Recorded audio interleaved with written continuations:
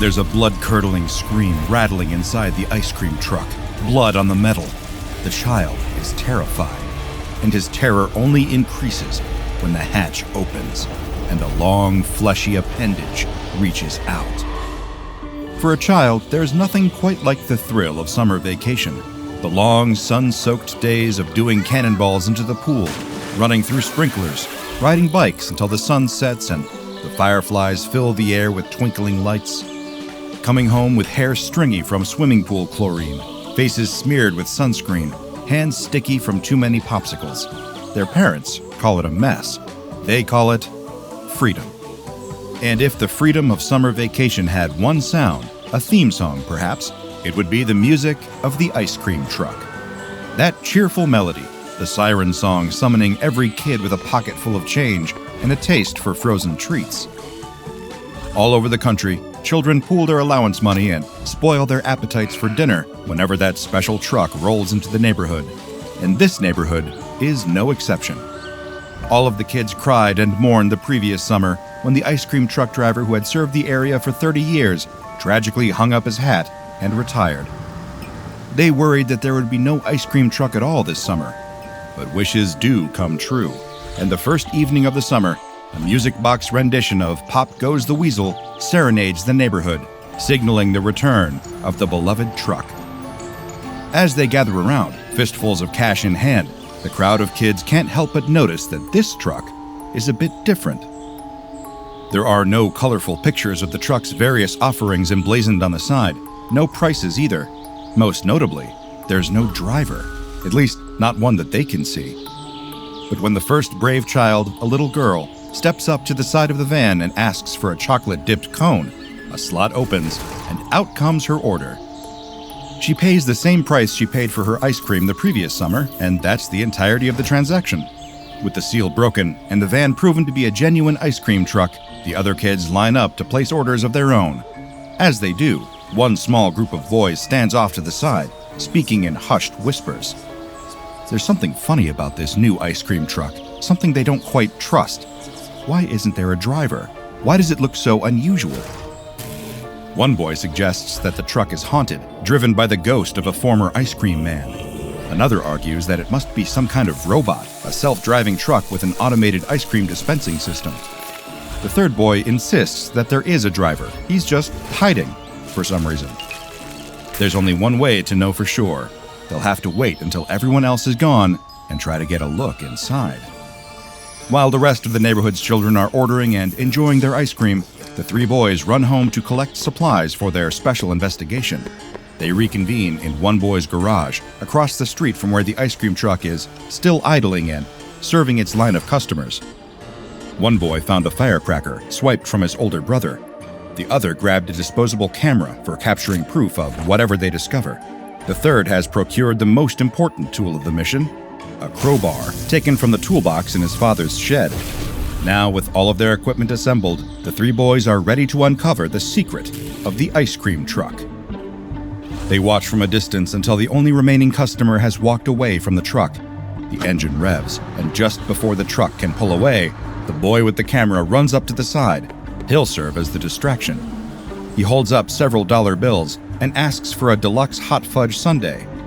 While whatever is inside of the truck is preparing the ice cream, the other two boys sneak around to the side of the van. They take the crowbar and place it in the crack between the doors.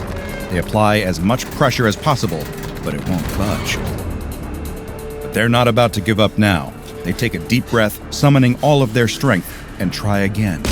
With a soft pop, the door comes open. The two boys glance at each other, eyes wide with excitement. They did it. Now, time to go inside. Quietly, carefully, they sneak into the shadowy back of the van. Meanwhile, on the other side of the truck, the boy with the camera receives his order and places the cash into the delivery slot. As he waits for his change, he suddenly hears a strange sound, a deep, rumbling growl emanating from within the van. The van begins to shake, and the boy can hear two voices screaming in terror. He recognizes the voices immediately as those of his friends. They must be in trouble. He runs around to the other side just in time to see the horrified face of one of his friends. The boy reaches out for him, trying to escape from whatever is inside of the ice cream truck. But just as their hands almost touch, an unseen force yanks the boy back inside. The door slams closed, and the screams go silent. Where there were previously 3 boys, now there is just one, standing alone, holding an ice cream sundae. The engine rumbles, and the truck drives away, leaving the remaining boy in its dust. His friends are both gone without a trace. But wait, what's that? On the ground, where the truck just was, is a small slip of receipt paper. The boy picks it up and reads the message scrawled on it in messy handwriting. It says, "Please come again, but make sure to follow the rules." On the back, there's a crude drawing of 2 young boys, eyes wide, mouths open in an endless scream. What was meant as an innocent expression of childish curiosity has ended in disaster after these boys unknowingly provoked SCP-1386. SCP-1386 is a white ice cream truck that appears to belong to the Good Humor brand. The truck's physical condition is poor, and unlike other trucks of its kind, it does not feature any images or descriptions of the products that it sells. The van drives itself without a person behind the wheel, and none of its doors or windows open via conventional means. This detail has led the Foundation to conclude that the van is sapient. Like most ice cream trucks, the van plays music, alternating between Pop Goes the Weasel and Twinkle Twinkle Little Star. These songs will play 24 hours a day and alternate every 4 hours. On a few occasions, it has been observed playing a version of Green Sleeves, but as soon as a customer is detected, it will switch to one of the other 2 songs. SCP-1386 has a thin slot in the middle of its driver's side door, which can only be seen when it dispenses an ice cream product after making a sale. After the ice cream has been dispensed, a small slip of receipt paper will slide out with the price written in very sloppy but legible handwriting. Payment is given to the van through the same slot it uses to deliver ice cream. Once it has been paid, the van will simply drive away. The prices and flavors of the ice cream products offered by the van change daily. The van appears to never run out of stock on a given day, no matter how many orders it receives. In order to explore the nature of SCP-1386's products and, let's face it, to indulge in an all-too-rare sweet treat, the SCP Foundation conducted a series of tests. After thoroughly reviewing the official test log, I have assembled some of the most notable entries. On March 30th, 2012, 2 Foundation doctors, referred to in the file by the initials R and D respectively, placed their orders with the ice cream truck. They each requested 1 cookies and cream smoothie, and they received their orders without incident. The receipt was for $4.89, and the bill was swiftly paid. The smoothies were described as pretty good, though one doctor insisted he had had better. On April 1st, 2012, Dr. D placed an order for 1 Neapolitan ice cream sandwich. A few seconds later, the van dispensed an item. However, it did not resemble any ice cream sandwich that he had ever seen. It appeared, instead, to be a meat and cheese sandwich with a slice of tomato. Curious, D took a bite and found that the sandwich was in fact made out of chocolate, vanilla, and strawberry ice cream. It was a sandwich made from Neapolitan ice cream. Shortly after Dr. D tasted the sandwich, the van spat out a receipt. There was no price listed, only a simple message: April Fools. As Dr. D read the message, the van sped away, leaving him bemused, novelty ice cream in hand. The next notable test occurred on April 17, 2012. Dr. F ordered a single peach push pop and promptly received it, along with the receipt that demanded $16.27 for the treat. Dr. F scoffed at what he deemed an absurd price for only 1 push pop, and rather than pay the full cost, he inserted $3.75 worth of quarters into the van. Then he attempted to walk away. Well, the van was having none of it. A slot opened in the door of SCP-1386, approximately 6 feet in height. Then, a large rusted steel trap emerged, grabbing hold of Dr. F and dragging him inside. The slot slammed shut, and the usual ice cream delivery slot began to spew a sludgy pink substance for 5 minutes before driving away. A sample of the substance was taken for analysis, and it was found to be made up of blood, skin tissue, and bone fragments, all of which were a DNA match for Dr. F. After this incident, only D-Class personnel were permitted to interact with SCP-1386. On April 27, 2012, a D-Class ordered a cherry popsicle from the van, adding one request: with nuts. The van waited several seconds, then produced one cherry popsicle, unwrapped, studded with crushed peanuts. The receipt read, $2.20, your nuts. The D-Class chuckled to himself, then paid the van before it sped away without further incident. On April 30th, 2012, the D-Class chosen for testing was a bit more adventurous with his order. He requested a Caesar salad flavor popsicle. After a few moments, the van filled the unusual order, dispensing a popsicle that was off-green in color and was reported to taste like lightly dressed lettuce with a hint of croutons. The cost was $4.56, and there were no complications. On May 4th, 2012, the selected D-Class ordered a dark chocolate fudge pop. The receipt produced read $1.38. The transaction would not be notable if it weren't for the fact that the test subject chose to pay with 2 single-dollar bills. This would make it the first transaction under Foundation observation that required change. After the 2 bills were inserted, SCP-1386 made a sound like a cash register, then produced a small, wrapped package. On the front of the package was a hand-drawn image of various American coins. Once the D-Class had the package in his hands, the van drove away. At Dr. J's instruction, the test subject opened the package. Inside, he found 62 cents in American currency. The coins were analyzed and found to be completely ordinary and completely safe. The D-Class asked if he could keep his change. The request was denied. As the experiments progressed, the test subjects became increasingly creative with their menu choices. On May 10, 2012, the D-Class test subject asked the van for an ice cream Kinder Egg, unsure of exactly what that would be. The treat cost $3.87, and the van promptly dispensed an item that looked very much like an ordinary Kinder Egg, but was made from a coffee ice cream coating and a French vanilla ice cream interior. There was no toy inside, but there was, however, a handwritten note reading, "I owe you one toy." On May 16, 2012, the D-Class requested the following items in order: 1 cherry ice lolly, 1 cherry ice pop, 1 cherry popsicle, and 1 cherry-flavored drink, frozen. After receiving the order, the van began to emit a distressing sound. The test subject described it as a real unnerving sound, like someone skinning a cat in reverse. The sound continued for several seconds before the slot opened and several unwrapped red sticks of ice shot out at a high velocity, landing on the pavement and shattering there. A few moments later, a large styrofoam cup was dispensed containing an unidentified frozen green liquid. The test subject asked the van, "What do I owe you?" But the van gave no response. Instead, it drove away. Pieces of the red ice shards were taken in for analysis and were found to consist of 2 parts water, 1 part red food dye, and 1 part arsenic.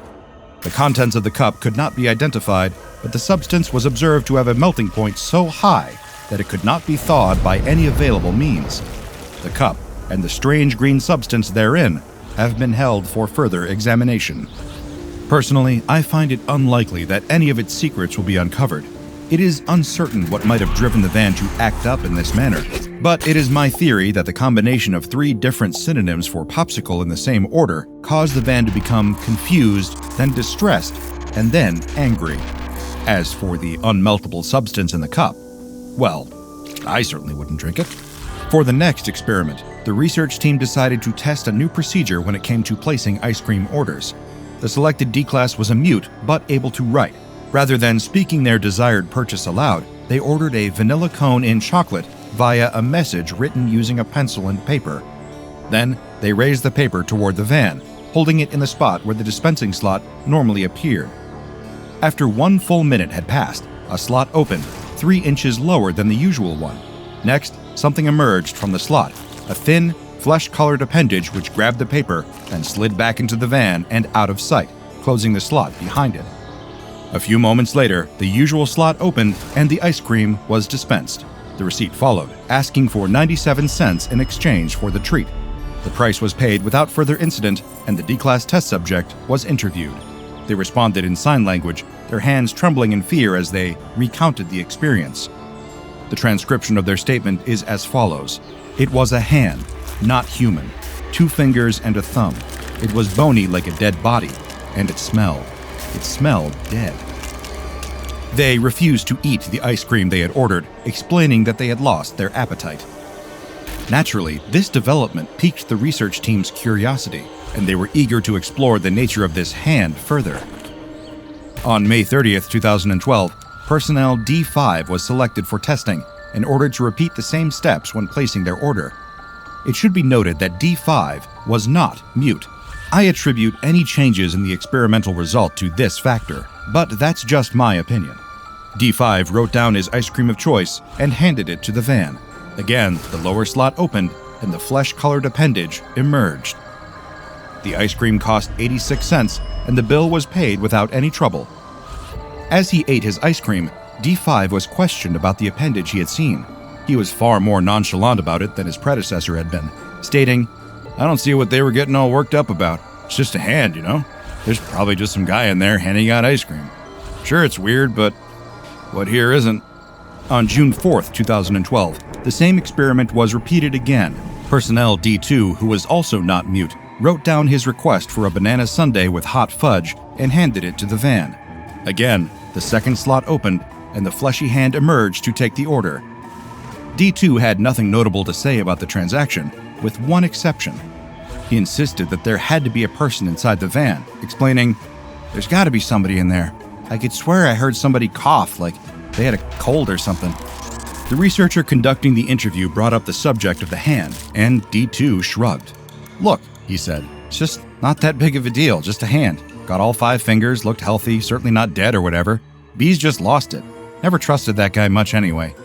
B, in this case, referred to the mute D-class from the previous test. There is one more date in the test log, but rather than an experiment, it catalogs a development that I find deeply troubling. On June 6, 2012, personnel D7, the aforementioned mute test subject, was found dead in their holding block at 7:40. The time of death was determined to be approximately 4:30. They did not share a cell with anyone else, and there were no signs of forced entry. However, the cause of death was strangulation, complete with light bruising on the neck. This is speculation, but I am willing to bet you the cost of a deluxe banana split that, if examined closely, those bruises would match a hand with only 2 fingers and a thumb. SCP-1386 is kept in an evacuated 4-block neighborhood surrounded by a 10-meter-high reinforced concrete containment wall. This area is located 8 kilometers from the nearest inhabited neighborhood. In the aftermath of some unfortunate incidents, the containment procedures were updated to include constant surveillance. Additionally, the area may only be approached by D-Class personnel. Any individual that does approach SCP-1386 within a 3-meter radius must put on the appearance of happiness. For example, smiling or laughing regardless of one's current emotional state has proven to be effective. If the subject is approached by someone that does not appear to be happy, it will growl, refusing to engage positively until the individual appears friendly. If a member of Foundation personnel is going to make contact with SCP-1386, they are strongly advised to have at least $20 USD on hand, and where the entity can see it. If SCP-1386 is approached by someone that does not have a currency available, a siren will begin to emit from its undercarriage for the next 24 hours, at a frequency that causes bleeding of the inner ear. So far, all attempts to silence this siren have been unsuccessful. Once the siren has started, SCP-1386 will refuse to move until the 24-hour period is up. Any attempts to interact with SCP-1386 while the siren is active will increase the intensity and volume of the sound. As with any anomaly that I research, I find myself inclined to speculate a bit on the nature of SCP-1386. A self-driving ice cream van that only wants to hand out frozen treats to anyone willing to pay for them sounds more like the subject of a children's book than a standard SCP Foundation anomaly. But of course, as we've seen, it is not quite as cheerful as it first appears. Whatever consciousness is inside of SCP-1386, it does not appreciate being mocked or toyed with. It has no tolerance for anyone behaving in a manner that it does not approve of, and will punish that behavior accordingly. and God forbid you order an ice cream and then refuse to eat it. Though it could be that the refusal to eat the ice cream is not what doomed that unfortunate D-Class. Perhaps it was that they simply saw too much, knew too much. Maybe getting a proper look at that arm is what sentenced them to death alone in their cell. Perhaps it's best that the identity of the thing inside the van remain a secret. After all, if we learned too much, I can almost guarantee that we would all scream for ice cream. The sun rises over the battlefield. The American flag flaps gently in the wind. The world is silent. Bang! The door slams open, and the boy runs out of the house, making plane noises with his mouth. The toy bomber in his hand arcs and soars, dipping and diving as it makes its imaginary bombing run around the backyard.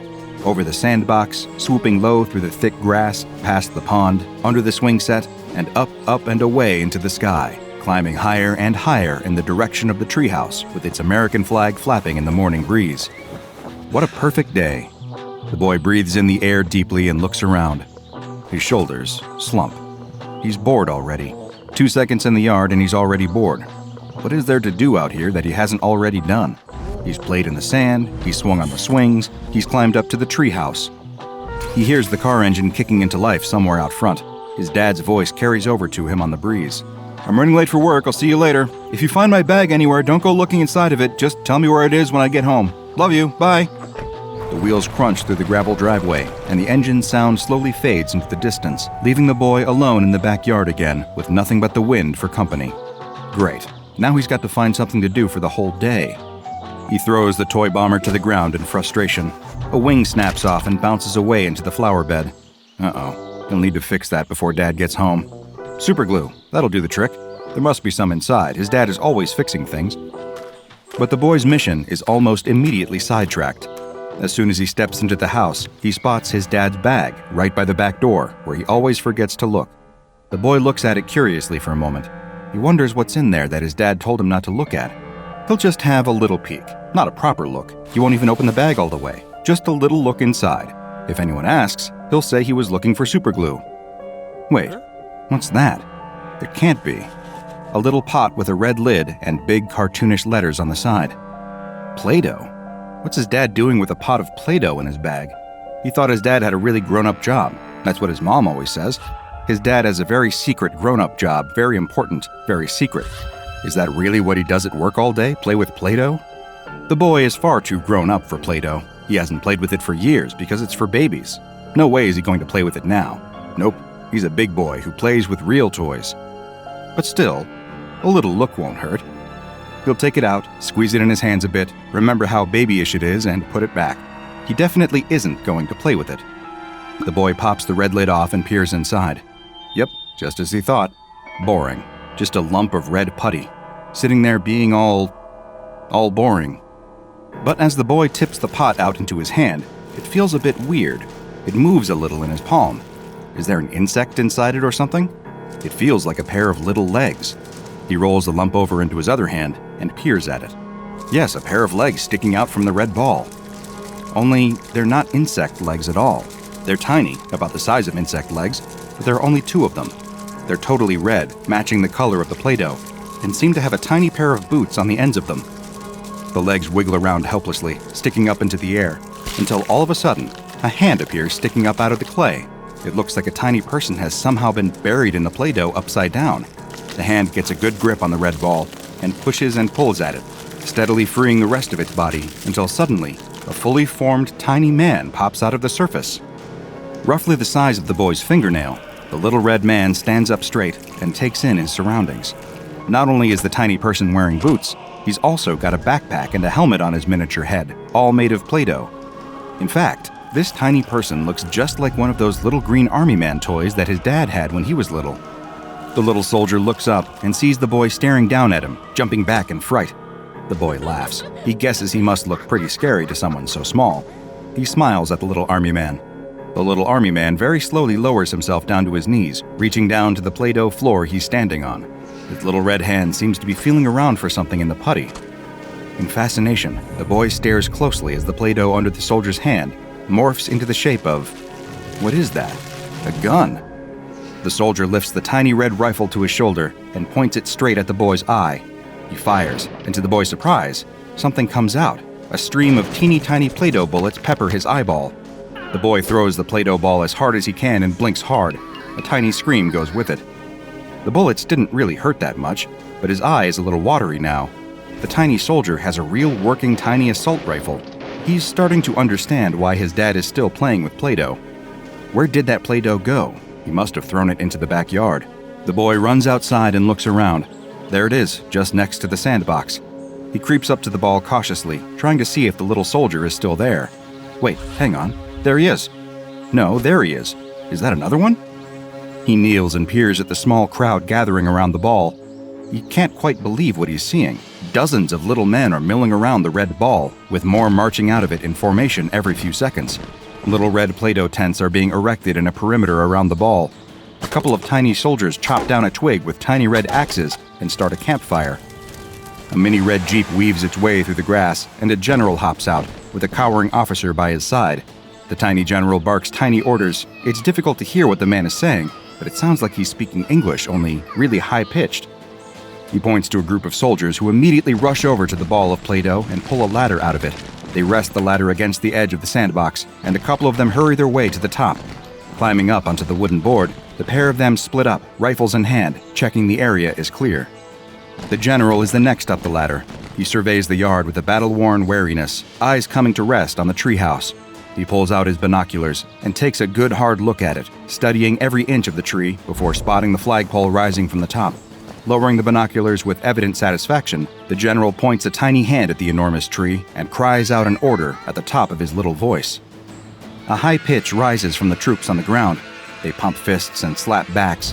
The army has grown already. As the boy looks back down at the platoon gathering in the grass, he sees a dozen more tents have sprung up. A group of soldiers stand in formation around the ball of Play-Doh, keeping watch in every direction.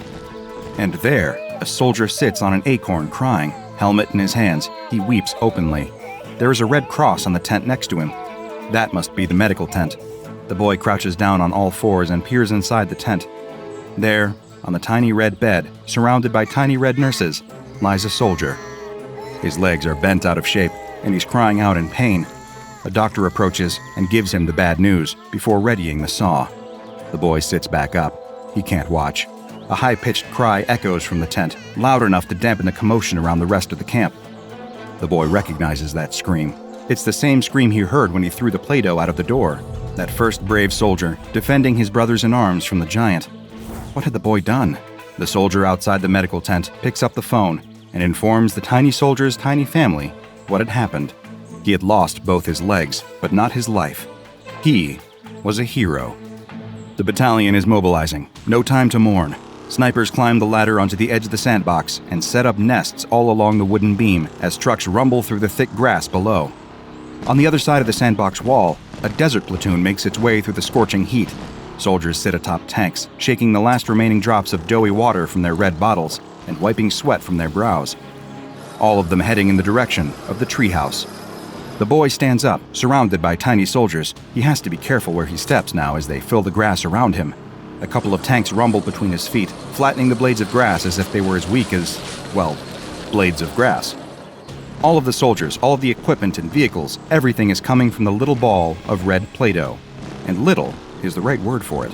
With every new unit deployed to the front line, the ball shrinks slightly. It's getting smaller and smaller by the minute. They're going to need reinforcements. The boy rushes into the house and returns in just a few seconds, arms laden with Play-Doh. He's got every pot of it from when he was little. He pops them all open, one after the other, and throws them onto the ground in the midst of the camp. The only slight issue is that all the Play-Doh is that gross brown color that it goes when you mix all the colors together. That won't matter, will it? Gunfire breaks out almost immediately below him. The boy jumps back in surprise, stepping on a communications mast by accident. Tiny brown soldiers rush out of the Play-Doh balls all around the camp, diving into cover and opening fire on the red soldiers. It's a massacre. Red soldiers taking a rest from the front line, calling their loved ones, getting ready to go home on leave, lying injured in beds. All of them are gunned down.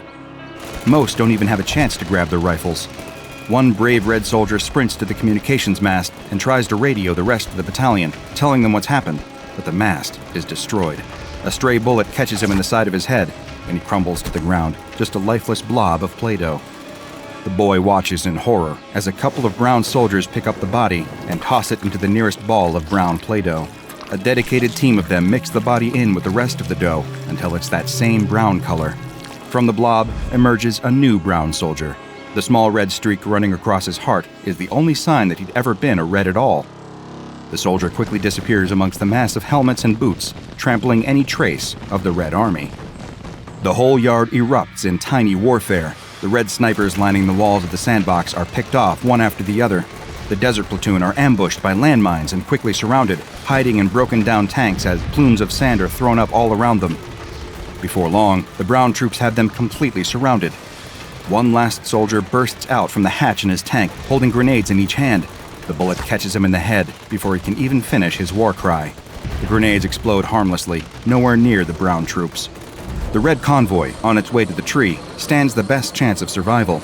The boy follows them with fascination, watching as the brown army fight their way through the red line from the back, splitting it through the middle as their superior firepower makes short work of the transport and supply trucks.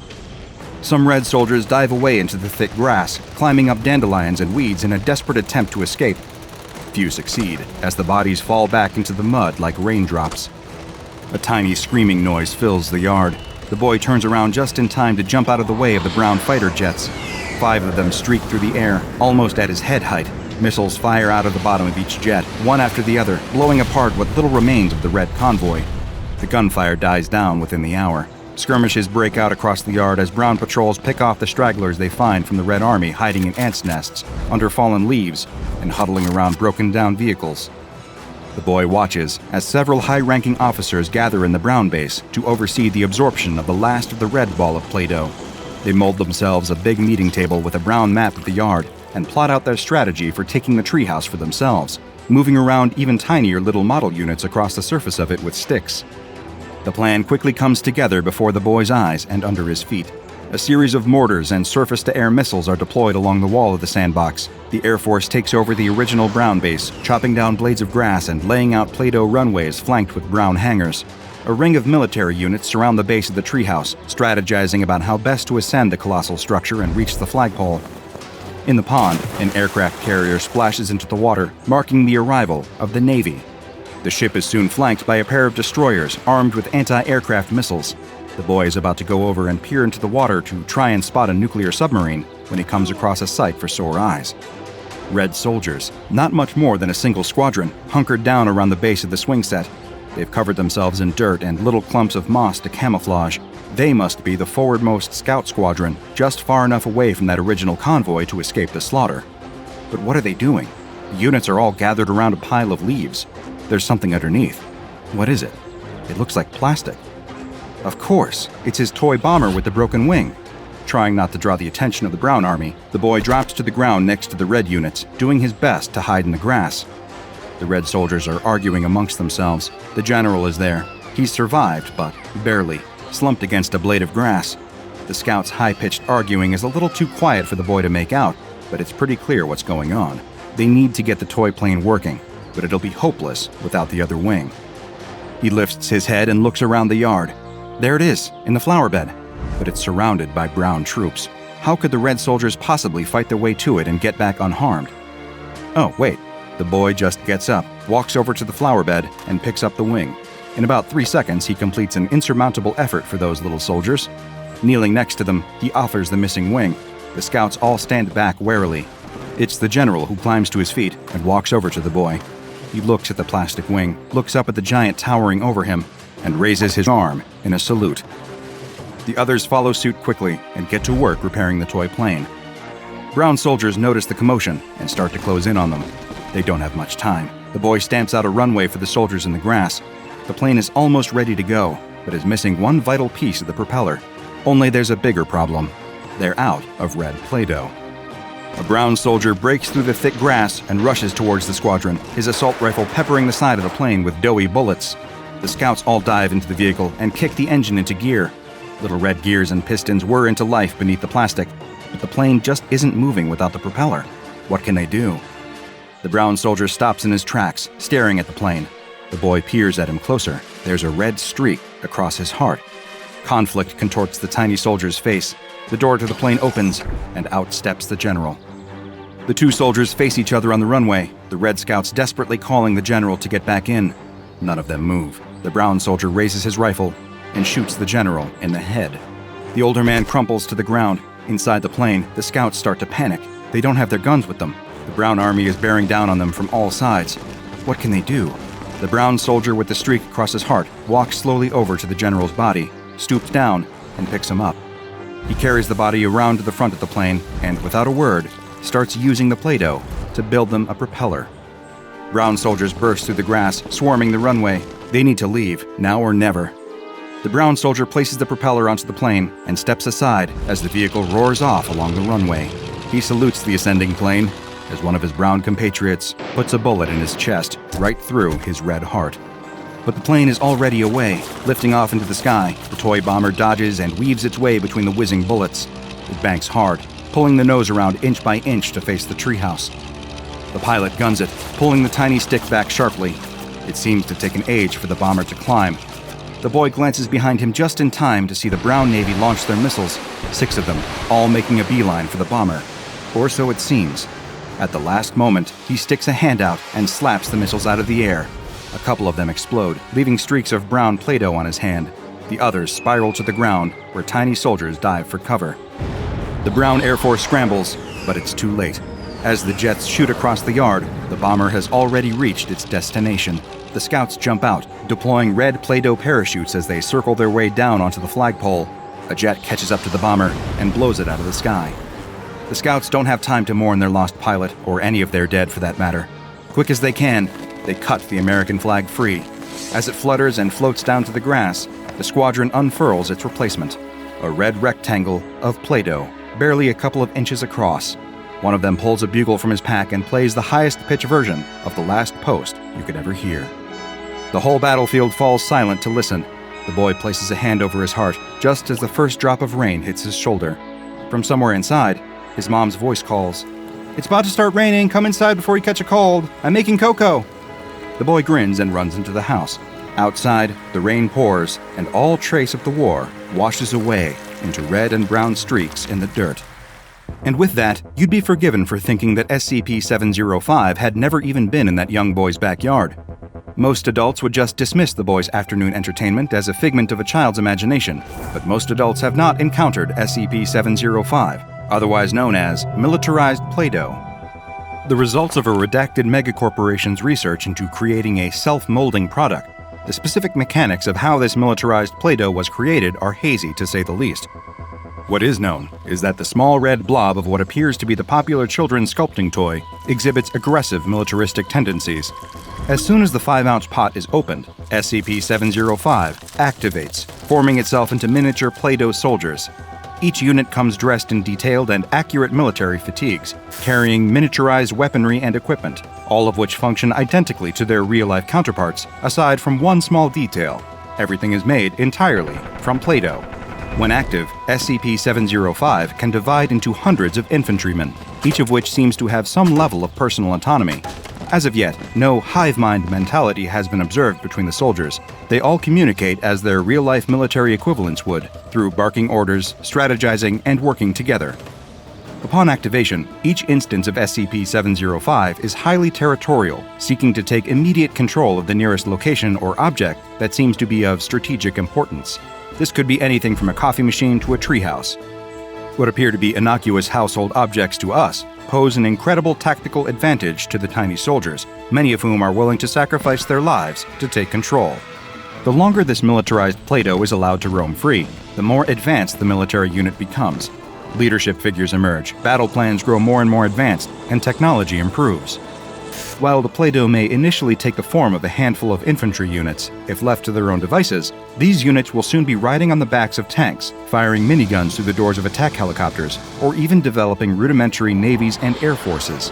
And of course, you have seen what happens when SCP-705 comes into contact with a regular pot of Play-Doh. The otherwise harmless putty will take on the same characteristics as this militarized Play-Doh. If the two groups of soldiers are the same color, they will form an alliance. If they are different colors, well, that's where the fun begins. Containing SCP-705 is relatively straightforward. Simply gathering all of the Play-Doh together and putting it back into its 5-ounce pot with the lid closed will neutralize the tiny army entirely.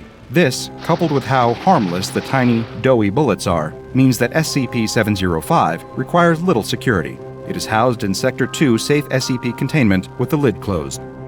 The only accidental outbreak that has occurred since its containment has been in the break room, when a researcher accidentally left the lid open while they went to the bathroom.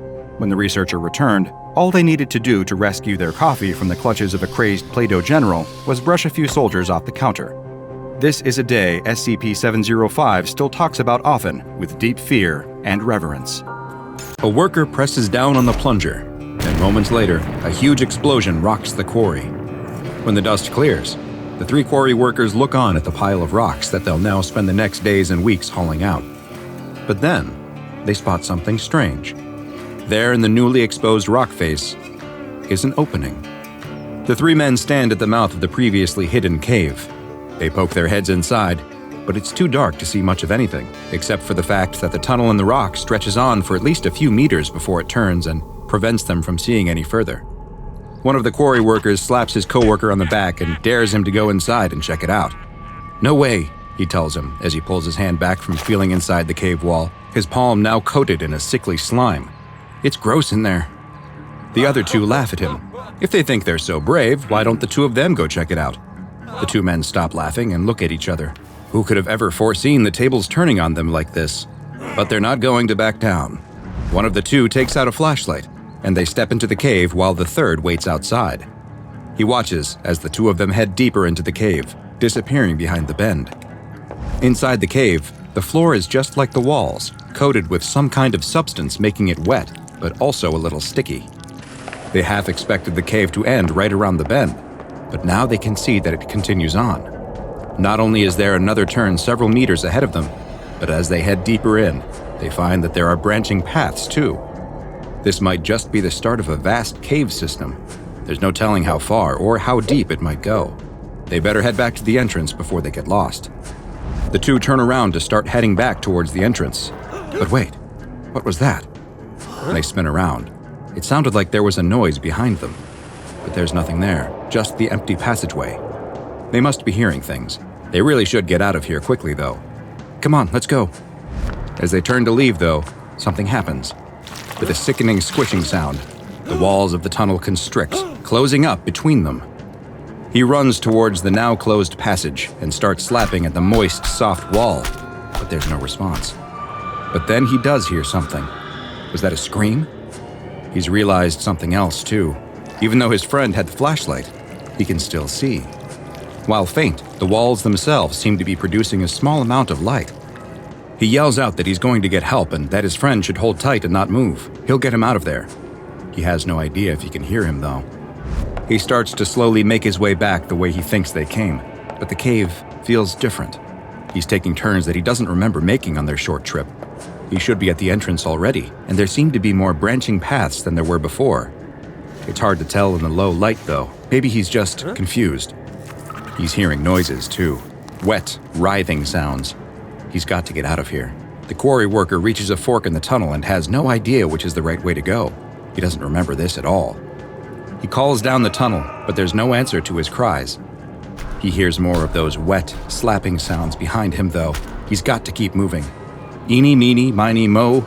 The left tunnel it is. He goes down his chosen path, rounds a corner, and sees another fork. What is going on here? He's got to pick, though. Eeny, meeny, miny. He screams as something leaps out of the tunnel at him.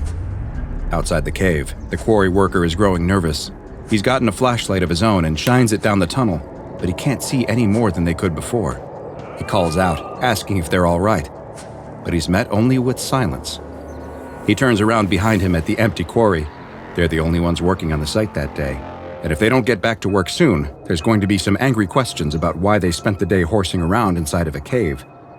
As much as he hates the idea, he's got to go in there and get them out. He enters the cave and goes around the first bend. He too notices how oddly sticky and slimy every surface is, but he has to press on. Maybe they were hurt and needed his help. He rounds another bend and spots something, a pair of legs sticking out from around the next turn. His friend must really have been hurt. He runs towards his injured coworker and kneels down next to him. It looks like he's passed out on the ground, and he tries to shake him awake. "Are you okay? What happened?" His friend moans a bit, but doesn't even open his eyes. He moans again, and this time blood starts pouring out of his mouth. The quarry worker steps back, scared at the sight of his friend's state. That's when he notices something. His friend's stomach. It's moving. He leans in close. He can see bumps swelling and moving around his abdomen. Is that? The SCP Foundation soon learned of the troubling reports and moved quickly to purchase the quarry and the surrounding lands. Those who had seen or heard rumors about the missing workers were amnesticized, and all further access to the area around the quarry was strictly controlled. The cave itself that had been unearthed was designated SCP-1385, but the Foundation needed to learn just what they were dealing with. So after a research outpost was constructed over the entrance, the investigation into what was happening inside this strange anomalous cavern system could finally begin. The first to enter the cave is D-11424, a Class D personnel, who is equipped with a shoulder-mounted camera, a Ruger LC-9 pistol, a machete, and 1 week's worth of rations, since it was unknown just how vast this cave system may be. D-11424 proceeds into the cave and immediately reports back the same conditions that the workers had experienced, that the surfaces of the cave were soft, wet, and a little sticky, and also that they seemed to have an almost imperceptible glow. D-11424 moves deeper into the cave, but sees no sign of the missing workers, despite one of their bodies having been reported as being lost relatively close to the entrance. He's ordered to continue deeper into the cave, and radios back that the walls weren't stable. He would pass by openings in the walls that would seal off once he was past. On more than one occasion, he saw new passages open up as well, and these didn't appear to be caused by collapses or other geological activity. The walls seemed like they were alive. But the walls were the only sign of life he could find. There was still no evidence of the missing workers or whatever might have gotten them. But then, after D-11424 rounds a corner, he sees that something is up ahead of him. It's not one of the workers. It's a creature, and one that looks like nothing he has ever seen before. The thing crawling on the floor of the cave looks like a giant worm, several feet in length, but with a grotesque, skinless human head. D-11424, frightened at the sight of this grotesque creature, turns to run, but it's too late. The worm has spotted him and charges at him immediately, slithering across the wet cave floor at an incredible speed. D-11424 slips and falls to the ground, his shoulder-mounted camera knocked off his body and left facing a wall, leaving the researchers monitoring the feed with nothing except the sound of his screams. Once contact was lost with the Class D personnel, the Foundation decided that due to the presence of hostile creatures within the cave system, that the next exploratory expedition would be undertaken without humans. The mission was authorized, and 2 months later, a remote-controlled drone designated A-47 was sent into the cave. Just like D-11424 and the quarry workers before saw, its camera captures passageways opening and closing in the living rock walls. As it progresses deeper, it eventually spots the same worm-like creatures with horrible human faces that look like they've had their skin removed, which have now been designated by the Foundation as SCP-2385-1 entities. And A-47 soon discovers a surprising fact about these bizarre organisms. They appear that they are being birthed right from the walls of the cave itself. As A-47 enters one of those largest rooms yet seen in the cave, its camera captures over a dozen 2385-1s growing out of the walls and ceiling in various stages of maturity. Some of them snap at A-47 as it passes by, trying to attack the drone, but luckily they're unable to reach. There's larger examples of the worms in the room too, and these ones also differ in appearance slightly, with a fibrous growth over their eyes. The researchers assume that these entities are different enough from the smaller versions that they warrant their own classification, and are designated as SCP-2385-2 entities.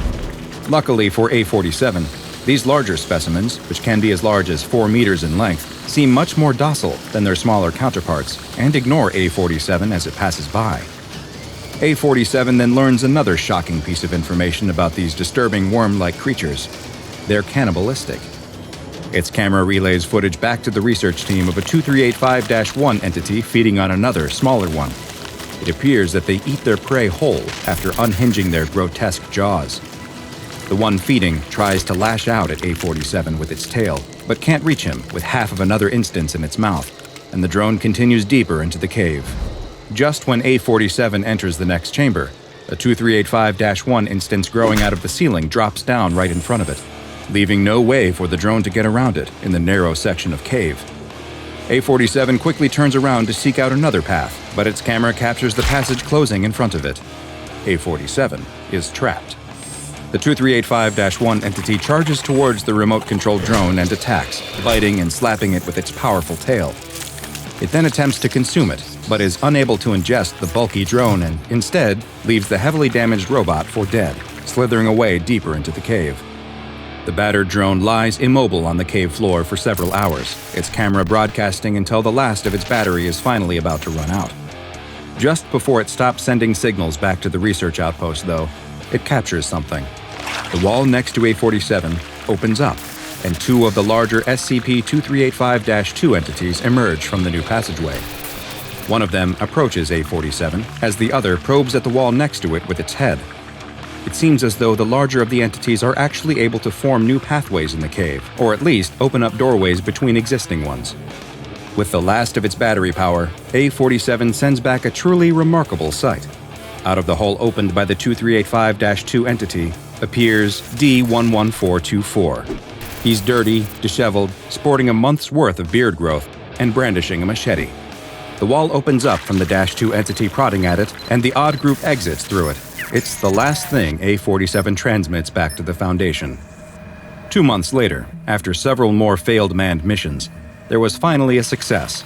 An SCP-2385-2 instance that had wandered close to the entrance was retrieved from the cave system and brought back to a Foundation research site where a camera was surgically implanted in its head. The entity, which was designated as Subject Alpha, or SA, was then amnesticized and released back into the 2385 caves, allowing researchers to monitor how it behaved as it traveled through its home environment. The researchers watched as SA made its way through the cave system and stopped in another of the rooms filled with young versions of 2385-1. The larger entity approached several and appeared to nuzzle its face against theirs before moving on, which looked to have a calming effect on the extremely aggressive smaller versions. As it continues through the tunnels, SA sees a group of 2385-1 instances feeding on a deceased 2385-2. It appears that when 2385-1s are unable to swallow their prey whole, they burrow into the body and consume them from the inside out. Luckily, they are too distracted by their meal to pay any attention to SA, and it is able to pass by. SA then runs into two other 2385-2 entities, and the three begin traveling through the caves together. They are soon attacked by a smaller -1, but the group is able to pin the biting and thrashing entity to the ground with their powerful tails, allowing SA to nuzzle it. Just like with the ones being birthed from the wall, this seems to calm the creature, but there is another effect as well. As the 2385-1 entity becomes more docile, the same fibrous growths that can be seen on the larger 2385-2 entities start to grow over its eyes. Is this how 2385-2s are created? The group of -2s continues their journey through the tunnels, often stopping to prod at the walls to open new pathways. It appears that they are searching for something, looking around each new room they enter before moving on. Eventually, they run into something, but it doesn't appear to be what they wanted to find. They enter a new section of cave, and blocking the path in front of them is the largest SCP-2385-1 entity yet recorded. It's as big as the -2s at over 7 meters in length and weighing an estimated 400 kilograms. It appears to be extremely hostile, but the -2s seem to instinctively know that the only way forward is to go past this massive -1. The trio nuzzles their heads together as if they are saying one final goodbye before one of the -2s charges straight ahead. The -1 attacks and quickly incapacitates it with its powerful tail and snapping jaws.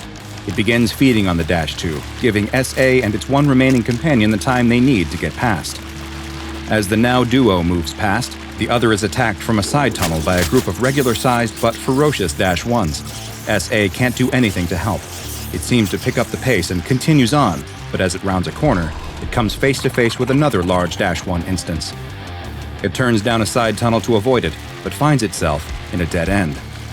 It prods at the wall as the -1 rushes towards it, but no new passageways open. It turns around, seemingly resigned to its fate as the -1 begins attacking. But just then, something else appears in the tunnel coming towards them. It's D11424, charging forward with his machete raised in the air. his hair and beard both long and wild. He begins fighting the large -1 entity, hacking at it with his machete until it finally dies.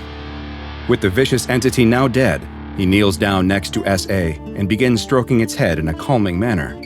"Hey there, little guy. You all right?" he asks as he pets the 2385-2. "Yeah, you're fine. Get up. I know where it is. Come with me." SA struggles from its injuries, but is able to follow D11424 as he leads it through the tunnels, with D11424 stopping at one point to carve a piece off of the fleshy walls and consume it. The tunnels eventually open up into a large room that looks similar to the rest of the cave system, except there is a huge glowing orb at its center. It's a beautiful sphere of warm light that appears to be at least 10 meters in diameter. "Here we are," the D-Class tells SA and motions towards the orb. "It's all right." SA nuzzles against D11424, perhaps one final thank you for saving its life, then instinctually seems to know what to do.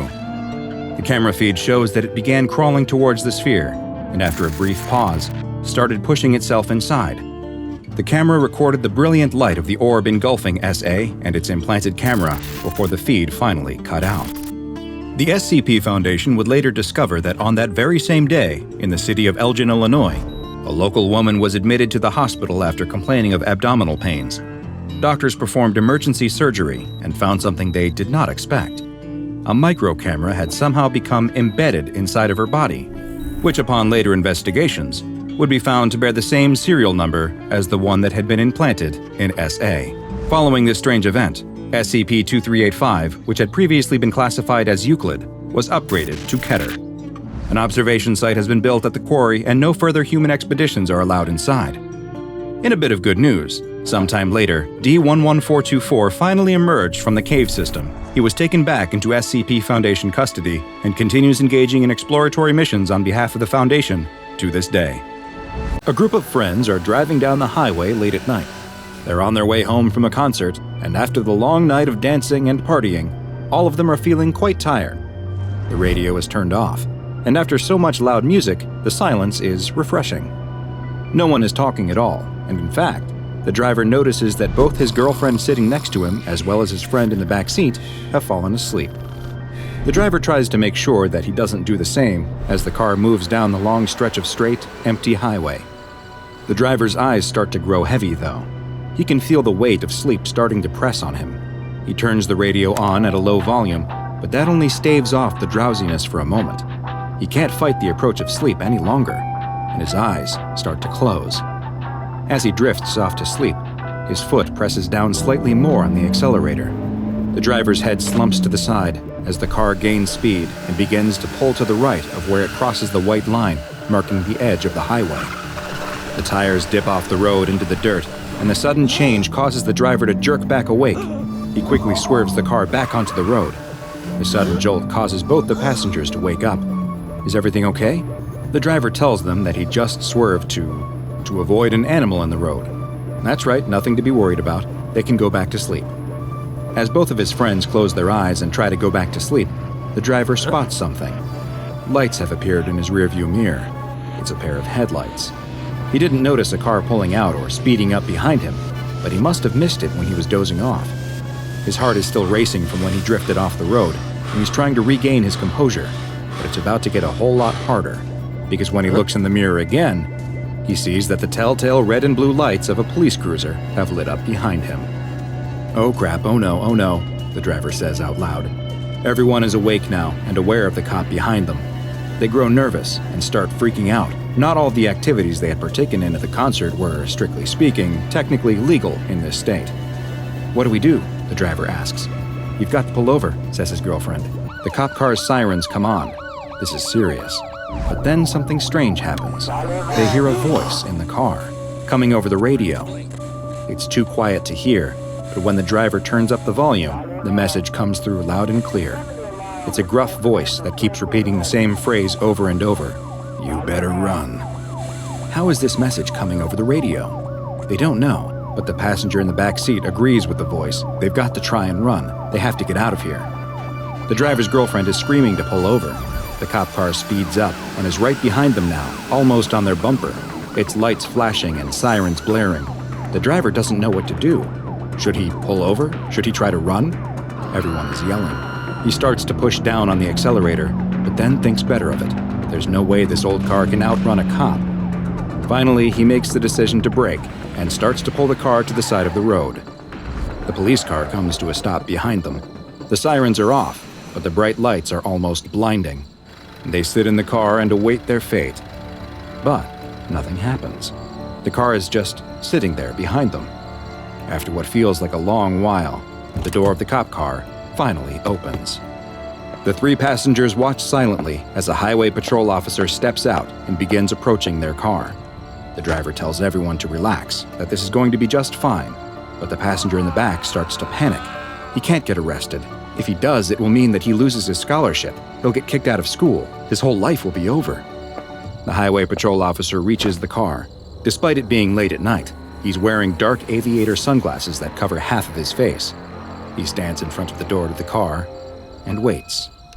The driver, feeling nervous and afraid, rolls down his window. The police officer doesn't move or react, though. He just keeps standing next to the car.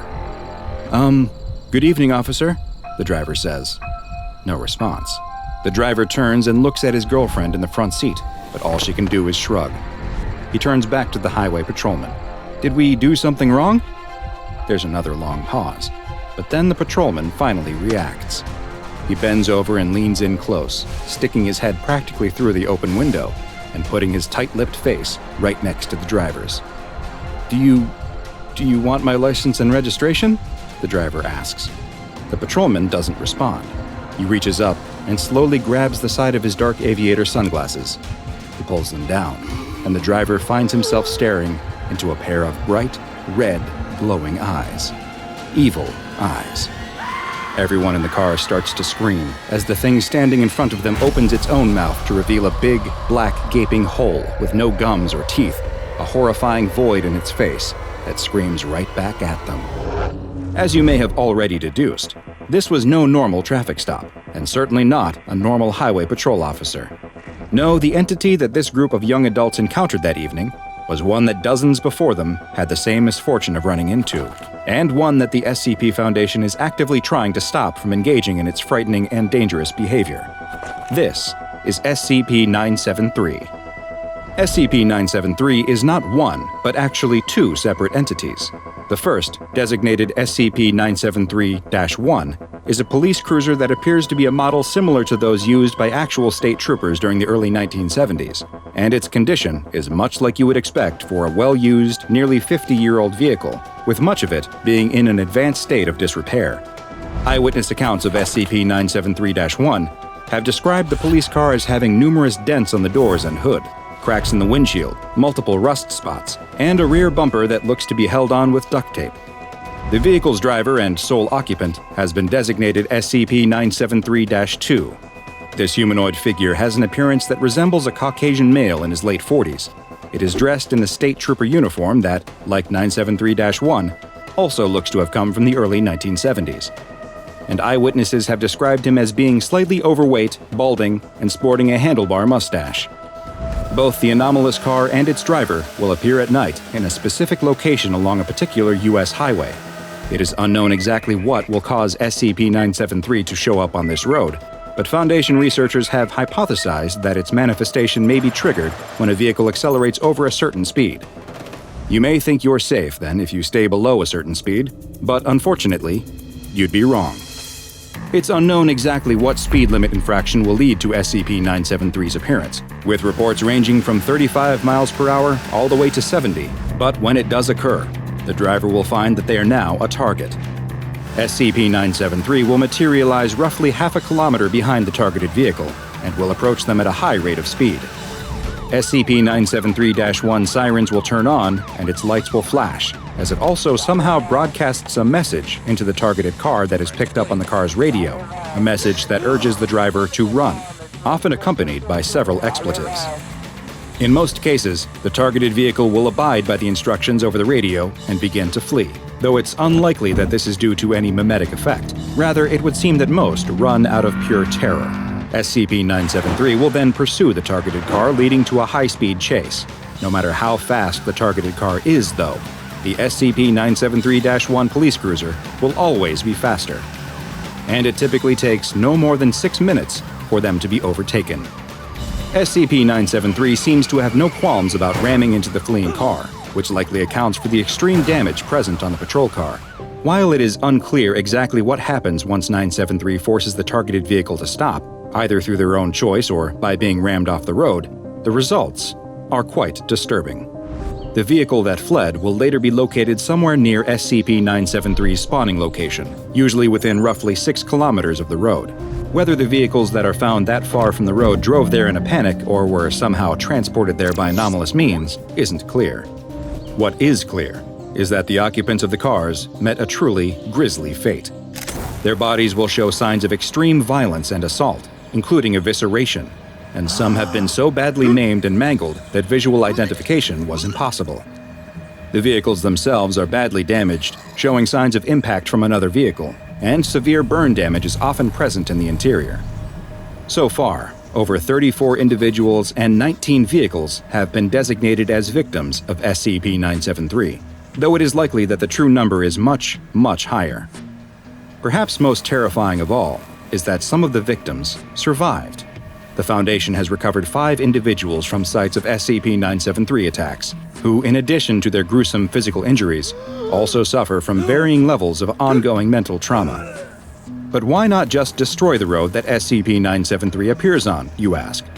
Well, the Foundation had this same idea, and in 1983, the section of highway affected by SCP-973 was demolished, in an attempt to stop it from manifesting. This attempt failed, though. All this led to was SCP-973 changing its location, where it immediately began engaging in the same deadly behavior. Numerous attempts have also been made to try and capture both 973-1 and -2. In one such event, several teams of SCP Foundation containment specialists were dispatched to its section of highway with the mission to subdue and contain the anomaly. After multiple attempts to get SCP-973 to appear by driving down the highway at various speeds, a car carrying several agents was finally successful, and they spotted the flashing red and blue lights of 973-1 behind them as the message telling them to run began playing over the radio. With no further warnings, the anomalous police car closed in on them, even faster than the agents were expecting, and immediately began ramming into their car. A van filled with additional containment specialists was dispatched to the area to help, and when they reached the area that the GPS tracker on the pursued car led them to, they found that they were too late.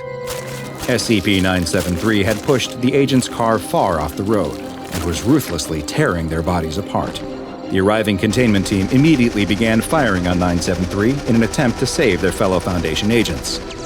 The team's weapons appeared to cause some injuries to 973-2, showing that it is perhaps vulnerable to lasting damage just like the 973-1 vehicle is.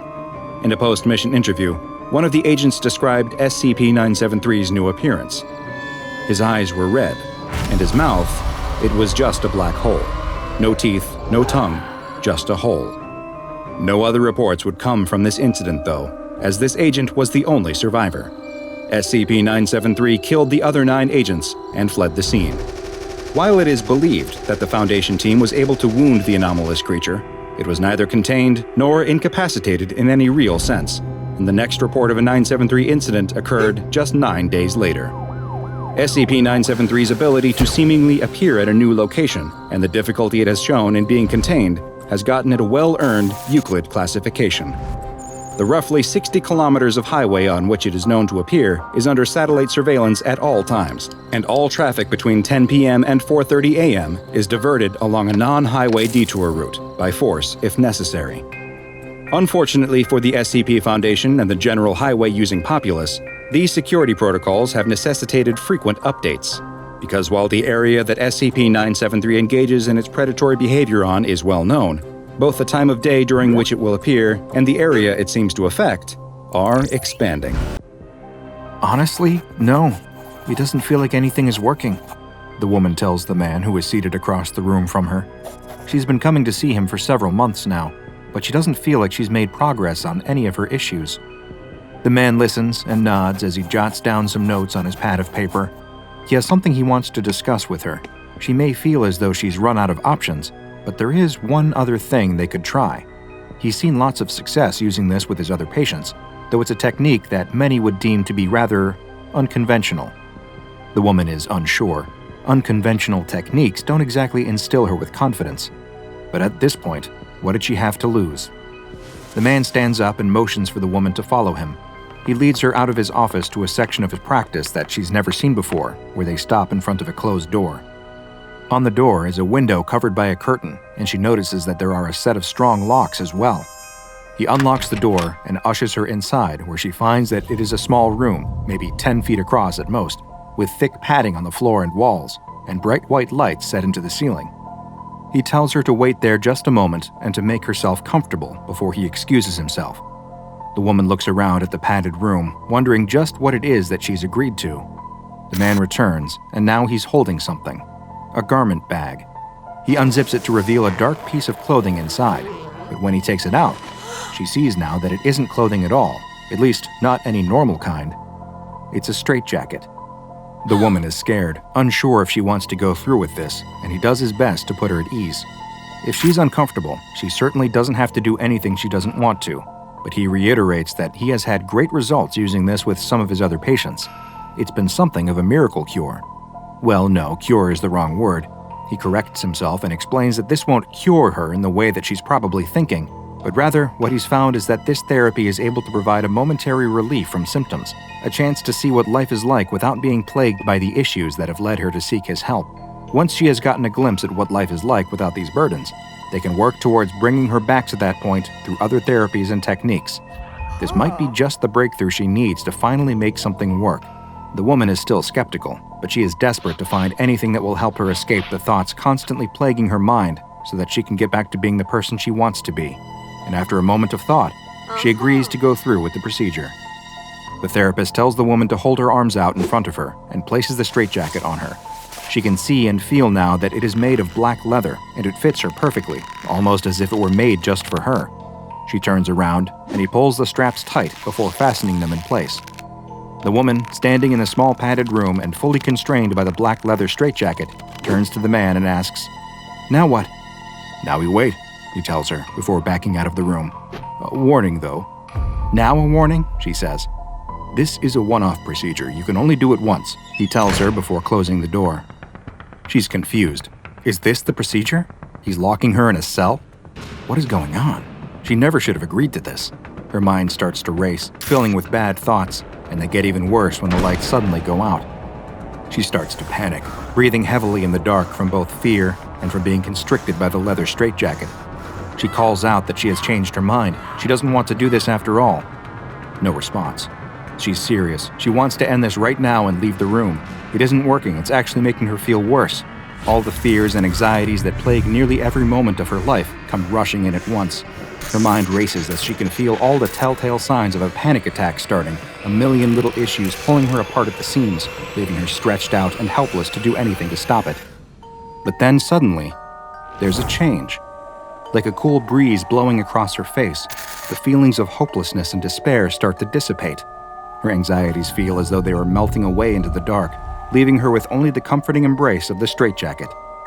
It isn't that she feels happy necessarily. She simply feels normal, content with herself and her situation. It's an incredible feeling, and she basks in the joy of not feeling bad. She doesn't know how long she's in the dark room feeling content. Minutes, maybe hours. But eventually the door opens and the lights come on. Her session is over. She leaves the office with a new perspective on life. Most of the feelings of satisfaction have gone away already, but still she feels renewed, ready to tackle her issues so she can feel what she felt in the straitjacket again, so she can feel normal. By the next day, though, her new lease on life is completely gone, and she's on the phone with the man pleading with him to let her come in immediately and wear the straitjacket again. He warned her, though, that it was a one-off procedure. Too much exposure is dangerous. She needs to focus on other treatments instead. The woman only wants to come wear it for a little bit, though, just a few minutes to feel that way again. He tells her it's impossible, though. She should be happy it was so successful and move on to new techniques.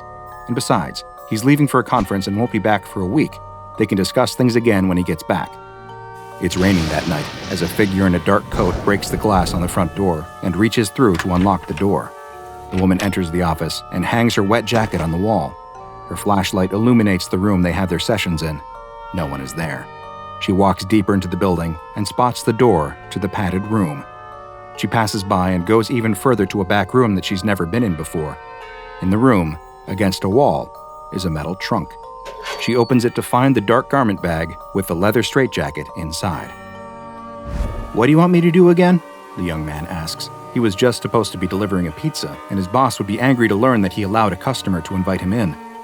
"This is my office," she tells him, "and I'm working on some new techniques for my patients, but I need to try them out myself first. That makes sense, right?" "Well, sure, I guess," he responds. "But for this particular one, I need some help. It's a secret, though, so I can't get any of my colleagues to help me. But you can help me, right?" The young man nervously swallows the soda she's given him and nods in agreement. She explains that all he has to do is help her tighten the straitjacket, close the door, turn off the lights, and listen. In a little while, when she's finished, she'll ask him to come inside and take it off her. That's it. The young man still seems a little wary of the request. "What happened to your door?" he asks, but she ignores his question and pushes a wad of cash into his hand. The young man shuts the door to the padded cell, and a moment later, the lights go out. The woman is almost immediately taken back to the same mental place she was before. All of the thoughts that constantly repeat in her mind, the ones that she's never able to turn off, suddenly go quiet. She sighs with relief in her dark, safe space. But then, she feels something. Not in her mind, but on her face. A twitch, just a little facial spasm. But then another. There's something wrong. Her face suddenly feels very tight, like it's being stretched. Her eyes grow wide. Her mouth pulls into an unintentional sneer. The young man hears the woman's muffled cries from inside the room and opens the door, but what he sees causes him to emit his own scream before he turns and runs out of the office into the stormy night. "What the heck?" the man thinks as he looks at the broken window on his office door. He enters to see that the door is still unlocked and that there's glass on the floor inside. He walks inside his office and looks around and doesn't see anything. But in an instant, there's a moment of realization. He runs to the back, to the door to the padded cell. The door to the room is ajar, and he listens. Is that breathing inside? He opens the door to the dark cell and turns on the light. The black leather straitjacket is sitting in the middle of the floor, except it isn't the floor anymore. Now, instead, a stretched layer of skin is spread across the padded room, with the outline of flattened bones visible underneath. The man's mind can't comprehend what it is that he's looking at, but then he sees it. In the far corner of the room is the stretched-out face of the woman, her eyelids pulled too tight to blink, leaving her eyes staring up at him. Through a stretched, contorted mouth, she whispers, "Help me." Is there anything crueler than an object that is able to treat your mental health issues, yet has some of the most devastating side effects imaginable? In this humble doctor's opinion, no. And today's anomaly is just such an object. Designated SCP-482, it is perhaps better known as the mentally mutating straitjacket. SCP-482 is a black leather straitjacket that is quite similar in appearance and construction to a mass-produced version, though as you'll see, it is completely unique. Although the straitjacket is comparable in size to other medium-sized versions, it is somehow able to fit virtually any and all body types and sizes.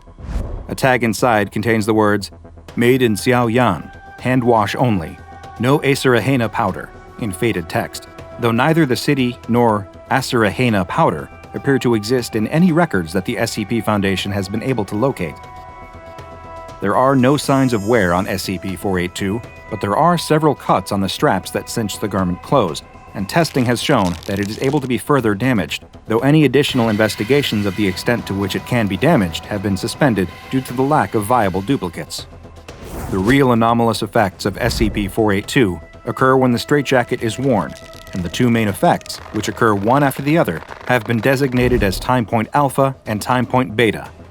Time point alpha is used to refer to the initial stage of a subject wearing SCP-482 and can last a varied period of time, though it is most often between 1 and 6 hours of wear. During this period, the subject will report feeling mentally better, and any negative mental afflictions that they suffer from or are forced to deal with will appear to disappear completely. Additionally, any medications that they may be on will have their effects negated entirely, leading to them returning a result on Foundation standard psychological tests that is consistent with a baseline mentally stable individual. The effects of time point alpha are temporary, and once the subject is separated from SCP-482, any mental illnesses they are living with will be seen to return, though they will disappear once more if the straitjacket is worn again. However, the amount of time a subject spends experiencing the effects of time point alpha are cumulative, and given enough time inside of the straitjacket, they will always eventually reach the second stage of SCP-482. Time point beta refers to the subsequent time period that passes if a subject is still wearing SCP-482 once time point alpha lapses. During this period, the changes to the subject will no longer be mental, and instead, they will begin to experience physical effects. The exact nature of the physical changes will vary, though they do seem to be related in some way to the subject's own mental health issue, with the degree of the change also seemingly related to the severity of their issue. Through the testing of SCP-482 by Foundation researchers on D-Class personnel, a number of different manifestations of the straitjacket's anomalous effects have been documented, and they're recorded in a file designated Experiment Log SCP-482. In the first test, a male D-Class diagnosed with schizophrenia was placed inside of the leather straitjacket. He immediately reported feeling eerily calm, and he was observed to simply sit and stare at the wall with a blank expression for 2 hours and 49 minutes, a period which was later determined to be his time point alpha. Time point beta began 1 minute later at 2 hours and 50 minutes when the subject's body began to contort, and he remarked that he was in a great deal of pain. Various parts of the subject's body began to increase in mass and size, including his head, as his eyes began to bulge out. He called in agony while attempting to make eye contact with the researchers who were observing through a glass viewing window for 34 minutes until a termination order was given. Subsequent examination of the subject's body revealed that his body mass had increased by roughly 180% due to rapid bone and muscle growth. It's unclear what physical process caused this, though genetic tests showed that his DNA had abnormally shortened telomere strands. The observers also reported they experienced an unnatural feeling that rendered them unable to move in a normal manner while the subject was making eye contact with them. For the second test, another male D-Class, though one who had been diagnosed with a paranoid personality disorder, was placed in the straitjacket. During his alpha exposure, he reported a satisfying quiet in his head, with none of the disembodied voices that normally plagued his thoughts speaking to him. He still appeared content after 2 hours and was taken out of the suit, though after requesting to be placed back inside, he was allowed to return to wearing SCP-482. After an additional 1 hour and 30 minutes, though, the beta exposure began. Visible bulges appeared on his neck and shoulders, and after 4 minutes, he began screaming for someone to stop talking and get out of his head. More bulges appeared on his body, and audio recording equipment in the room picked up mysterious sounds that analysis has revealed to have been as many as 7 distinct voices speaking in an unknown language. The termination order was issued 25 minutes later, and a later autopsy revealed that each bulge actually contained a fully formed mouth and voice box. Observing researchers also reported that during the test, they had seen flashes of movement in their peripheral vision, and subsequent review of the taped footage revealed small shadows appearing and disappearing in the room throughout the test. Next up was a female D-Class who had been diagnosed with hyperphagia, which is a disorder that can cause an extreme increase in appetite and can remove the ability to satiate one's hunger. Upon being placed in SCP-482, she remarked that, "For the first time ever, I am actually full." She felt this way for 1 hour and 58 minutes, after which she began to feel a pain in her abdomen. The D-Class fell into the fetal position as the pain increased, and her limbs were observed to begin retracting into her body, accompanied by loud snapping sounds as presumably the bones started to crack and break. "Oh God, it's eating me! Oh God, it hurts!" she cried out, and a termination order was immediately issued. The autopsy that followed revealed that the woman's body had somehow formed a second digestive system that had begun to consume her own body mass, and if left unchecked, would have eventually digested it in its entirety. Following this test, the observing researchers reported that they were unable to satisfy their own hunger cravings with normal amounts of food, and several of them actually had to be restrained by security staff in the on-site cafeteria. Luckily, these urges appeared to fade after several days. In the final test, a D-Class personnel with pyromania was placed in SCP-482. Despite the impulse control disorder normally causing them to start fires whenever given the chance, they now ignored all of the flammable materials offered to them by researchers. After 1 hour and 33 minutes, though, thermometers in the testing room noted a sudden sharp rise in temperature.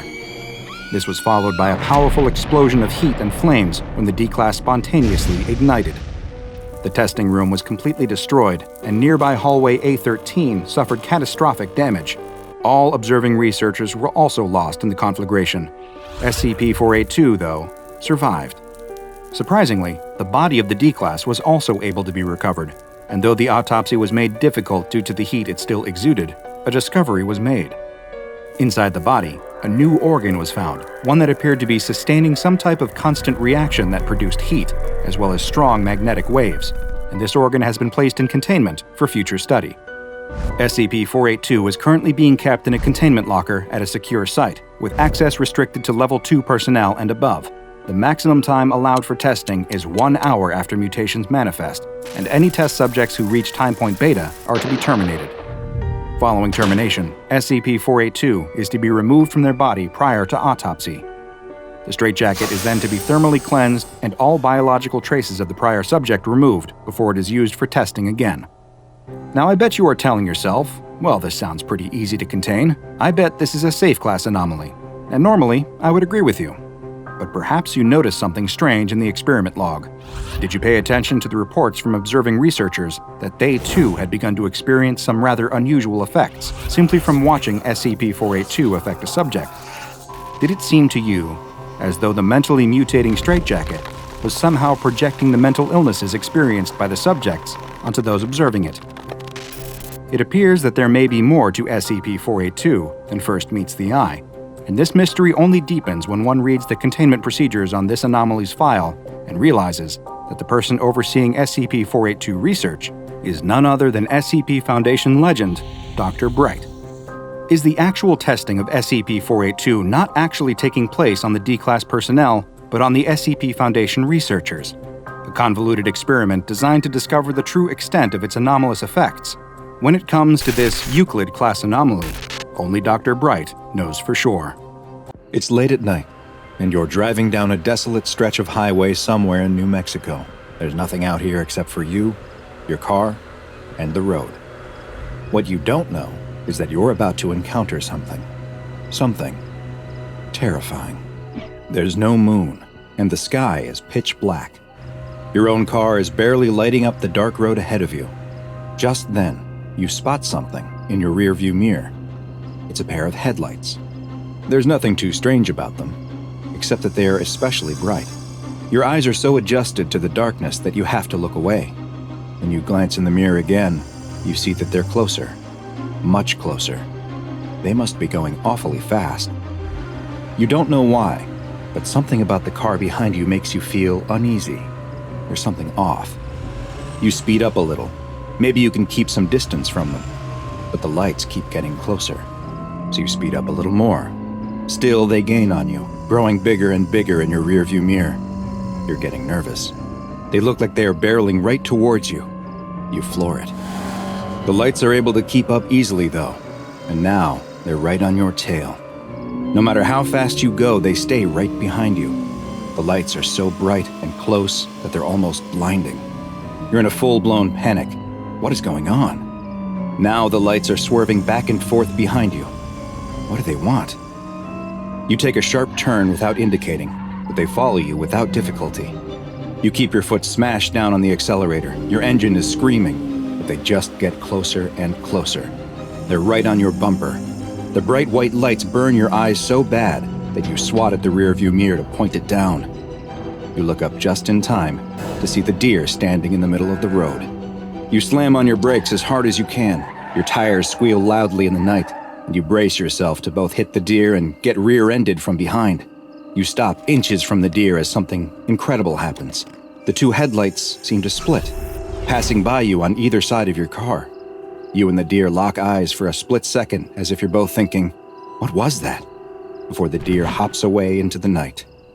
You don't know what's happening, but you're not going to wait around to find out.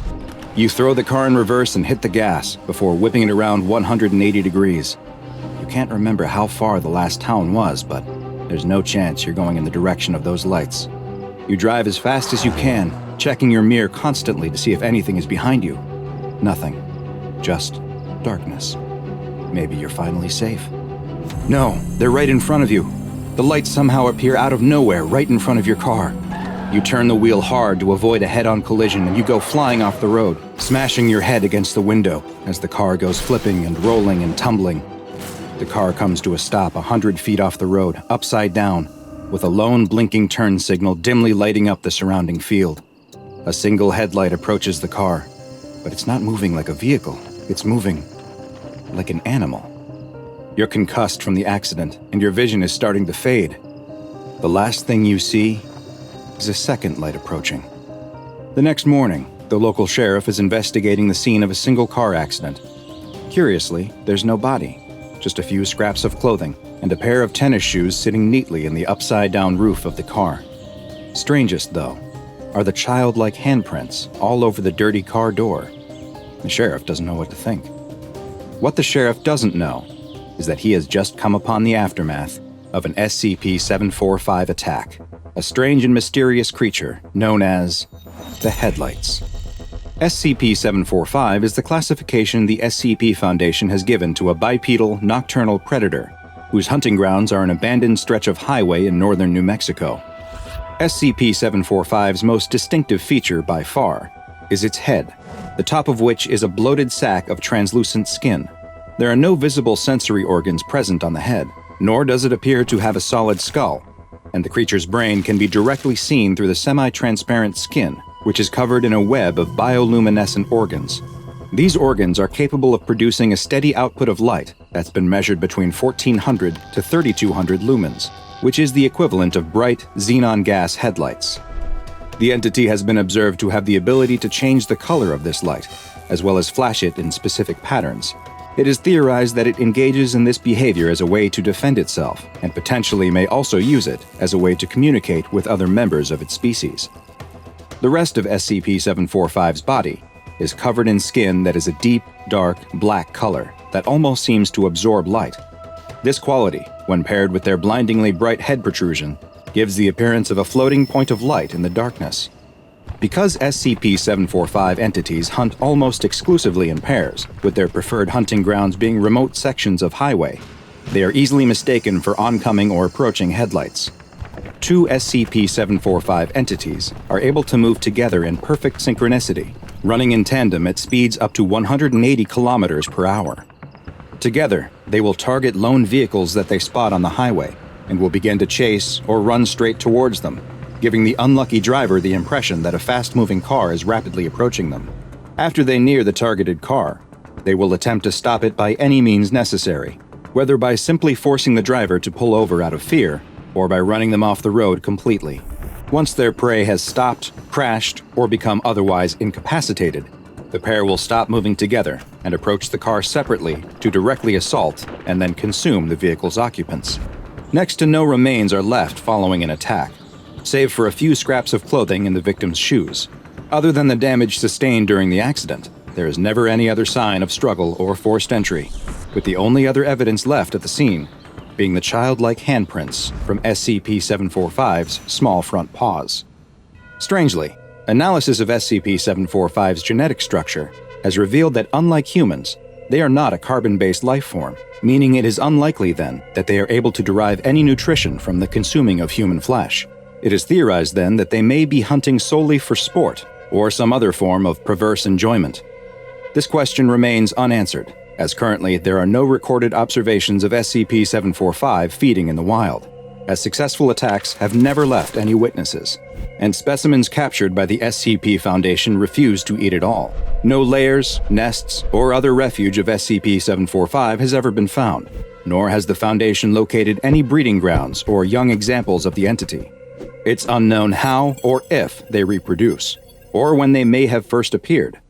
What is known is that they had established a wide hunting territory across the American Southwest until Foundation teams began a program to thin their numbers in the 1960s. The effort appears to have been successful so far, and all recent sightings of SCP-745 have been limited to a specific stretch of highway in northern New Mexico.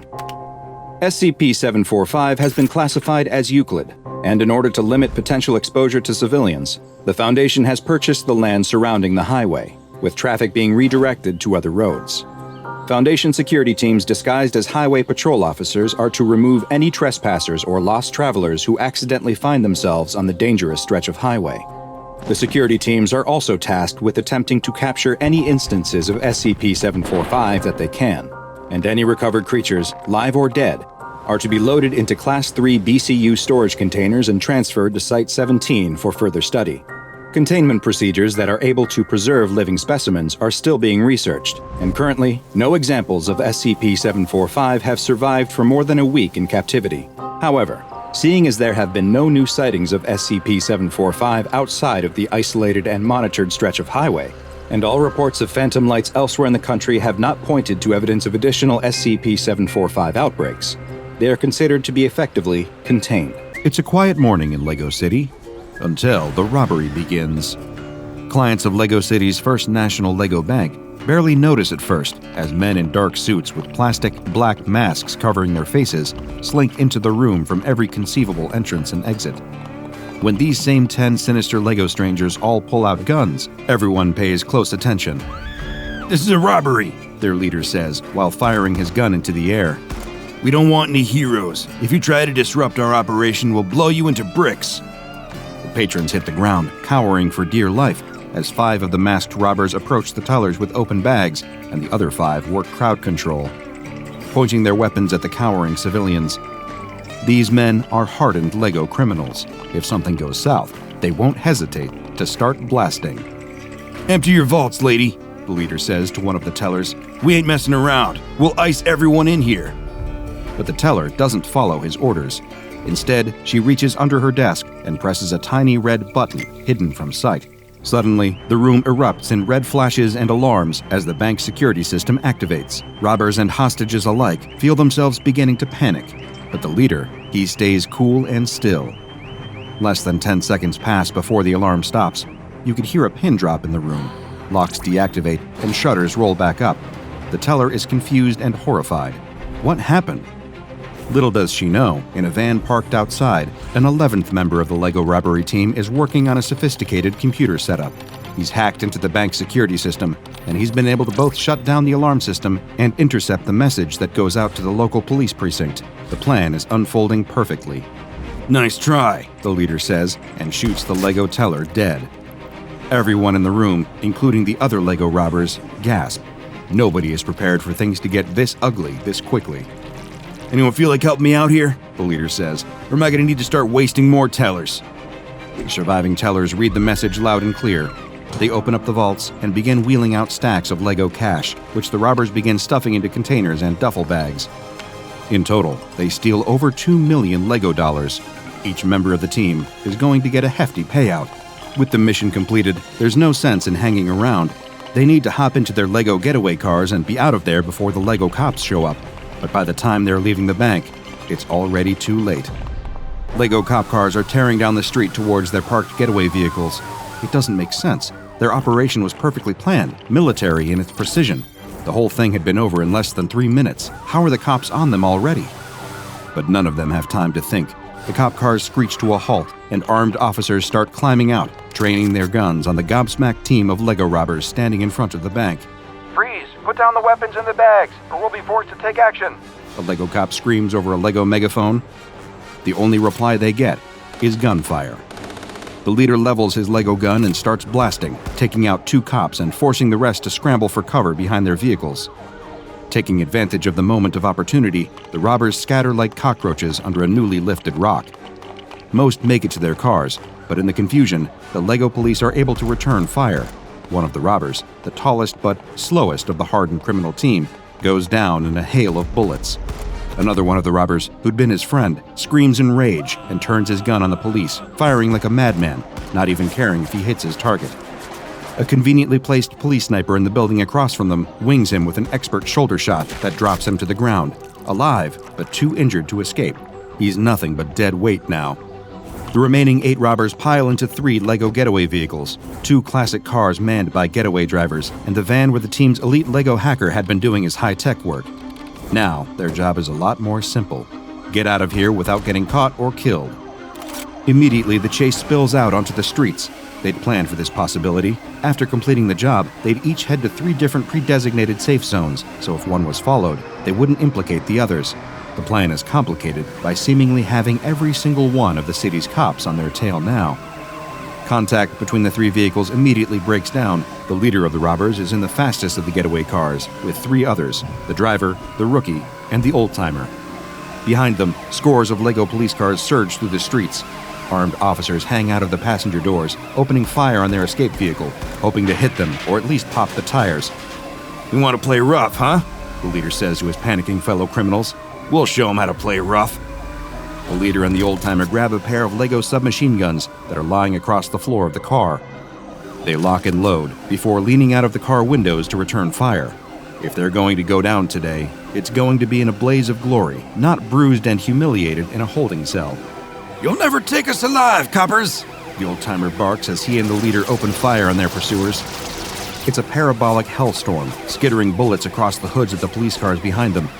The windshields of even Lego police cars are reinforced to take this kind of punishment, but not for long. Soon enough, the surge of cars is buckling under the weight of fire from the leader and the old-timer. Cars are crashing into each other and piling up as the criminals take off. What should have been a simple robbery is quickly spiraling into a nightmare for all involved. The death toll is already in the double digits, and the chase goes on, with frequent gunfire exchanged between the Lego robbers and their Lego boys in blue pursuers. Above all this, above the chase, above the gunfire, above the robbery, two almost godlike giants stare down on the whole chaotic display. These godlike giants are, in fact, a pair of young boys aged 8 and 9. Less than an hour ago, these boys were just bored kids who'd run out of games to play on their Xbox. They had decided to go a little retro and switch up the Minecraft for a classic box of Lego. One of the two young boys remarked, "I think my dad has a big red box of Lego in his office. He probably won't mind if we use it." Of course, what the boy didn't know was that his father wasn't, contrary to his own belief, an accountant who worked in the city. He was actually a mid-level researcher working with the SCP Foundation, and quite the workaholic at that. He had a tendency to bring his work home with him, metaphorically, and in the case of some safe-class SCPs, when given the proper clearances, literally. One such SCP was SCP-387, the Living Lego, a toy that genuinely has a mind of its own. While completely inert and seemingly normal inside their red box, when removed and even partially constructed, the Lego comes to life and begins playing out its roles, from planes to tanks to hospitals to war zones. And these Lego creations are extremely committed to their parts. After finding the box, the young boys did what all children do when they happen upon a box full of Lego. They started building. And thanks to their vast juvenile imaginations, it didn't take long for them to construct an impressive Lego city in the living room. But a standard city full of Lego running smoothly is no fun. The boys needed to introduce a little extra excitement to the proceedings, like, say, a team of bank robbers. The one thing the two young boys don't expect is for the bank robbers, when introduced to the city, to start independently planning and executing a heist on the city's biggest bank. Still, there are worse ways to kill a rainy Sunday.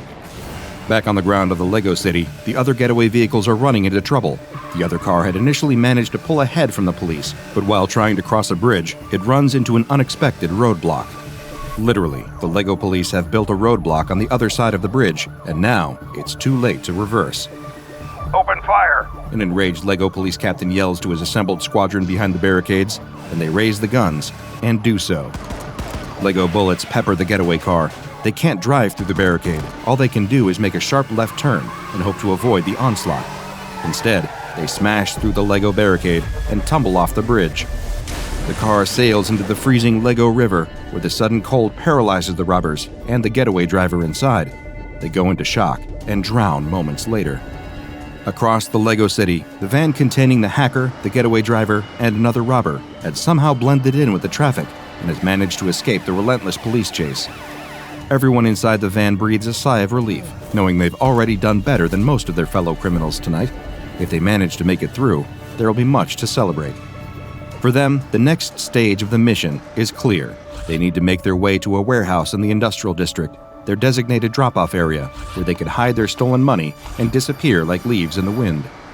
They've already been through the hard parts, the planning, the robbery itself, the shootout, and car chase with the police. They're out of the woods now. Or so they thought. When they arrive at the warehouse and drive inside, parking their van, they immediately realize that something is off. But by now, it's too late to do anything about it. They suddenly hear footsteps and the screech of tires as heavy police tactical vehicles squeal into the warehouse all around them, boxing them in. Lego SWAT team operatives climb out of each vehicle and train their weapons on the trapped van. One of them yells, "We have you surrounded! There's no way out! Drop your weapons and surrender if you want to walk out of here alive. And so, with no other options, this is exactly what they do. When they exit the vehicle with their hands behind their heads, the LEGO SWAT team tackles them and claps cuffs around their wrists. They'll likely be spending the rest of their lives in jail for this fiasco, but at least they get to live. Across the city, only 4 members of the robbery team remain alive and free. The leader, the old-timer, the rookie, and the remaining getaway driver, all of whom narrowly managed to escape the extensive police detail following them. It had been a mix of skill and blind luck. The leader knows that one thing about this whole situation has nothing to do with luck. With all the planning they'd been doing and the disabling of the bank's security system, how had the police been on them so fast? There's only one logical answer. They'd been set up. One member of the team was secretly working with the Lego City police, and they'd sold the rest of them down the river. The leader doesn't know who specifically ruined this entire operation like that, but he intends to find out, and when he does, he's going to make them pay dearly for their betrayal. But for now, he stays quiet. He doesn't want to show all his cards before they made their way to the safe house, if it was even safe anymore. Still, they'll deal with that problem when they get to it. After a tense 10 minutes of silent driving, they reach the planned rendezvous point, another warehouse in the city docks, built against the section of blue carpet that the young boys who made this world intended to represent the ocean. Here, they'd wait for a speedboat chartered by their employers to pick them up and their ill-gotten gains. If they survive that long. The getaway driver parks the car out of view in the abandoned oceanside warehouse, and the criminals inside pile out, breathing carefully and stretching their little Lego legs. There's tension in the air, and of course, it's the leader who breaks the silence. "Someone here hasn't been entirely honest with us," he says, taking out his Lego handgun. "There's no way the cops could get on us that quickly if they hadn't been given some kind of tip." Another grim silence falls over the room. The old-timer, the rookie, and the getaway driver share a suspicious glance. Who among them could be the imposter? The daring escape they'd managed to perform no longer gives them comfort. The millions of dollars in the trunk of their little Lego car may still be forfeit if one of the people in this warehouse is a police informant. The silence is once again broken by the leader, who raises his weapon and shoots the getaway driver dead. The rookie and the old-timer are horrified by the seemingly callous and random display of violence. "What's wrong with you?" the old-timer barks. The rookie chimes in with, "What made you think he was the mole?" The leader just laughs, his weapon still raised, its barrel drifting back and forth between the old-timer and the rookie. His indifference to violence frightens them. He seems unpredictable and dangerous. "No reason," the leader says. "He'd already done his job. We don't need a getaway driver anymore. And getting rid of him narrows down my options. Which one of you squealed on us?" The rookie pulls out his own gun and aims it at the leader. The old-timer follows suit, not wanting to be left out.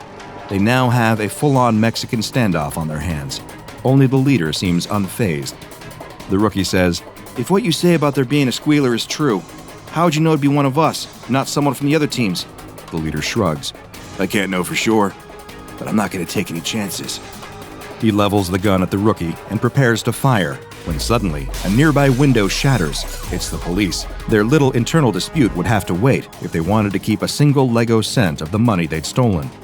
Heavily armed Lego police officers bust open the door with a battering ram, while others climb through the windows. It's another classic ambush. The leader and the old-timer turn their guns towards the invading Lego cops and start firing wildly, shooting some and scaring away others as they run towards the car. They can't escape here without the money. If they don't bring the money, then all this chaos was for nothing. The leader runs across the warehouse, narrowly dodging the hail of Lego bullets firing all around him, and skids to a stop behind the getaway car. Even with gunshots ringing out from every direction, the leader keeps his cool and reaches into the car. He manages to find the largest duffel bag and slings it over his shoulder. Even if he doesn't get all of the money, he can run away with most of it when that chartered speedboat arrives. Nobody involved in this even notices when the roof lifts entirely off of the warehouse. The 2 huge young boys stare in from above, curious about where the story is heading down below. They're here just in time to see the tense shootout continue as the desperate leader pops out from his cover and returns fire against the advancing line of police. The old-timer tries his best to hold his own, holding a gun in each hand and firing wildly, but his recklessness soon catches up with him.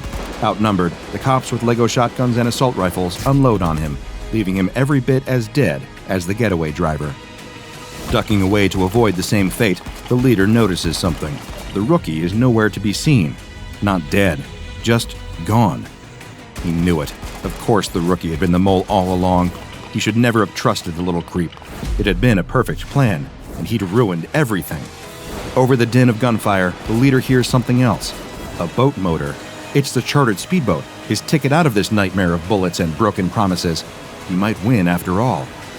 He turns and sees the speedboat entering the submerged part of the warehouse, just out of view of the police strike force. It would be a risky move, but he knows he can make it. He doesn't have any choice. Throwing caution to the wind, the leader turns and runs towards the boat, dodging every bullet that the police fire at him. He's doing it. He's doing it. He jumps into the boat, and the boat takes off, speeding away from the warehouse. He laughs in crazed relief, still lugging the duffel bag full of money off his aching shoulder. He's out. He's home free. Until a giant hand from above descends and grabs his Lego boat.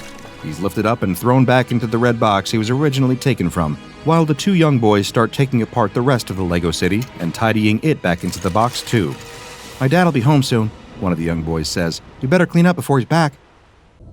3 SCP Foundation agents stand before a large warehouse. Their mission is simple. Enter the building, find the observation unit that has gone missing inside, recover the data from it, and leave. It should be easy, but the rundown structure they're standing in front of is no ordinary building. This is SCP-015. The leader of the group, a large, muscled man who goes by the codename of Agent 6, slides open a large door on the front of the warehouse, and immediately the whole group is struck by a sight that makes them reconsider just how easy this mission is going to be. In front of them is not a wide-open warehouse floor, but a cramped tunnel leading deeper into the building. The group has a job to do, though, and so the three head inside.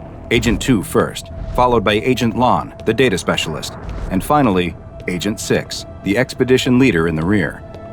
As they enter the narrow hall of pipes, the light from their flashlights plays off the floor, walls, and ceiling. Flashlights are one of the only items allowed in SCP-015, and they reveal what the researchers had told them in their briefing, that many of the pipes aren't made of standard materials, but instead are all sorts of strange substances like wood, glass, or even bone. The odd series of pipes have formed a twisting tunnel leading deeper into the warehouse. The group must be careful, since the floor is uneven, with pipes occasionally sticking up out of the floor like tree roots, ready to trip the unobservant. The three follow the corridors of pipes along the path that they each had to memorize. As they come to branching paths, Agent 2 speaks the series of turns they must take aloud. Left, left, right, left, right, right again, straight, right.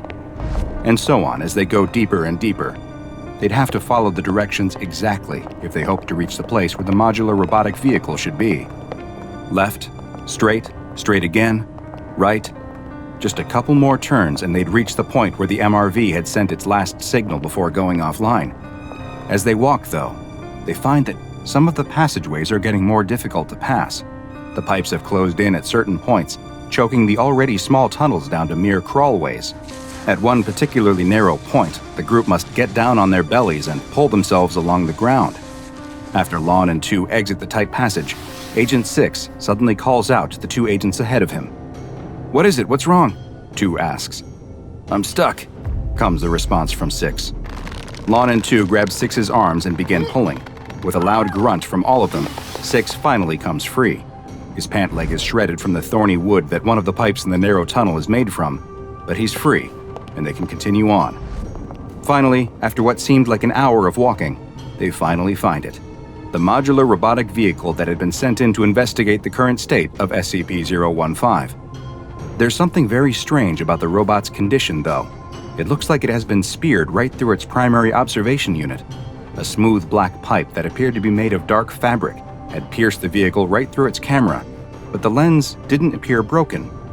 Instead, it looked as if the pipe had somehow connected with it, docking inside the lens housing as if the two parts were made for each other. Other pipes had protruded from the floors and walls as well, snaking into open spots on the vehicle and lifting it up a foot off the ground. They looked over the robot, which was held helpless in the air, its wheels slowly spinning as its internal battery ran down. The agents walked around the MRV, examining it, looking confused about the fate that had befallen it. 6 suddenly broke the silence. "Well, what are you waiting for?" Lon wasn't sure what to do, though. As she got closer to the robot, she noticed that a foul-smelling substance was dripping from the pipe that had merged with the camera. Her job was to remove the data from the MRV, but they also had strict orders not to damage anything in SCP-015. So what was she to do about the robot? Wasn't it technically a part of SCP-015 now? She was worried that if she removed the data cards, then SCP-015 might... Well, she didn't know exactly. 6 didn't buy it, though. The researchers may have told them that 015 reacts, but he could see now that it's just a bunch of weird pipes. Maybe it grows or moves a bit, but how would it even know they were there? It hadn't shown any signs of sentience, let alone sapience. He wasn't going to hang around in here any longer than he had to, though, and if Lon wouldn't get on with it, then he would. 6 moves to the MRV and flips open the data cover on its side. More of the fetid liquid pours out, but he ignores it. Lon and 2 both look at each other. Did the other hear that too? It sounded like steam venting from somewhere deep inside SCP-015. 6 doesn't seem to have heard it, and begins to remove the thin data cards from the MRV. With the data now recovered, he decides to see if he could free the vehicle from the pipes. It wasn't necessarily a mission objective, but why let good Foundation property go to waste when it's right here in front of them? 6 pulls first at the MRV, then the pipes that were running into it, but he can't get it to move. It's completely stuck, seemingly fused to the pipes. "Come on, we've got the data, let's get out of here," 2 says. But 6 isn't done trying. He sets his flashlight down and uses both hands, pushing against the wall of pipes with his foot to gain additional leverage, when suddenly, there's a creaking sound. "Ha! I think I got it." But 6 was mistaken. It wasn't the sound of the MRV coming free that he had heard, but the sound of the floor underneath him giving way. 6 falls into the floor up to his armpits, and the other 2 agents rush to help him. But as they do, they notice the glow and immediate burst of heat coming from the hole. Thickly flowing molten glass begins to fill the hole, and Agent 6 cries for help as they desperately try to pull him free. His cries turn into screams of desperation as they each grab an arm and, after a struggle, finally manage to free him and drag him from the hole. 6 is no longer screaming as he is pulled free, though. His eyes and mouth are locked wide in sheer panic. Lon is now the one who starts to scream, as she realizes that they have pulled only the top half of Agent 6 from the hole above the fiery pit. The bottom half of his body is completely gone, burned away by the heat of the liquid glass. There's no time to be shocked, though, because pipes begin to hiss and ping all around them. A wooden pipe above 2 and Lon suddenly bursts, sending a cloud of dust flying into their faces. It's powdered glass, and it starts to pour out of the broken pipe, covering what's left of 6 completely. 2 spits out a thick stream of blood, his mouth shredded from the glass particles, as Lon desperately tries not to rub them deeper into the cuts in her eyes. They both know they can't stay here, though. They have to run. The pipes are deafening as they move as quickly as they can back the way they came. It sounds like a train is barreling through the building. They're surrounded by chaos. Boiling chemicals pour out of one pipe. Tiny slicing rose thorns spray out of another. They come to a crawlway that's just a couple feet wide, but it's their only way forward, and they have no choice but to enter. 2 dives in and starts crawling. Lon is hesitant, but a blast of steam from a pipe near her head convinces her she has no choice, and she follows after him. 2 wriggles through the narrow passage and is surrounded by more sounds of pipes creaking all around him. Each one seems like it might burst and pour who knows what deadly substance onto him. But he has to suppress his fear and keep moving forward. Finally, he emerges into a wider hallway. He turns and looks back at the hole. Lon should have been right behind him, but there's no sign of her. He sticks his head back in and calls for her. There's no response, but he can hear her still in there, somewhere in the dark, struggling. He has to help her. 2 gets back into the passage and starts crawling. She couldn't have been that far behind him, probably just around the next turn. But as he crawls around the bend, there's nothing there, just another wall of pipes. The passage has been sealed up. It's a dead end. He presses his ear to the wall and can hear Lon screaming on the other side. He hits his flashlight against the pipes in anger. The pipe shakes for a moment, then bursts, spraying out a black liquid that covers his hand. It's some kind of corrosive acid, and he screams as it burns through his gloves to the flesh beneath.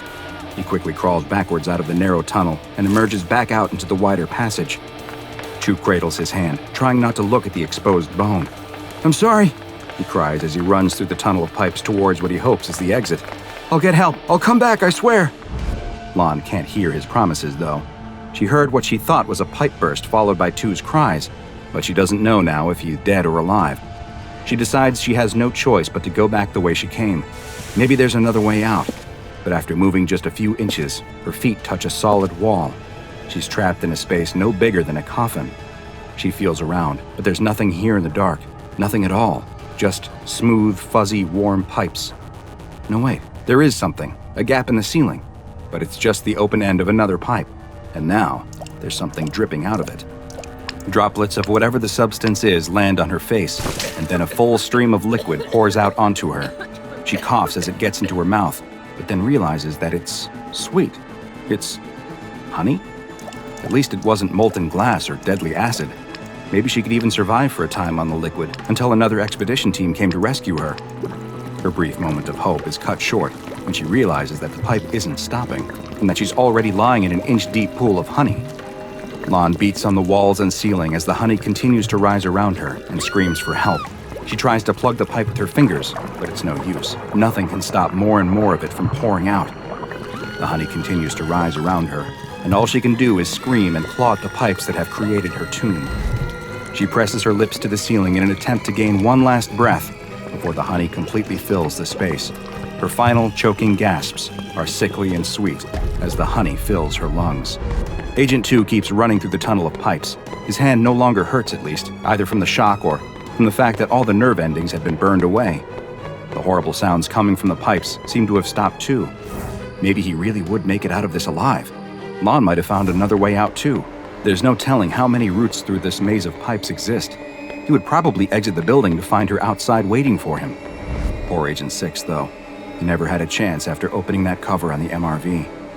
His thoughts are abruptly interrupted, though, when his foot catches on an unseen pipe and he falls forward onto the floor. Or rather, he should have fallen on the floor.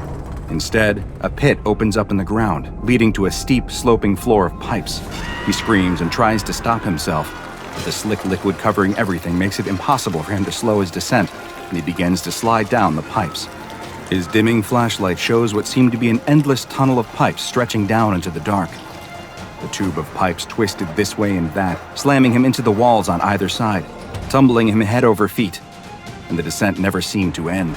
He screamed until his voice went hoarse, then gave out entirely.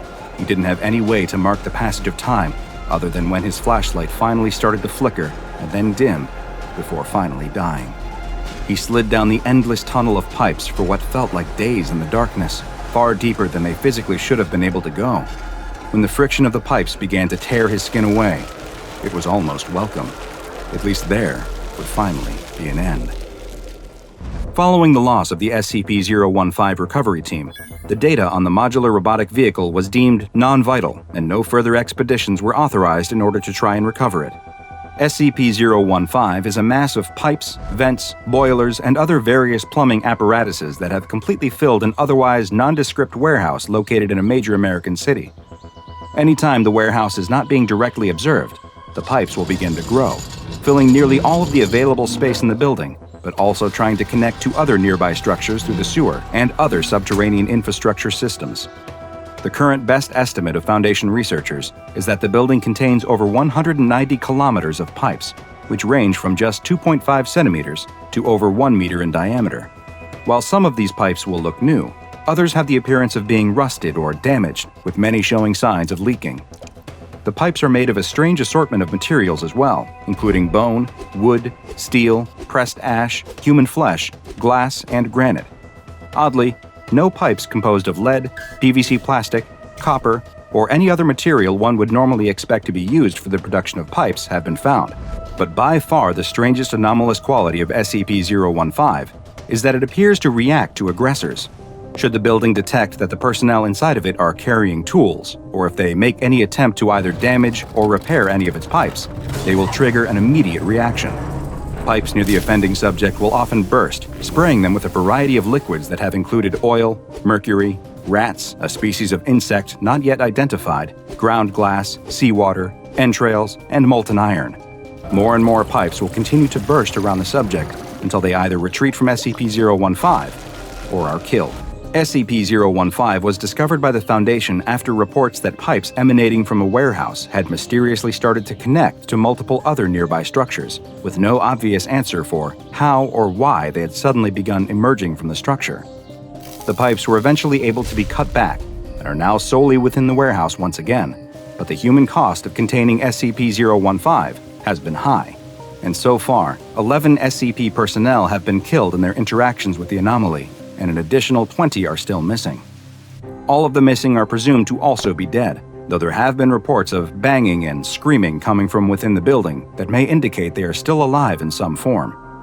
SCP-015 has been classified as Euclid, and because the building itself is impossible to move, it has been effectively contained on site. The Foundation maintains a gap of at least 2 meters around the warehouse, and no structures are allowed to be built that make contact with the building's outer walls. Should any protrusions from SCP-015 be detected, the pipes are to be immediately capped and sealed. Internal exploration of SCP-015 is permitted with approval from senior staff, but following numerous losses within the site, expedition teams must consist of 3 members, all of whom are equipped with safety lines and GPS tracking. The teams are not allowed to bring any hand or power tools within the building, nor are they to attempt any repairs or maintenance of any kind while inside. There's no need to enforce these rules, though, seeing as SCP-015 appears more than happy to terminate the offenders itself.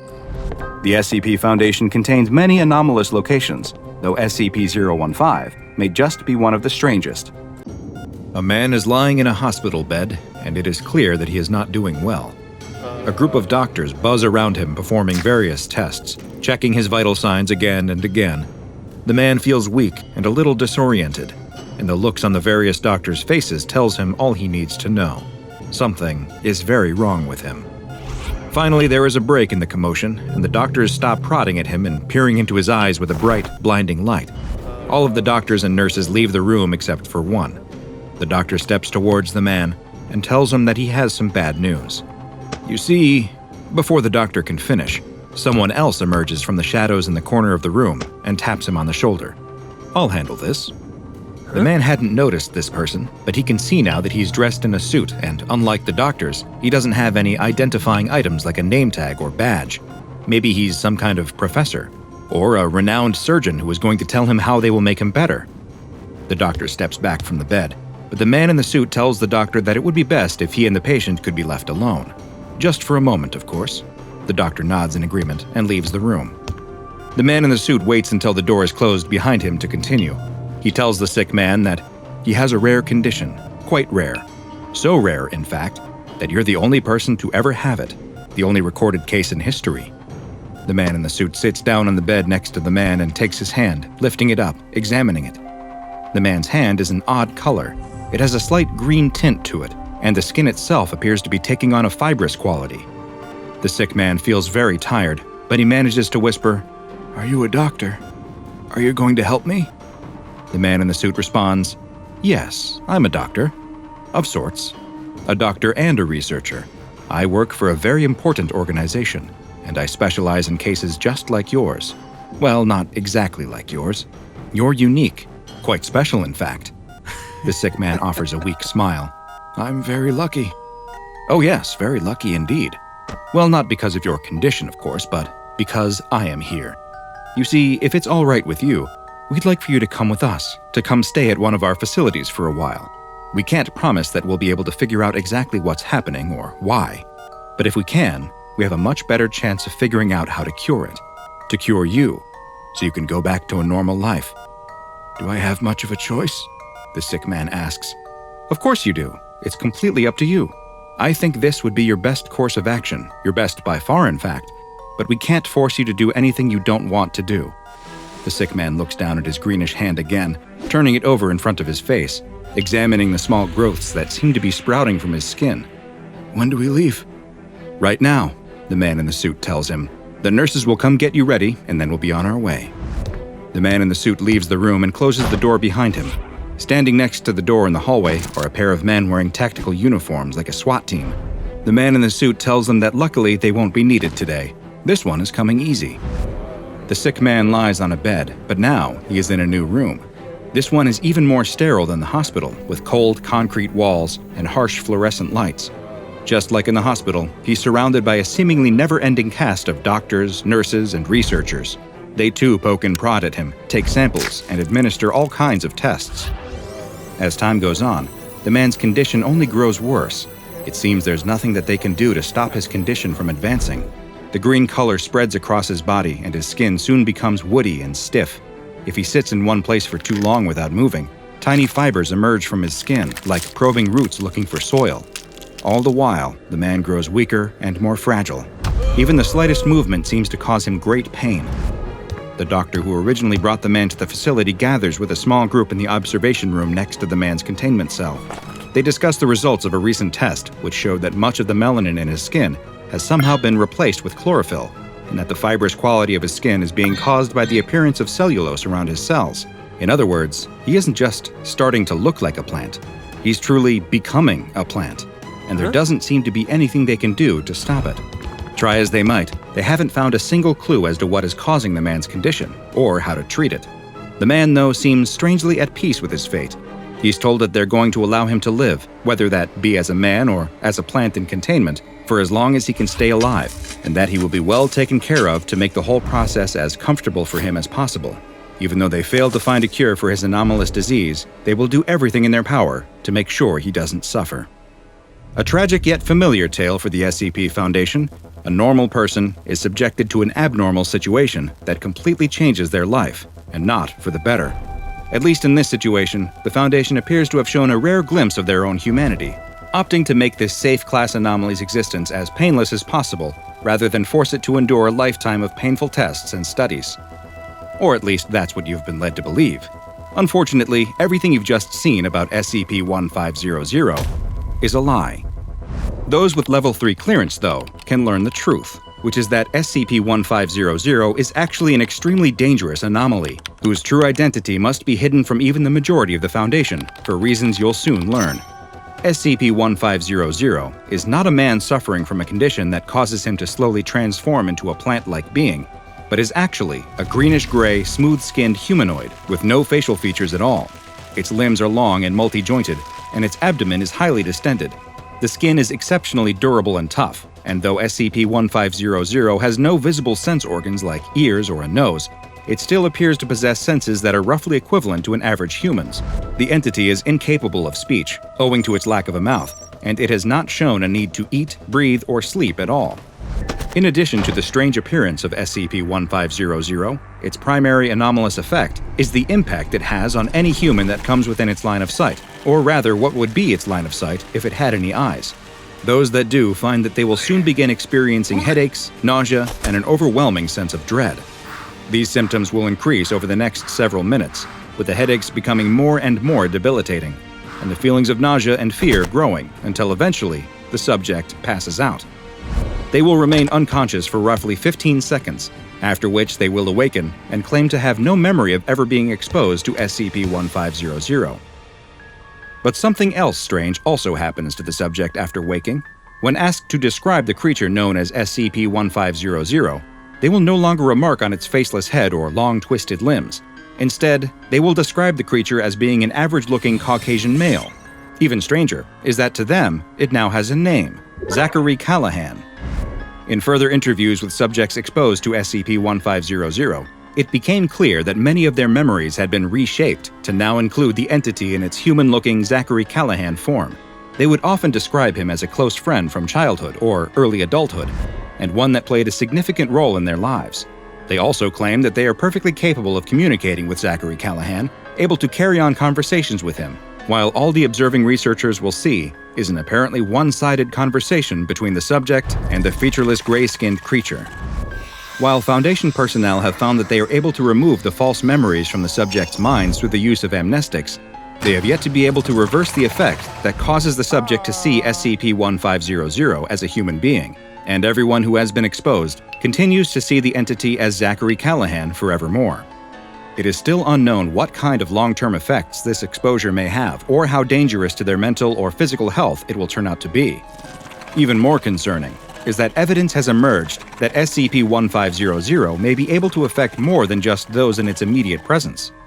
Recently, a United States senator was giving a televised speech on a rather uninteresting topic. The speech started out normal enough, but then the senator began to relay an anecdote about a childhood fishing trip he had taken with a friend. You won't be surprised to learn that according to the senator, the friend's name was none other than Zachary Callahan. Investigations into the senator's background concluded that there was no person by that name of the appropriate age in the area where he grew up. It was also discovered the senator had suffered an especially bad migraine at a dinner party the week before the speech. Further research into SCP-1500's memory-altering effects have also revealed that they might just be more intrusive than first believed. Rather than simply appearing as an old friend, subjects exposed to 1500 have begun to report that Zachary Callahan actually played a much more prominent role in their lives, either as a close relative, a parental figure, or even a former lover. In each of these cases, the subjects described their feelings for Zachary Callahan as ones of adoration, and that he made them feel protected and loved. Most troubling of all is a recent addendum to the SCP-1500 file, which describes the very latest research on the anomaly and its effects. It is now estimated that as many as 23,000 people all across the world have been affected by the creature, with the idea of Zachary Callahan implanted into their memories. It is unknown why it is trying to spread its influence so far and wide, but one clue that may point to a nefarious purpose is that it seems to be disproportionately targeting political and military figures, as well as SCP Foundation personnel. Following these new developments, classification of SCP-1500 to Keter was requested and granted. Due to the risk that SCP-1500 poses through its anomalous effects and its powerful ability to influence those in positions of great power, it is permanently kept in a modified humanoid containment cell at Site-17. No personnel are allowed to enter into its containment chamber under any circumstances, nor are there security cameras in its cell. A false containment document describing a human male with an anomalous plant-like effect was placed in the database in order to deter further investigation into the real SCP-1500. And any personnel who experience painful, persistent headaches are immediately transferred away from Site-17, while any who attempt to breach containment are immediately terminated.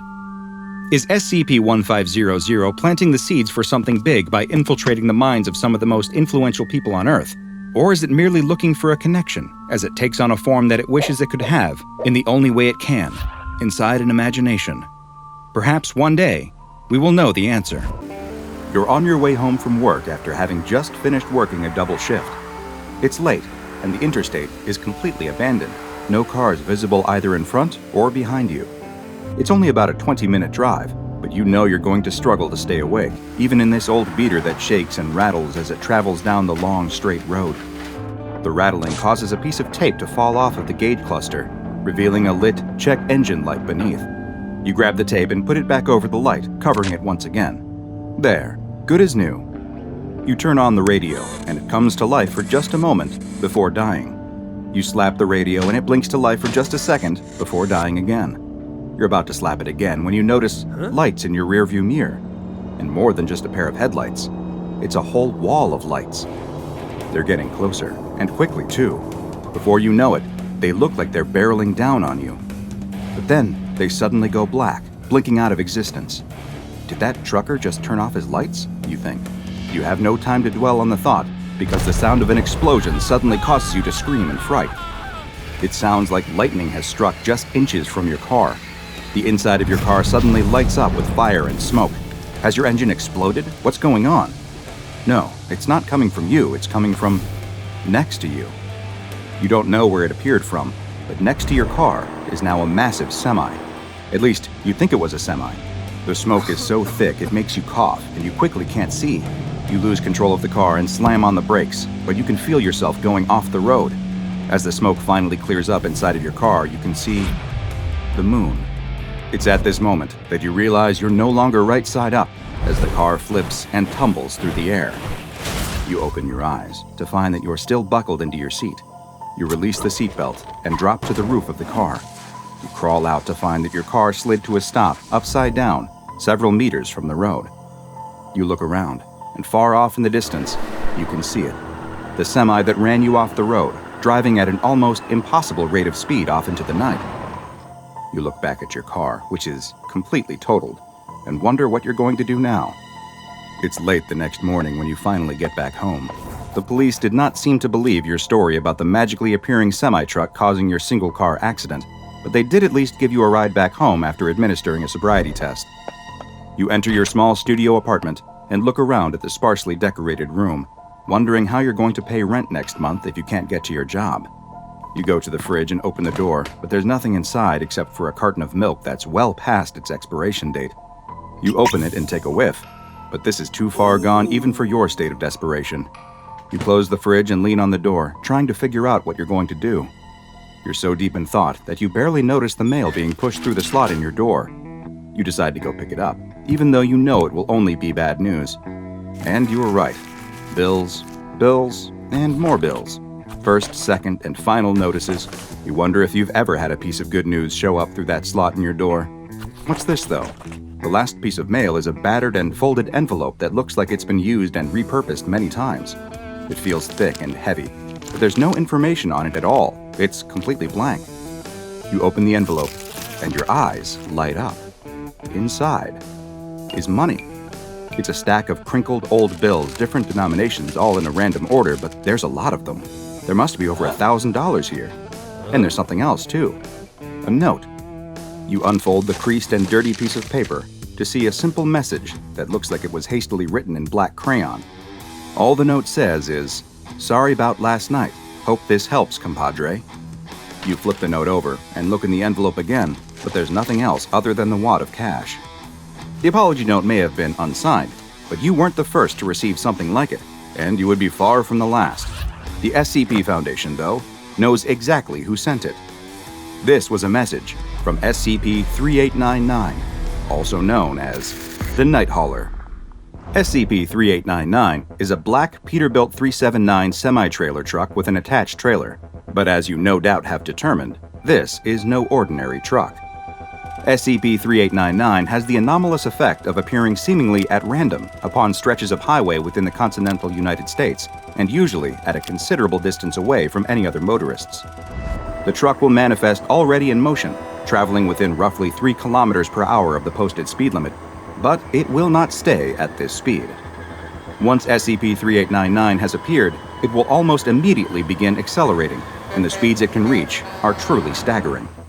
Despite appearing to be a normal truck, SCP-3899 is able to reach impossibly fast speeds, and it's been observed traveling at over 420 kilometers per hour, or 267 miles per hour. As SCP-3899 flies down the road, it will attempt to avoid other vehicles and roadside objects, and has even been shown the ability to displace itself across short distances, which it seems to mostly do in order to avoid collisions with vehicles. SCP-3899 will disappear and then immediately appear somewhere else, though always within 300 meters of its last location. This reappearance will be accompanied by a thick cloud of dense, black smoke that lab tests have revealed to consist of a mixture of diesel fuel combustion byproducts, volcanic ash, and trace amounts of unidentified human blood. The anomalous truck will only appear at night and will demanifest completely once it encounters direct sunlight, or if it causes an automotive accident, which it has done plenty of times. In one particular incident, undercover SCP Foundation agents working within the Virginia State Department of Transportation became aware of reports of a large black truck appearing on a particular stretch of interstate that had caused multiple accidents. They were able to track down and locate one of the victims of these incidents, a woman named Martha Lewis, who they soon brought in for questioning under the guise of it being a police investigation. The agents questioned Martha on her experience, and she explained her own interaction with the black semi.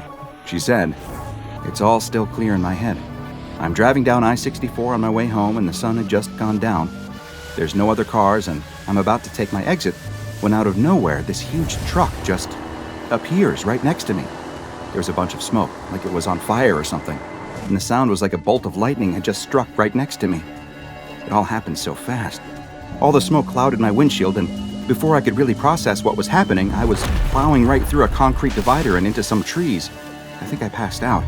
When I came to, there were paramedics and cops. They took me to the hospital." The agents asked if anything happened after that, and she said there was one other odd thing.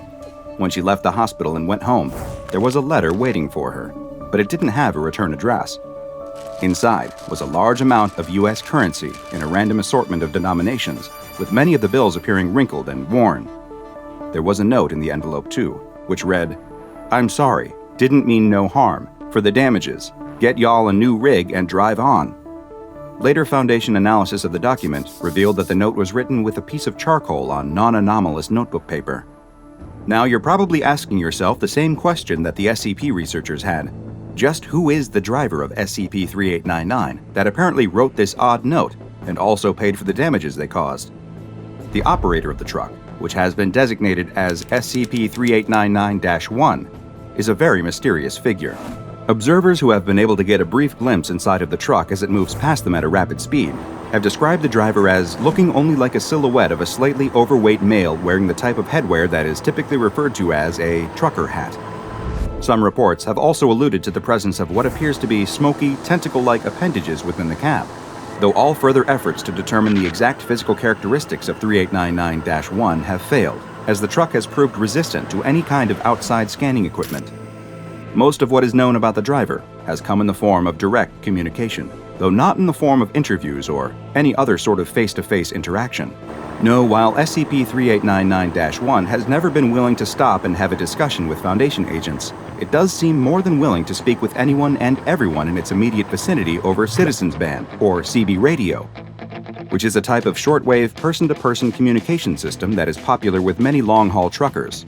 In one particular instance, an SCP Foundation helicopter happened to be traveling above a stretch of road where SCP-3899 appeared. An agent within the helicopter began communicating with the anomalous trucker, first asking for their call sign, to which SCP-3899-1 replied, I'm the Night Hauler and I'm coming in hot. I know y'all can feel this speed. After adjusting their volume to compensate for 3899-1's loud response, the agent asked if the entity could explain where they came from.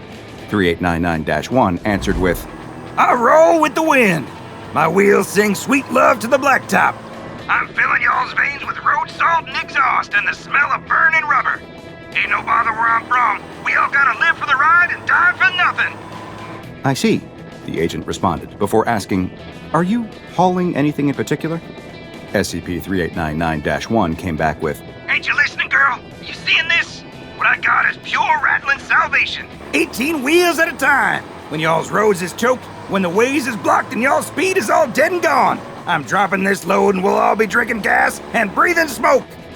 The agent didn't understand, though, and asked again who they were and what they wanted. 3899-1 replied, This is for the souls of the road, for the long nights and dead engines, and everyone trying to put that horizon under their wheels. I am the roar of hot iron. I am screaming freedom. I am the death of all barriers. This rig ain't got no quit, honey. I do not stop. Can you feel the rumble? Can you see the fire and smell the burn? I know you can. I can taste your heart, and I know you want to fly apart with me. When the agent began to answer in the affirmative that they could indeed, quote, feel the rumble, seemingly caught up in the excitement of SCP-3899-1's proclamation, the investigation was quickly halted and the helicopter broke off from its pursuit. Following this incident, the potential mimetic influence of communicating with 3899-1 is under investigation. SCP-3899, being currently uncontainable by any conventional means, has been classified as Keter. Upon reports of it manifesting, all CB radio transmissions emanating from the truck are monitored by nearby Foundation listening posts for attempted contact by SCP-3899 to civilian recipients. Any individuals who are contacted are to be administered Class B amnestics, as are any eyewitnesses of the truck itself. All information about SCP-3899 is to be suppressed, and a disinformation campaign is active to make all reports of a mysterious truck that can appear out of nowhere and move at impossible speeds seem like nothing more than an urban legend. Just what is SCP-3899? Is the driver some sort of anomalous ghost, or perhaps an old, eldritch god, a manifestation of freedom and perpetual motion given physical form as a diesel-powered behemoth on the highway? Perhaps the answer to that question is up to you.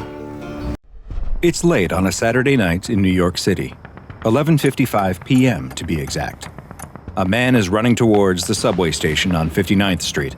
He's just gotten off from work at the restaurant where he waits tables, and he's in a hurry to get home and spend some time with his girlfriend. As he approaches the station, he notices something strange. Someone has placed a wooden barrier in front of the entrance. The man has never seen something like this before, but he hasn't lived in Brooklyn very long. Everything about the station looks normal behind the barrier, and he's in a hurry. He doesn't want to have to go several blocks to the next station, so he hops the barrier. What's the worst that could happen? As the man walks onto the train platform, he starts to second-guess his decision. The platform is empty, and come to think of it, he hasn't seen anyone in the station at all. Maybe he did make a mistake. Maybe the station really is closed for repairs. He turns around to leave, but just as he does, he hears a train. Good. Everything is normal. He checks his watch. 11:57 p.m. on the dot. The train comes to a stop, and its doors slide open. It looks a little older than the trains he usually rides, but it appears to be in perfect shape, and it's going the direction of his home, so he steps on board. Just like the station and the platform, there's no one else on the train. Strange, but he's ridden nearly empty trains before, especially late at night, though usually at this time on a Saturday there's at least a few people on board. Just then, he hears something in the station. He turns to see someone running down the platform crying out. "Stop! Stop!" the man in the Mass Transit Authority vest cries, dropping what looks to be his dinner on the platform as he runs. While the MTA worker is still several feet away, the doors snap shut, and the train begins to move. The MTA worker cries out again to stop, but he knows there's no point. He watches as the train heads down the tracks and disappears into the darkness. With a sigh, he takes out a walkie-talkie and it squawks to life. "We've lost another one," he says. "Hi, I'm Dr. Bob, and this is SCP-052, also known as the Time-Traveling Train. SCP-052 appears to be a standard-looking Type R4 New York City subway train. Official city records state that the train was built in 1932 and decommissioned for scrap in 1975. Despite the fact that it should no longer exist, SCP-052 continues to appear on the Uptown AD track at the 59th Street and 8th Avenue station at exactly 11:57 p.m. every Saturday night. The train appears to be in perfect condition, just the same as when it was built over 80 years ago, and it is marked as an A train.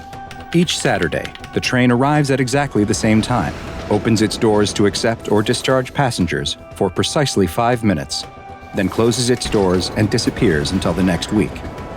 Where did the train come from? And where does it go in between the weekly appearances? These are questions the SCP Foundation is trying to answer. But perhaps the most frightening aspect of SCP-052 is that once you get on the train, there's no guarantee of ever getting off. Sadly, the majority of subjects that have been observed boarding SCP-052 have not been heard from again. The rare few that have been recovered claim to have boarded the train on various dates, ranging from 1976 all the way to the year 2204, with the latter claiming he thought he was boarding a special 300th anniversary train. Thus far, none of the recovered passengers have reported any memories or knowledge of their time on board the train between entering and exiting. Any passengers spotted disembarking from SCP-052 are to be immediately brought to Site 21 for questioning to determine their origin and assess whether they pose any threat to the current time stream. The Foundation has had great success administering Class A amnestics to passengers who arrived from the past and reintegrating them into society. But any passenger who is identified as being from the future must be held indefinitely to prevent potential disruptions to this reality's time stream, per Order 69-A1 from O5 Council Member 05-9. There are currently 26 recovered passengers being held at Site 21 who fit this description, and there are not yet any procedures in place that would allow for their safe release into modern society, nor has there been any workable theories for how to return them to their original home time. Despite the protocols in place to prevent public access, some passengers from the present have still managed to accidentally board SCP-052, and subjects from other times continue to appear. Following interviews, it's been discovered that some of these subjects arrived from alternate timelines and realities. This raises the question of whether it is possible for SCP-052 to appear in other times and places, which may require the containment of additional locations, and reports of any suspicious activity involving unscheduled trains are being monitored and investigated around the world. Following its initial discovery, several tests were attempted in order to better understand the anomalous train and what may be happening when it is no longer visible. The first test took place on May 31st, 2009. An agent was told to simply board the train. They did as requested, and have yet to be recovered as of the present date. A second test took place a week later on June 6th. This agent too was never recovered, though reports indicate that he may have returned to our timeline in 1980, at which point he was killed in a confrontation that has since been classified. A third test was conducted the next week on June 13th. Once again, the agent was told to board the train and did so. This time, though, the agent returned. Just 2 weeks later, on June 27th, the agent stepped back off the train, with his hands appearing to have been surgically removed. A note had been placed in his pocket that had the simple message, "Send no more," written on it. The agent claims not to remember any of his experiences on the train over the 2 weeks he was gone, or what may have happened to his hands. Following this third test, O5 Command issued orders stopping the use of Foundation agents as passengers on SCP-052. D-Class, due to their disposable nature as convicted felons and death row inmates, were considered as potential replacements for the agents in the exploration of SCP-052, but the risk of releasing them into the past or the future was determined to be too great. Other than the agent who knowingly boarded the train, several other notable passengers have been recovered. One case involved the recovery of a woman who entered the train on July 14, 2012, but was recovered 4 years earlier, on March 8, 2008. She entered the train while on her way home from the theater, and was surprised to learn she traveled 4 years into the past. Because another version of her existed at the time she was recovered, she was held to prevent unwanted temporal effects. Another subject was recovered in 2008 who claimed to be from the year 1976.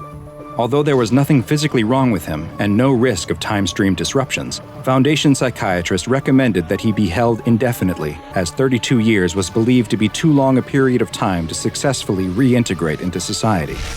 Perhaps the most interesting recovery was of a man claiming to be a Level 4 supervisor from the SCP Federation, who boarded the train in December of 2124.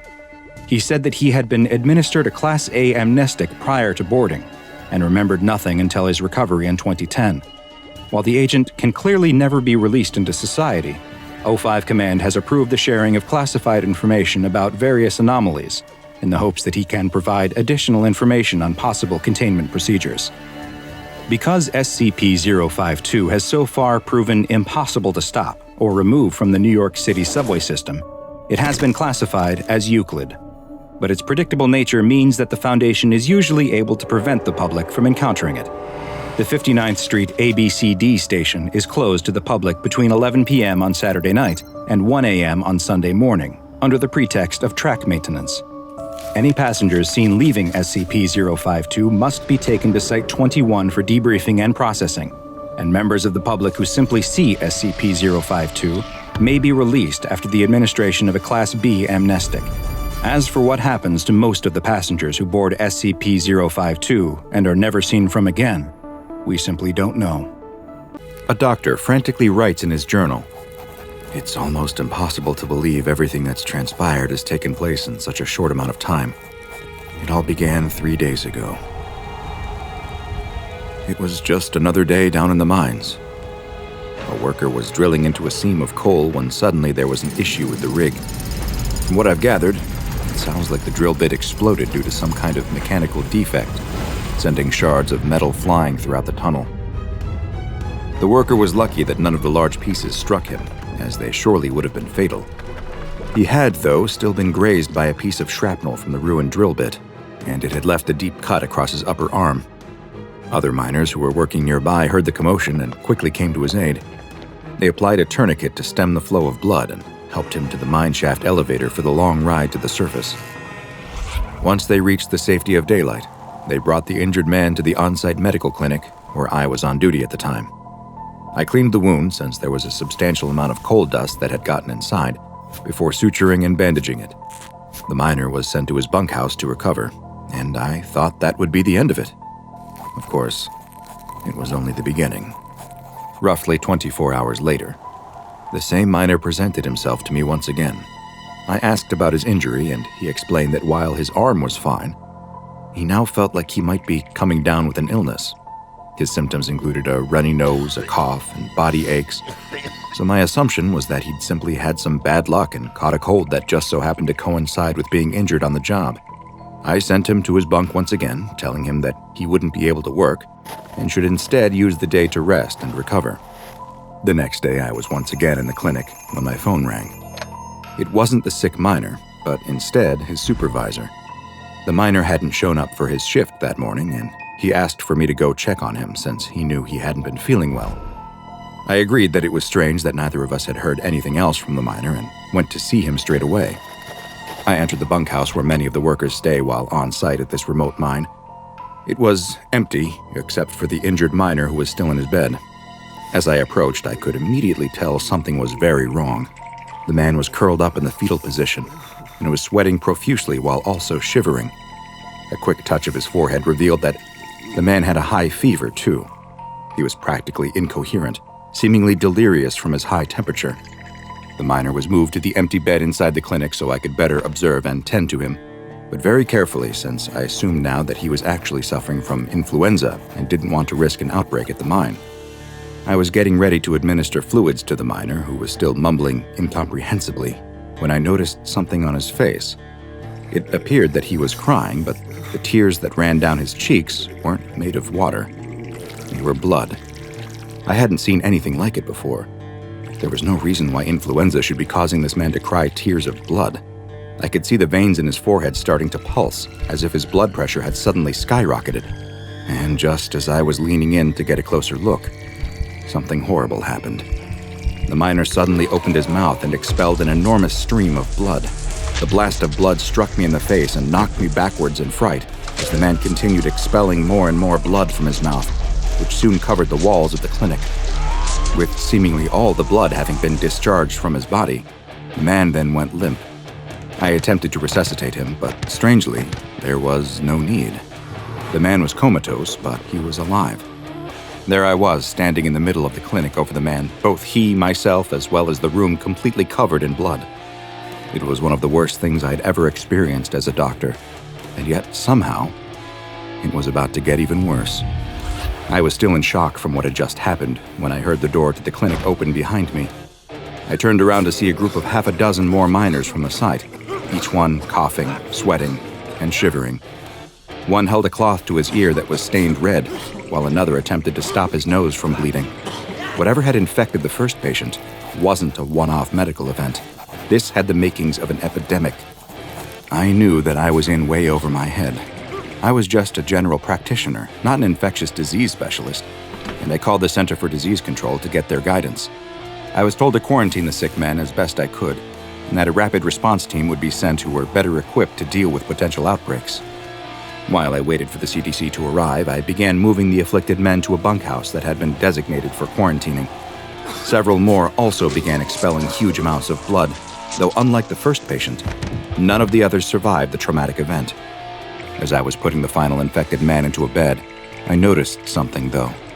There was a huge amount of heat radiating off of his lower body, and when I pulled down the blankets, I discovered something that even with all of the strange happenings, I still couldn't believe.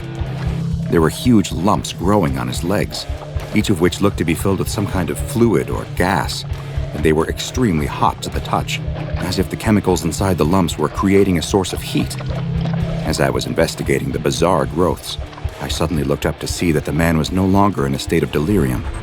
Instead, a crazed look had come over his eyes, and he suddenly leapt out of bed, flailing and clawing at me as if he wanted to kill me. I don't know how, but I was able to fight off the man and run out of the bunkhouse.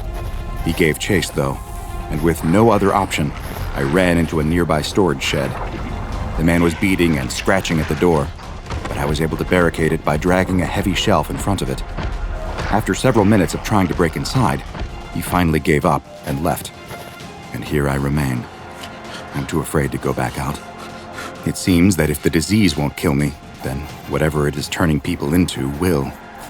All I can do is wait for the CDC team to get here and hopefully know how to deal with whatever this situation has become. The doctor closes his small notebook and notices a drop of something fall onto the cover. He reaches up and wipes his hand across his mouth. It comes back, covered in blood. The doctor didn't know what the disease was that had so rapidly spread through the workers at the mine, nor did the CDC response team when they arrived. No, it wasn't until the SCP Foundation caught word of the mysterious outbreak that someone would finally determine what was happening with what would soon be called SCP-016, which is also known as the Sentient Micro-Organism. SCP-016 is a blood-borne pathogen that was first discovered after a worker at a remote mine was injured while drilling into a coal seam deep beneath the earth. It is theorized that coal dust entered the wound, dust which perhaps carried dormant spores of what would become SCP-016. Over the next several days, all of the remaining employees at the mine were infected, as was the CDC crisis team that was sent to the mine to investigate the outbreak of what was potentially an undiscovered pathogen. Following the CDC's inability to deal with the disease, the SCP Foundation took over the site and quickly terminated all affected personnel in order to prevent further spread. The first infected person, Patient 0, was taken into Foundation custody for further investigation, and the mine shaft itself was collapsed by an explosive device in order to seal it off. After studying Patient 0, the Foundation learned a great deal about just what they were dealing with. What they found was that SCP-016 has an incubation period that can vary wildly, from just 24 hours to as long as 2 years, with the length appearing to be dependent on the number of other potential human hosts in the immediate area. Once symptoms begin to present in an individual, they will at first look to be quite similar to the common cold. They can include coughing, a runny nose, itchy eyes, and body aches. Roughly 48 hours after the first symptoms, the infected person will experience a form of hemorrhagic fever similar to the Ebola virus, which causes a small amount of bleeding in the lungs. This leads to the infected blood becoming aspirated, most likely in order to better spread through the air. The third stage of the disease leads to the host crashing and bleeding out as they start to bleed profusely from multiple body orifices, including the nose, tear ducts, mouth, and even through the pores of their skin.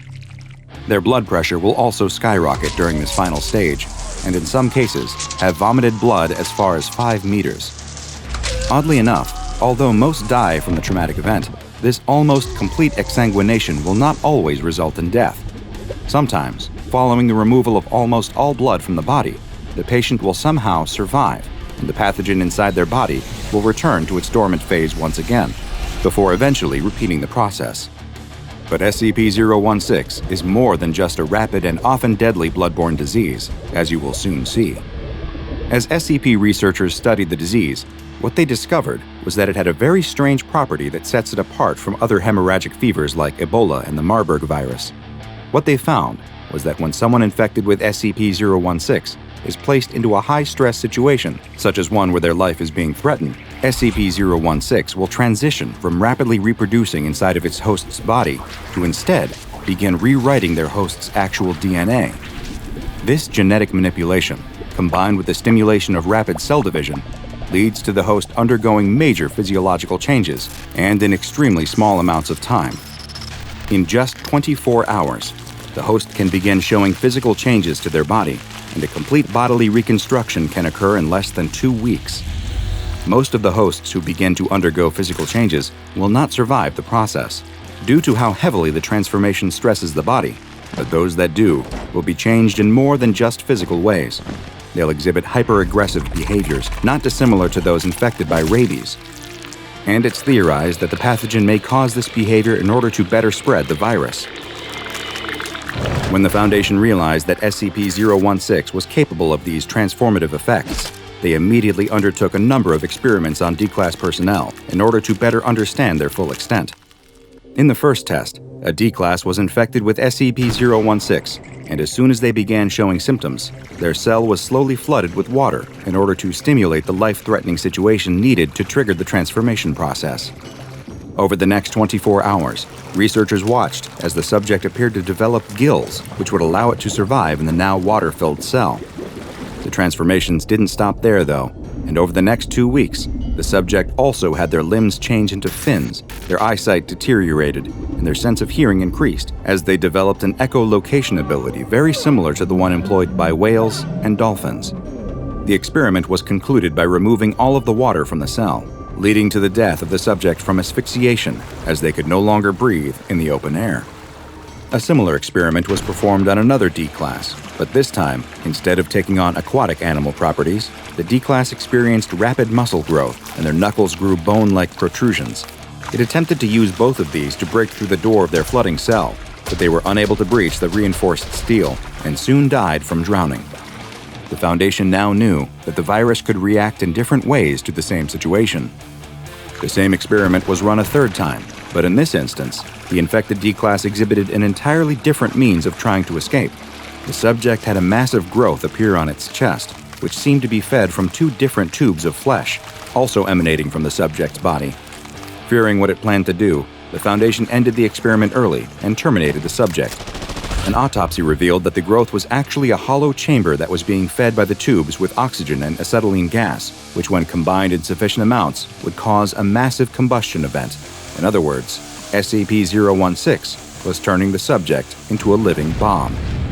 Moving on from flooded cell tests, the researchers next left a D-class inside of a room with no stressing elements, and instead told them to focus on growing a pair of wings.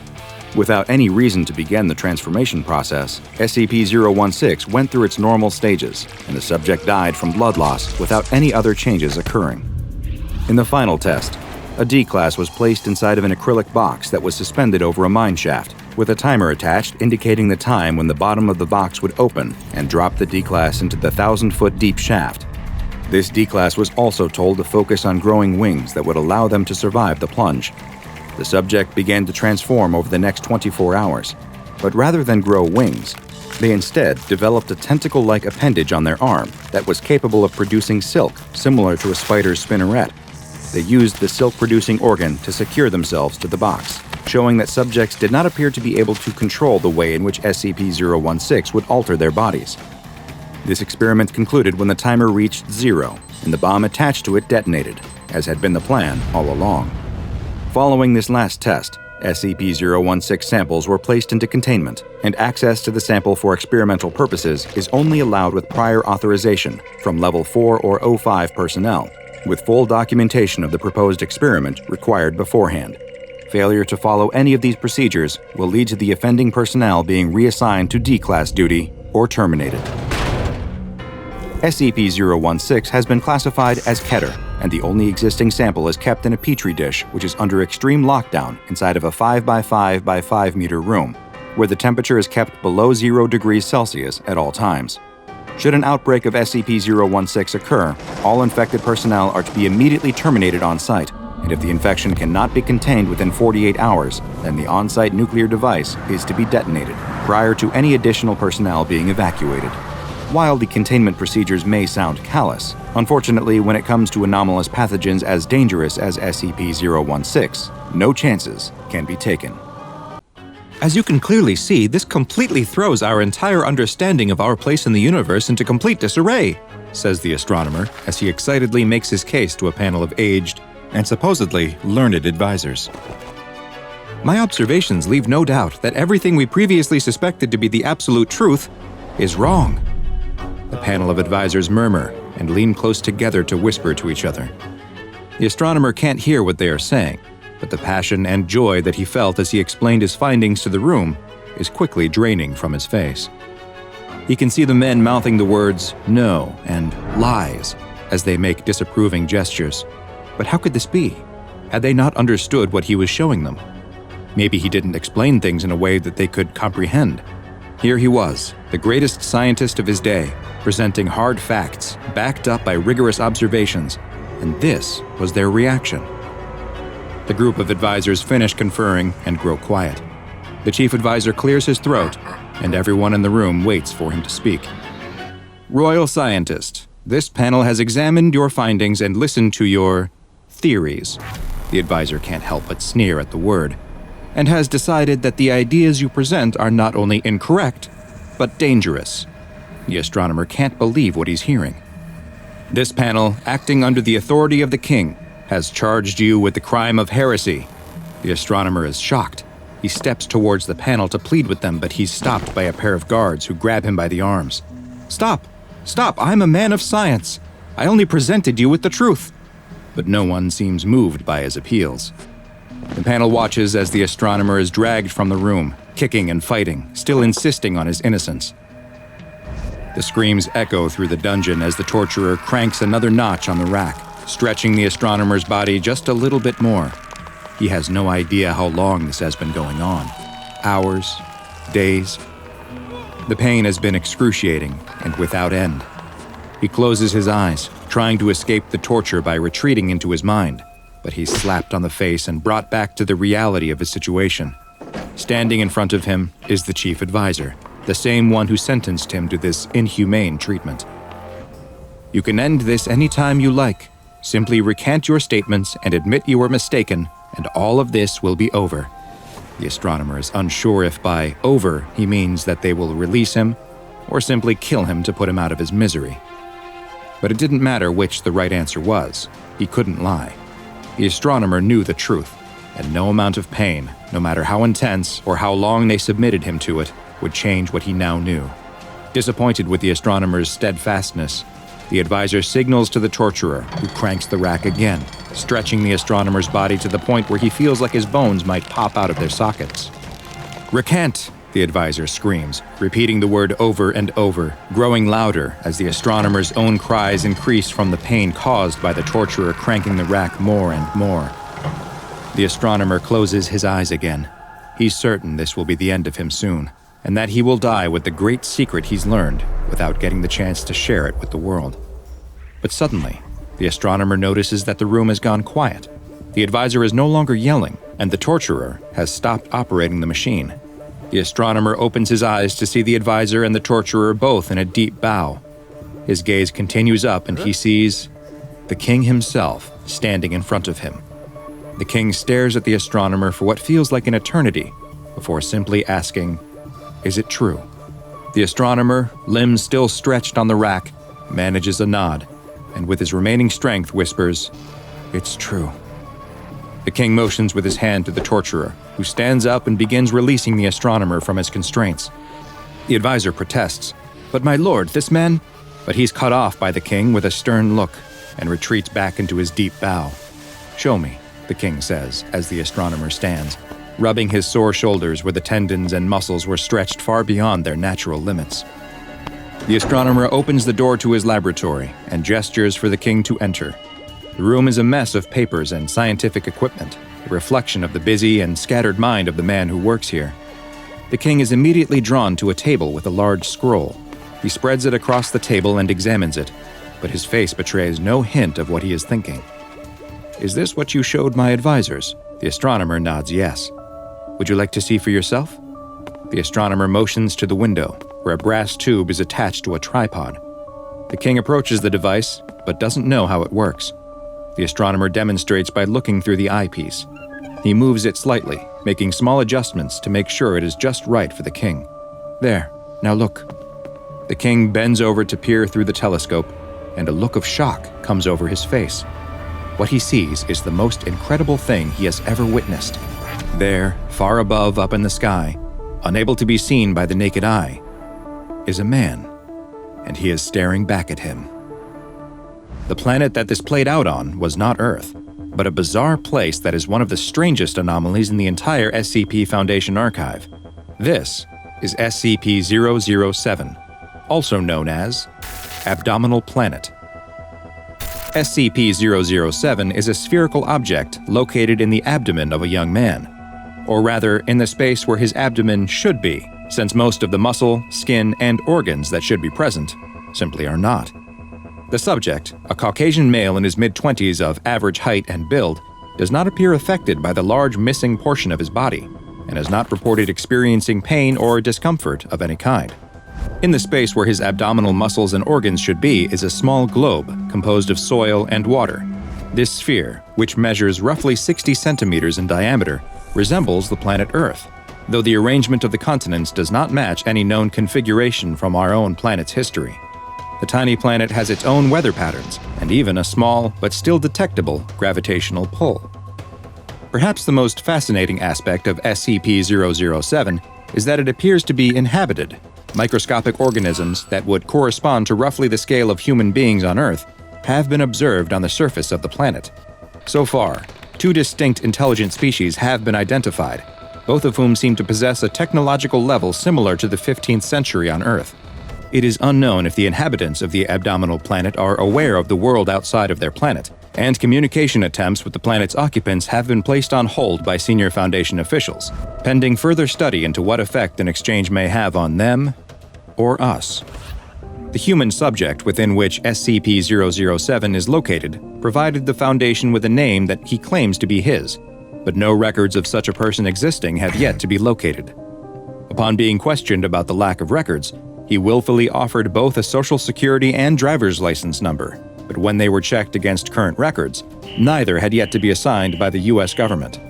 And the mysteries surrounding this man don't stop there. The subject has not shown the need for either food or water, and it is unknown what energy source his body continues to operate on without nutrition. He is capable of both eating and drinking, though, despite the large missing section of his stomach. But it is still not known what happens to the substances after he swallows them. The man has above-average intelligence and scored a 128 on an administered IQ test. He also generally appears friendly and amiable, and expresses only a passing curiosity about the planet located within his abdomen and how it came to be there. When asked about the origins of the planet, he replied very matter-of-factly that, "I just woke up one day and there it was. I don't have any idea how it got there." Due to the poorly understood nature of SCP-007, it has been classified as Euclid, and the small planet and the man it resides in are contained in a sealed, comfortably furnished 10 by 10 meter room that the subject is not allowed to leave. The subject is to be monitored closely by Foundation staff, and has a weekly chess game with one of the attending doctors, which also serves as an opportunity to evaluate his mental health. So far, he has not shown any signs of mental illness or violent tendencies, and seems to be quite content. In general, he appears happy with his restricted living situation inside the Foundation facility and has made no attempts to escape. The subject has made multiple requests for access to a computer with an internet connection, but due to potential security risks, this request has thus far been denied. Air travel used to be an event. People climbed aboard planes in their best dress, their finest suit, sat in seats with plenty of legroom, and really relished the opportunity to soar through the sky from destination to destination. Now, flying has become, ironically, pedestrian. Sure, some people still take it seriously and revel in the miracle of flight, but most treat it the same as riding a Greyhound bus. For the businessman, with his carefully packed carry-on and phone loaded with news podcasts to pass the time, that is exactly how it feels. Flying is a chore, one he wishes he didn't have to deal with.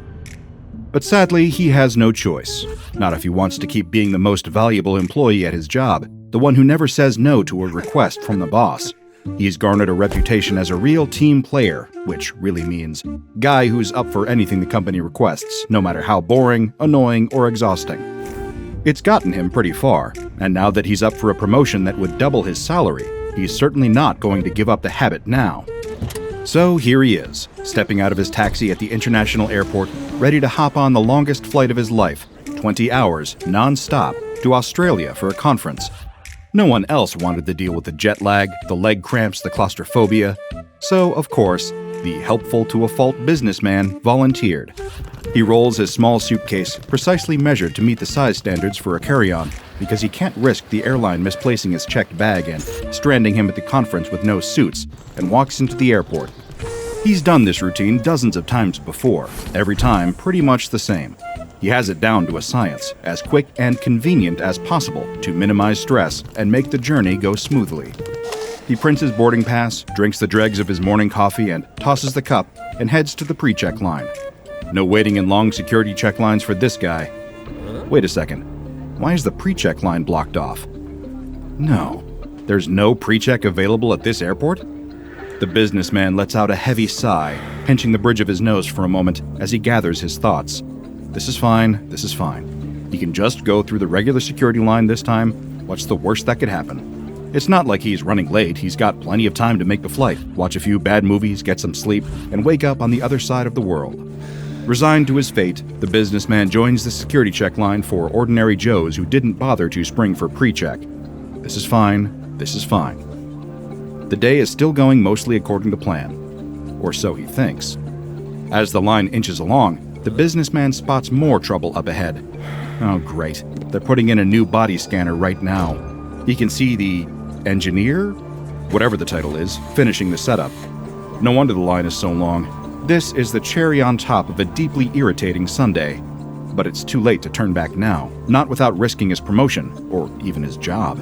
Better just try to shrug it off and keep going. Maybe he'll get a candy bar when he reaches his gate. A little treat always helps ease the stress of travel.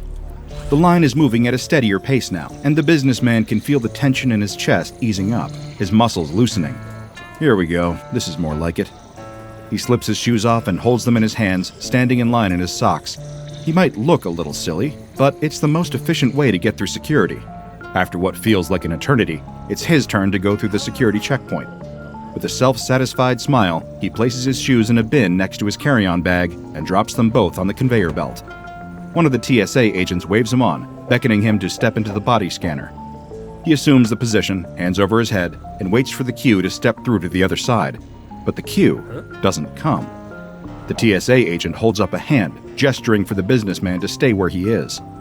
He tries to ask about what could be causing the holdup, but no one answers him. Must be a malfunction with the machine. Perfect. He lets out another heavy sigh. Then, just behind his right ear, he hears a voice. Rough day, buddy. The businessman glances over his shoulder, expecting to see a TSA agent standing there. But there's no one.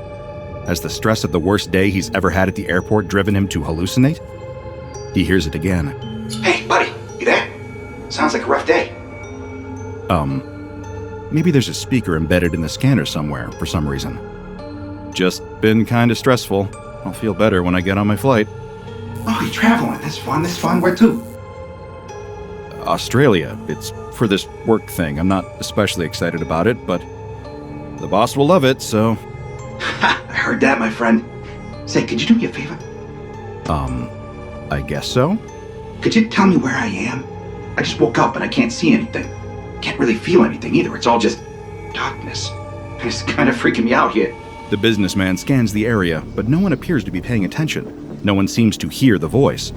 Is that because it's lost in the din of airport chatter? Or because it's all in his head? We're at the airport. Airport? How'd I get to the airport? Listen, buddy. I need you to help get me out of here. My wife, my daughter, they'll be looking for me.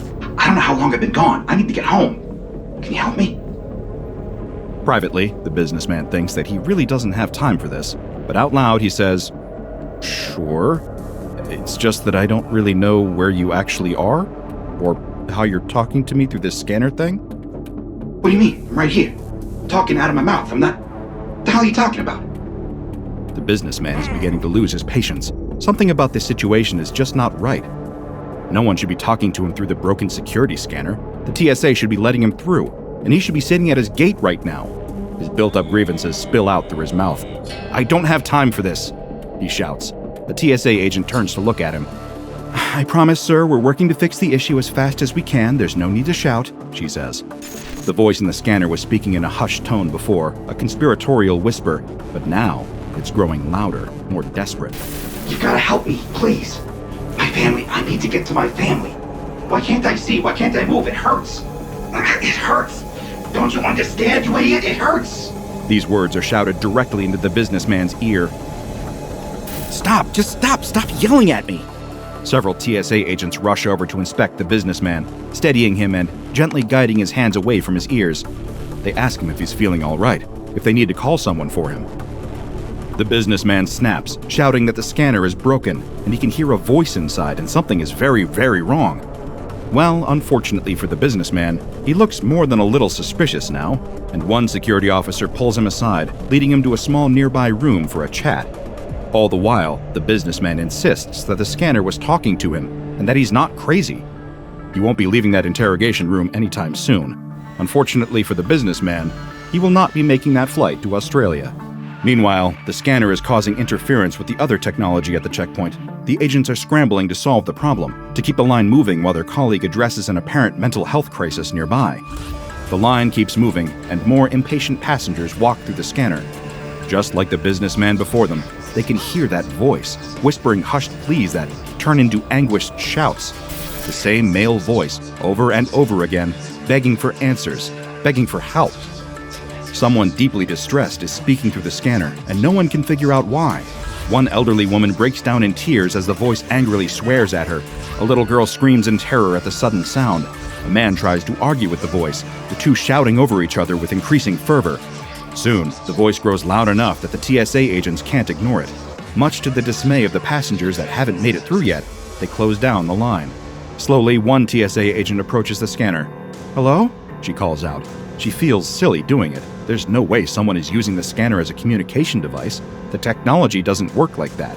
But then, clear as a bell, she hears the response. Hello? You can help me?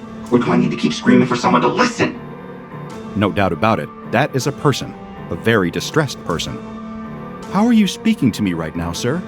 With my mouth. What are you, stupid? I don't want any trouble. Please, just let me go, or I'm gonna lose it. I just want to go home. What is this, some kind of kidnapping thing? Did you drug me? Sir, please, we can't help you if you don't tell us how you're speaking through the machine. There's no goddamn machine. There's just me. Just me. Me. The voice begins to sob in frustration, and the TSA agent feels a sudden wave of inexplicable nausea sweep through her body. There's no speaker on the machine, nowhere for a voice to emanate from. There's only one solution in sight. They need to take this thing apart. Something is very, very wrong with it. She calls over several of her colleagues, and they begin to fiddle with the machine's outer shell, attempting to loosen and remove it. As they do, a blood-curdling scream rips through the air. Stop! Please, stop! Whatever you want, I'll do it. Just stop, please! She signals for the others to stop what they're doing, and the screaming ceases. When the voice speaks again, it sounds defeated, exhausted. What do you want from me? Is it money? I don't have much, but if you let me go, I'll give you whatever I can. Please. My daughter just turned 5. I just want to see her again. There was the sound of sobbing again. Somehow, when they tried to open the machine, it hurt the man speaking through it. This just gets weirder and weirder. Meanwhile, the interrogator in the nearby room receives word that the businessman is not, in fact, having a mental health crisis. He really did hear someone speaking through the scanner, someone that everyone can now hear. Whoever this mysterious man is, he will not listen to anyone, will not explain where he is or how he got there. He claims that he was having an ordinary day, lost consciousness, and woke up in total darkness. By the time the businessman is released, however, he has already missed his flight to Australia. That does it. That's the straw that breaks the camel's back. He marches back over to the body scanner, shoving TSA agents out of the way as he goes. He begins kicking at the scanner, shouting a stream of curses and epithets at the one who caused him to miss his very important flight, the one who may have cost him his promotion. Man or machine, it doesn't matter. This thing is his enemy now. The disembodied voice returns the shouts in kind, warning the businessman to back off, or he may not like what comes next. I'm warning you. The businessman laughs derisively, egging on the voice inside the scanner. Oh yeah? What are you gonna do? The businessman soon gets his answer, though he won't live to understand what it meant. As the voice screams, louder than anyone has heard it be so far, the businessman collapses to the ground. His body convulses, and his eyes roll back. A seizure. The TSA agents attempt to interfere, but as they approach the scanner, they too collapse to the ground. Some are seizing, others are just unconscious. They don't know it, but all of them are suffering from extreme radiation poisoning. The crowd of passengers waiting to go through security breaks apart, people scattering every which way in search of help or a quick exit. In the next 48 hours, everyone who collapsed will be dead. After 2 more weeks, several of the bystanders will be dead too, all because of the one faulty scanner and the strange voice speaking from inside. Before the story can make the news, it is suppressed by SCP Foundation agents embedded in the media. All living witnesses are given amnestics, and the airport is temporarily closed. The cover story is an attempted terrorist attack, and people are all too quick to eat it up. No one will ever know the truth of what happened, or the nature of the device that would become known as SCP-1966.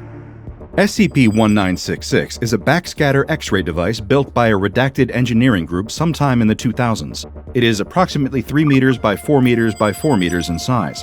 It was purchased by the American Transportation Security Administration for use in an international airport. Passive scans of SCP-1966 reveal no discernible difference between the internal structure of this scanner and other body scanners with the same design. However, it is no ordinary scanner. Shortly after the scanner was placed in its designated airport, it began to emit the sound of a human male voice. So far, the Foundation has been unable to determine where the voice originates from within the structure of the scanner. The voice responds to speech and other auditory stimuli in the vicinity of SCP-1966 and appears to belong to a sentient consciousness that resides within the scanner. It will continue to speak whether or not it is connected to a power source. In conversations with Foundation staff, SCP-1966 has claimed to be an insurance salesman from London, Ontario, by the name of Mr. J. It remembers being at its daughter's 5th birthday party, which, coincidentally, occurred the day before the scanner was placed at the airport. After the party, it reports becoming blind and unconscious. According to SCP-1966, it cannot see or experience any other senses other than hearing, the feeling of pain when the scanner is tampered with, and a sense of vibrations in the vicinity. It also appears to know when it is being moved, and when someone is attempting to open its outer casing. When the casing is interfered with, it tends to respond by saying, "Ouch!" and "Stop that!" In terms of the tone of conversation, SCP-1966 can be friendly, or it can be angry to the point of being verbally abusive. Whenever SCP-1966 becomes especially upset, it begins to emit a higher level of ionizing radiation, with levels sometimes spiking to the point of causing immediate fatalities, as well as delayed deaths that occur within 2 weeks of exposure. In order to minimize casualties, it is important that SCP-1966 be kept calm. To this end, Protocol Psi-1966-A was developed. This protocol set a series of rules for Foundation staff to keep in mind while interacting with SCP-1966. First, the entity must always be referred to by the name it gave, Mr. J. If SCP-1966 makes any claims about its memories or identity, they must be accepted without argument or contradiction. Personnel should never reference the Foundation, SCP-1966's current form, its acquisition and history, or where it is being contained. If SCP-1966 expresses any self-destructive urges or sentiments, the on-site director must immediately be notified. Junior staff are not considered qualified to handle this scenario, and swift intervention is necessary to prevent any needless radiation poisoning or casualties. If SCP-1966 asks where it is, or expresses concern about its environment, it should be told that it is currently in the long-term care ward of a Toronto hospital, and that it suffered brain trauma during a car accident. If it asks to speak to its wife or daughter, the only approved response is, "You know you can't talk to them now." This is in reference to the cover story provided to SCP-1966, which is that its wife and daughter died in the same car accident. However, stating this plainly will exacerbate the entity's stress levels and may prove dangerous, so a gentle reminder and correction is preferable. Approximately a year after bringing SCP-1966 into custody, the Foundation tracked down a Mr. J, a London, Ontario-based insurance salesman with a wife and daughter. When interviewed under the guise of a survey, his memories and opinions matched those of SCP-1966 up until the date it was first placed in the airport. He was then observed for 3 years, but nothing anomalous about the man was ever detected. For all intents and purposes, he is a perfectly ordinary, unexceptional man. The most unusual thing about Mr. J is that he has, as far as the Foundation can ascertain, never had contact with SCP-1966. In fact, he has never even set foot in the airport where SCP-1966 was previously in use. Somehow, SCP-1966 has developed an imprint of Mr. J's consciousness, but how exactly that occurred is beyond my understanding. SCP-1966 must be kept in a dedicated bunker 2 kilometers underground. The bunker must have 10-meter thick reinforced concrete walls with an additional 1 meter of radiation shielding in order to prevent any radiation from leaking into the surrounding environment. To further reduce this risk, the location of its bunker must be at least 100 kilometers away from any major cities or population-dense areas, as well as Foundation sites. The current location of SCP-1966's bunker is classified and provided only to those who have received special clearance. The monitoring station for SCP-1966 must be permanently manned by at least 5 Foundation staff with Level 2 clearance or higher. The on-site director for the bunker must have Level 4 clearance and be a certified psychologist. No one may interact with SCP-1966 without the approval of this on-site director, and any interaction with SCP-1966 must conform to Protocol Psi-1966-A. The tale of SCP-1966 has been difficult for me to shake. It is far from the most bizarre anomaly I've researched, or the most dangerous, but there is a compelling tragedy to it. A machine, built only to assist with airport security, found itself suddenly cursed with a consciousness that was not its own. Nothing in the world will convince SCP-1966 that it is not a Canadian family man. Its mind is always occupied by thoughts and memories of a life it will never be able to live. A life that, no matter how real and personal it feels, never belonged to it in the first place. Can any of us be certain we are not suffering from the same folly? How can we be sure that our memories, our names, our very identities are our own? The notion of self is a fragile thing, and SCP-1966 serves as an unsettling reminder that, no matter how secure we feel about who we are, outside observers may be able to see truths about us that we can never hope to comprehend. I never expected to feel quite so existential over an X-ray scanner. A perfect shot. The photographer holds up his camera, focusing on the deer. Then, the creature turns and stares down the photographer with the face of a human man. A long, elegant neck ending in a mutated abomination. The photographer drops the camera and runs away screaming. He won't be coming back to get it. He'd rather just buy a new one. A woman is walking her dog along the dirt road she's walked down every day for several years. It winds alongside a dense forest and past several large plots of land. Some are occupied by farms, some have been left abandoned. It's a pleasant walk, one she can always count on to be as quiet and peaceful as it is stimulating for her dog, with plenty to look at and smell. Occasionally, he gets distracted by a wild animal, but the odd squirrel or possum is nothing the dog hasn't seen before, and she can quickly get him back on the path with a whistle and a tug of his leash. As the two of them near a familiar bend toward the halfway point of the walk, she can't help but notice that something seems off about the dog's behavior today. His steps are anxious, and his hackles are up. He keeps sniffing the air, tugging at the leash, whining insistently, as if trying to tell her something. She soothes the dog, promising him that there's nothing over there. The area he keeps staring at, a low growl rumbling in his chest, is an abandoned farm. No one's been over there for years, but no matter what she does, he keeps staring at that abandoned farm in the distance. Suddenly, there's a rustling sound, some sort of unseen animal moving through the bushes toward the farm. The noise sets the dog off, and he jolts in its direction, yanking so hard and so abruptly on the leash that it flies out of his owner's hand. Free to pursue whatever had been aggravating him so much, the dog tears off toward the abandoned farm. The woman chases after him, desperate to catch her beloved pet before he gets himself attacked by a wild animal, or worse. She sprints after the dog for half a mile until they've passed the ruins of an old barn and reached a horse paddock that seems to be in surprisingly good condition. As the woman catches her breath, she spots a sign she'd never noticed before on the road. It reads, "The Miracle Farm." The paint is unchipped, vivid, even fresh. This doesn't look abandoned. Her dog barks sharply, and she follows the sound. There he is, crouched low to the ground, shaking and barking at a pair of horses. Wait. No, those aren't horses. They have the hooves, the haunches, the tails, but their upper bodies are all human torso, arms, head, and face. It shouldn't be possible, but her dog is barking at what appears to be a pair of centaurs. She grabs hold of his leash, urging him back from the strange beasts. As she backs away, she hears a sound behind her, like a person imitating the crow of a rooster. She spins around and sees a wide-eyed man with a bright red wattle on his face, feathers jutting out of his neck. He crows again, then stoops to peck at the ground. Just behind the rooster man, she sees even more impossible human-animal hybrids. Rotund, pink-fleshed children with pig noses roll in a puddle of mud. A woman coiled up on a rock stares straight ahead, forked tongue flitting in and out of her mouth as she hisses.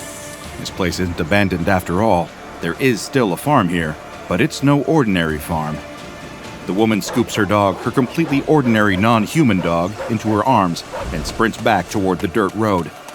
She keeps going, running all the way home until she can get to a phone and immediately calls the authorities. The first few people she speaks to laugh at her, accusing her of making a prank call, but one man takes her seriously and records her report. Then he passes it on to his friends at the SCP Foundation. They conduct a raid of the Miracle Farm and find that it is just as bizarre as the woman described.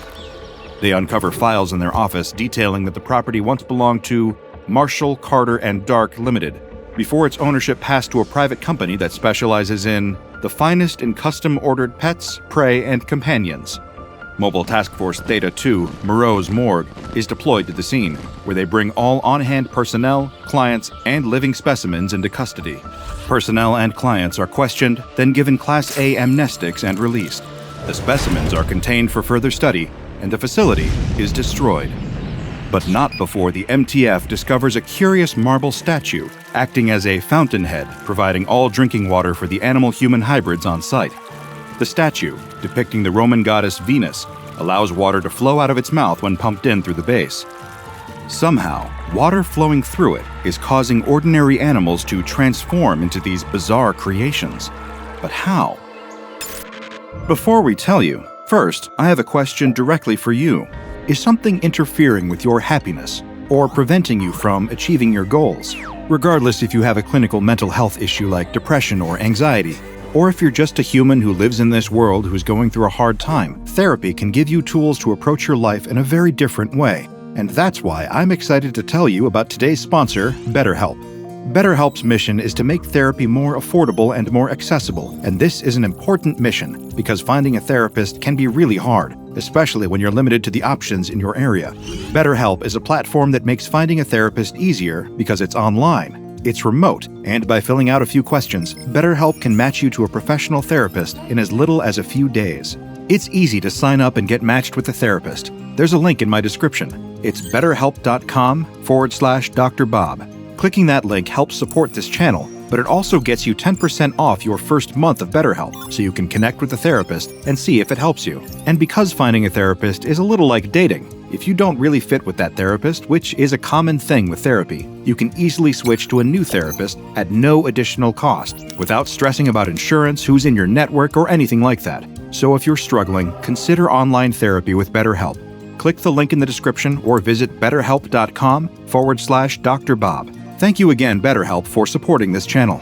And now back to the strange marble statue. The fountain is quickly removed from the area and brought to the Foundation for further study. And that is the story of how the SCP Foundation got its hands on SCP-1575. As is frequently the case at the SCP Foundation, the research team quickly began conducting controlled experiments using SCP-1575. They exposed a variety of animal test subjects to water that had passed through the fountainhead. I combed through the test logs I was able to access and have compiled some of the most relevant examples of the anomaly's effects on various subjects.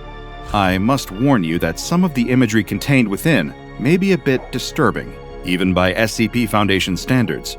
I admit that a few of them turned my significantly desensitized stomach, but still, they fascinate me, and like a train wreck in slow motion, I haven't been able to look away. Test 1575-2 was performed on a female Japanese field mouse, Epidemus argenteus, at the adolescent stage of development. After several weeks of exposure to SCP-1575-1, the mouse began to rapidly increase in size. Over the course of 12 days, the mouse grew to a height of 1.01 meters, a 500% increase in overall body size. As the mouse began to grow, her fur falling out and being replaced with smooth, human skin, her face warping into that of a young human woman, her appetite increased drastically. She was provided a standard field mouse diet of fruits, berries, and nuts, and consumed nearly 95% of her body weight at a given time in this provided food. By the 12th day of her mutation, the mouse's heart was unable to support her rapidly growing body, and it gave out. She died due to failure of her cardiovascular system, leaving behind an eerie half-mouse, half-human creature with a vestigial tail, partially transformed paws, and gray-tinged skin where her fur had once been. Test 1575-4's subject was a pre-adolescent male white-tailed deer, Otocoileus virginianus. The deer began to mutate fairly quickly following exposure to the water, and its initial steps were an alarming sight, to say the least. He began to suffer severe hemorrhaging in the pelvic area as his reproductive organs atrophied. By the end of the mutation cycle, they had disappeared entirely, leaving a smooth, fleshy surface behind. Several male researchers in attendance had to leave the room during the initial bleeding, and one asked to be referred to an on-site counselor regarding a persistent, recurring nightmare inspired by the mutation. The deer's arms and legs changed into human arms and legs, hooves into hands and feet. By the end of the process, which stabilized after 30 days, the deer had become an androgynous-looking Eastern Seaboard Native American person. The only remaining indicators that this had once been something other than human were a tail and antler nubs resembling those characteristic of yearling bucks. After testing the anomaly on prey animals, the researchers decided to explore its effects on a predator. The subject of Test 1575-6 was an adult female Bengal tiger, Panthera tigris tigris. Naturally, there were concerns about the safety of researchers given the subject's aggressive nature. To prevent any accidental injury or death, she was kept sedated for the duration of any hands-on examination. Unfortunately, the application of these sedatives had a negative impact on the tiger's health during the mutation process. After 4 days, before any dramatic visible transformation had even taken place, the tiger experienced failure of the heart, liver, and kidneys. Though this experiment was largely regarded as a failure, it provided the team with a vital piece of information. Sedatives should not be used on test subjects until they were further along in their transformation and at least 80% stabilized. After the tiger, the research team pivoted to the least threatening version of a similar animal, an adolescent female domestic cat, Felis catus. The transformation occurred without incident over the course of 30 days. It was described as unsettling to watch, especially coupled with the pained yowls of the subject, which slowly transformed into the screams of a young woman. But the subject survived the process.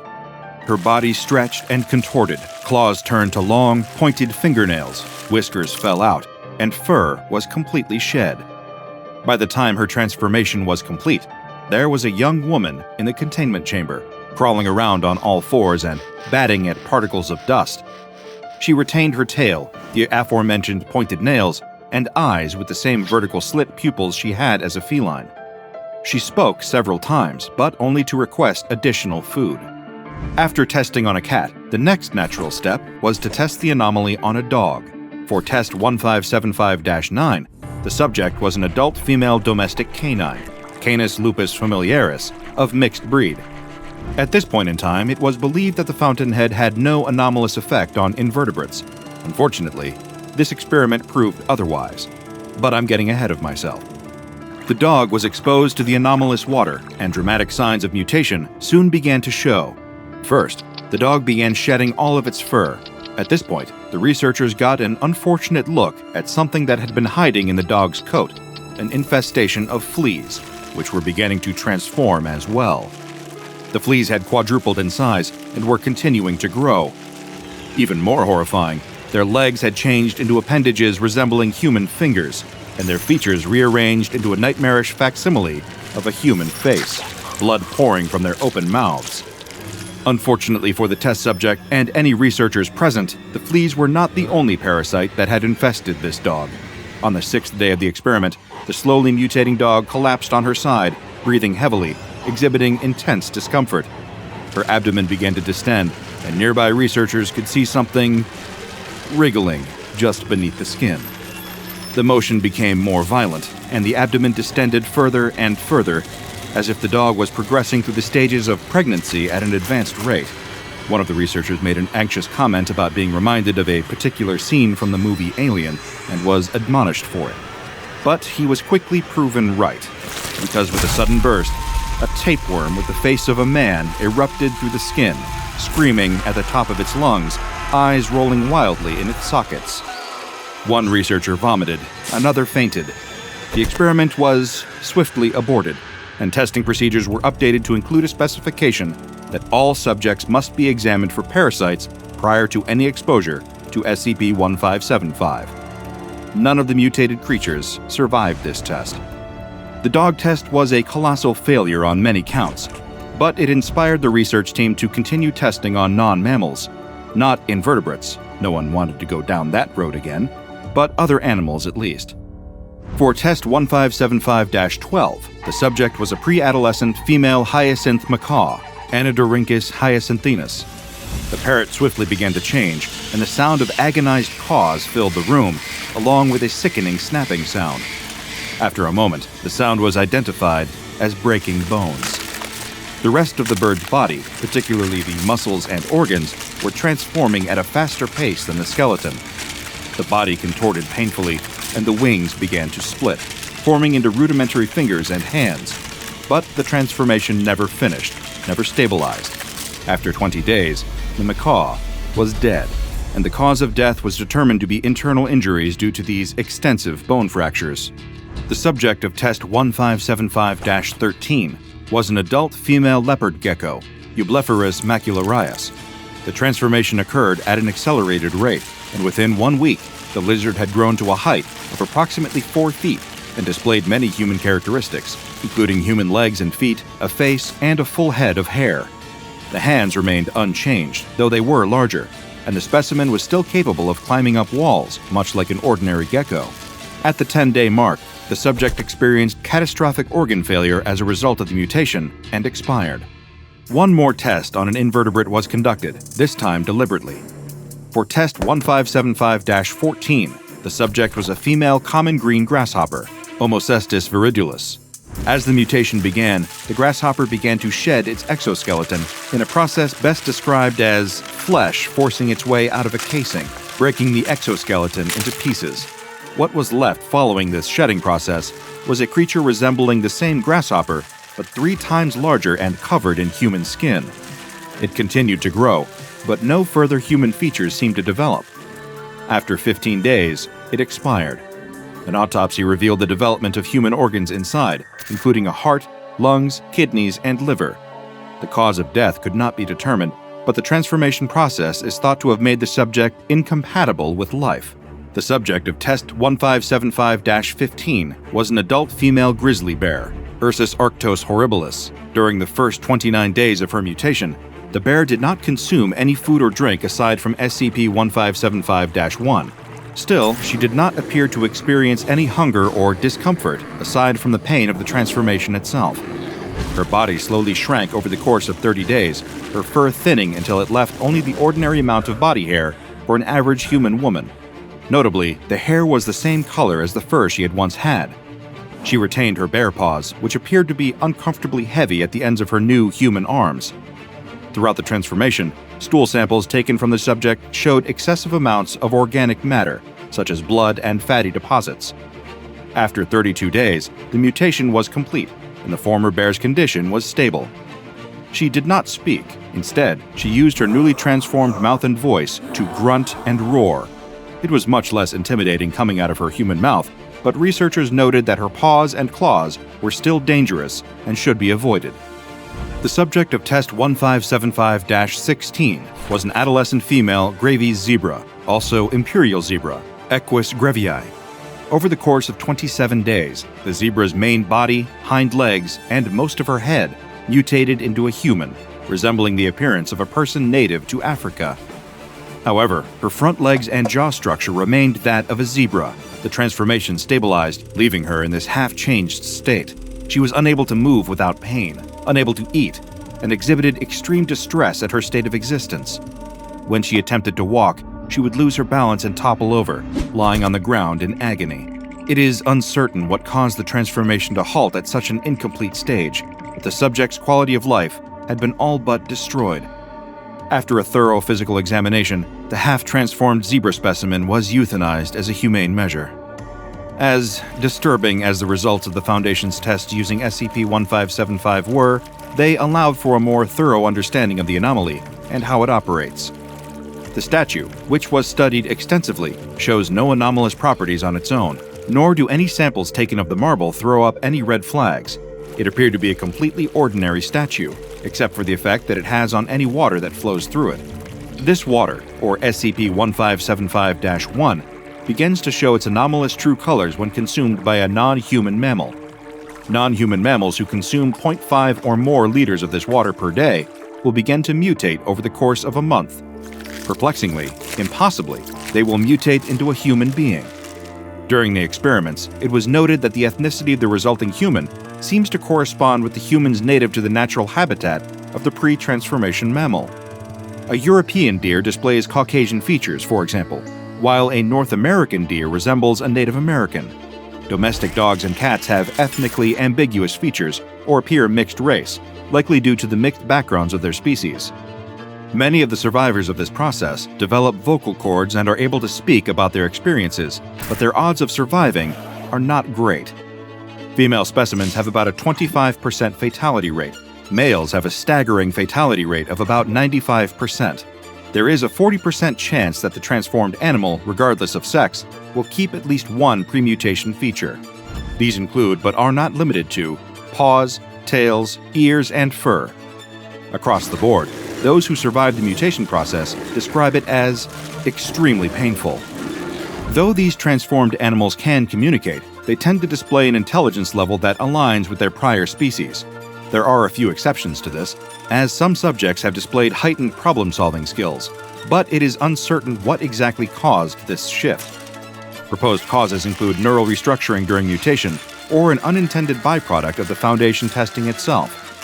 These transformed instances do not magically become human in behavior, personality, or habits. They retain their animal instincts, memories, and sense of self, give or take some added depression or anxiety brought on by the traumatic and drastic changes they've endured. Humans exposed to this anomalous water do not seem to change at all, which makes a degree of sense. If the water serves to transform mammals into human beings, then a human drinking it has nothing for the water to change. Still, I wouldn't suggest drinking it. Tap water may not taste great, but it's far less likely to mutate you. SCP-1575 is currently held in a 6 meter by 6 meter by 4 meter containment chamber at Biosite 23, with direct access to Research Laboratory 3 at the same site. Unless it is actively in use for an approved test, no water may be allowed into SCP-1575's containment. After testing has concluded, all water used during the test is to be held in quarantine and may only be used for further tests. At the time of my reading, I discovered one addendum added to the file for SCP-1575 by a doctor assigned to the anomaly. It reads, "Following the incident on the 12th of this month, during test 1575-9, any animal to be used in testing with SCP-1575 is to be thoroughly examined for both external and internal parasites." Our initial beliefs that SCP-1575-1 only affected the primary host has proven wrong. It apparently retains its mutagenic properties, even when ingested secondarily through the host's lower GI tract or bloodstream. We absolutely do not need another instance of half-mutated flea creatures, and the psychologist is having a hard time helping Janet with her nightmares of a 7-foot-long tapeworm with a screaming face tearing out of the belly of a dog. I fear that Janet and I may have those nightmares in common. This imagery will stay with me for quite some time. When it comes to drinking water from mysterious fountains, proceed with caution, my friends. Sure, this particular fountainhead may not trigger mutation in humans, but that doesn't mean it's the only one of its kind out there. Drink from the wrong water spout, and you may find yourself changed, and no one, including me, can predict what you might become. A young man is in the middle of one of his regular night jogs through the park. He loves running through this park at night. It's dark, the air is cool, and the sounds of the city that surround the park disappear, offering peace, quiet, and a small reprieve from the busy world. He jogs along a path that winds through the park and starts upon a section that is surrounded on both sides by tall trees. He follows the path around a sharp bend and is stopped in his tracks. Standing there, in the middle of the track, is a figure. It has its back to him and isn't moving. He's tall and so uniformly black that he almost disappears into the night. Whoever or whatever this is, he's scared of it. But the creature doesn't move, and neither does he. He's frozen, unsure of what to do, when the creature suddenly turns his head towards him, revealing a pair of bright, glowing eyes. The runner is so terrified he can't even scream. He falls and crawls backwards in the dirt, trying to get away from the creature. The creature turns its body towards him and begins stepping forward. The runner scrambles to his feet and runs. He's sprinting as hard and as fast as he can, adrenaline pumping, heart pounding, trying to put as much distance as he can between himself and that thing. His muscles burn, his lungs ache, but he can't stop. Finally, he's back at his house. He bursts through the door, locking and bolting it behind him. His girlfriend is reading on the couch and doesn't understand what's going on. After struggling to catch his breath, he tries to explain what he saw on the path, but his girlfriend just laughs. A giant man with glowing eyes? He was just seeing things in the dark. It was probably a dog, nothing that would justify the panic he was now in. The next day, he's left wondering if he really was mistaken. Those piercing, glowing eyes are burned into his mind, though. Maybe his girlfriend was right, and it really was just a dog. Yes, that must be it. His mind was just playing tricks on him in the dark. Even so, he's going to stick to running inside, at least for a little while. But he soon finds that he's having a hard time. He notices that he's running out of breath much quicker than normal. Is he coming down with something? He doesn't feel sick, but then why is he suddenly so weak? 2 weeks have passed since he saw something in the park. No one he brought it up to, not his friends, not his co-workers, have ever heard of such a thing, and no one seemed like they believed him either. At this point, he is feeling sure that he really did imagine it. but he can't get that image of whatever it was out of his head. He can't keep running on a treadmill forever, though. He misses his night runs. It's time to get over his fear. He's running through the park again, enjoying the silence and the light breeze on his skin. He continues down the path, acutely aware that he's getting closer and closer to the spot where he saw that thing before. He can't stop, though. He has to prove to everyone that he's not afraid. He has to prove it to himself. He reaches the part of the path that runs through the tall trees. Just like before, the sounds of the city melt away, the only sound coming from his steady, heavy breathing. He follows the winding path and feels his heart starting to race, but he has to keep going. He rounds the same corner, and nothing is there. He slows to a stop. Of course nothing is here. Nothing ever was. He really did imagine it. Or did he? Buongiorno. Today's file comes from the Italian branch of the SCP Foundation, SCP-015-IT, also known as The Boogeyman. SCP-015-IT is a humanoid entity that stands just under 2 meters tall. Its body is devoid of any hair, and its dark, black skin absorbs 98% of all light, making it virtually invisible in low light. Its head lacks a nose or ears, but these missing features are hardly noticed, because if you see 015-IT, its eyes are what demand all of your attention. While the Boogeyman's skin is completely black, its eyes contain light-producing organs on the irises, causing them to glow in the dark, like a deep-sea predator. Its mouth contains 8 pointed teeth on both the upper and lower jaws, and a long 28-centimeter forked tongue. The 2 tips of its tongue each have a hollow, needle-like organ that leads straight into its esophagus. More on what it does with that specialized biological feature soon. Physically, SCP-015-IT is rather slight, but it is surprisingly strong and easily able to overpower an adult human. Its skinny arms are much longer than an average human's, and each of its 4 fingers ends in a razor-sharp claw. It has also been shown to be quite resistant to physical injuries and possesses the ability to heal wounds and damage to internal organs at a hyper-accelerated rate. SCP-015-IT is primarily active at night, which is unsurprising given its skin's natural camouflage in the dark. The Boogeyman hunts mammals, with humans being its preferred prey, but it does not feed on flesh.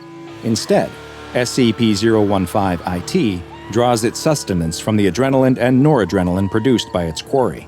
Adrenaline and noradrenaline are chemicals the body produces to increase heart rate, blood flow, and provide more energy to the muscles in moments of stress, or in the case of SCP-015-IT, extreme fear. And it has developed a hunting method to cause this exact reaction in humans.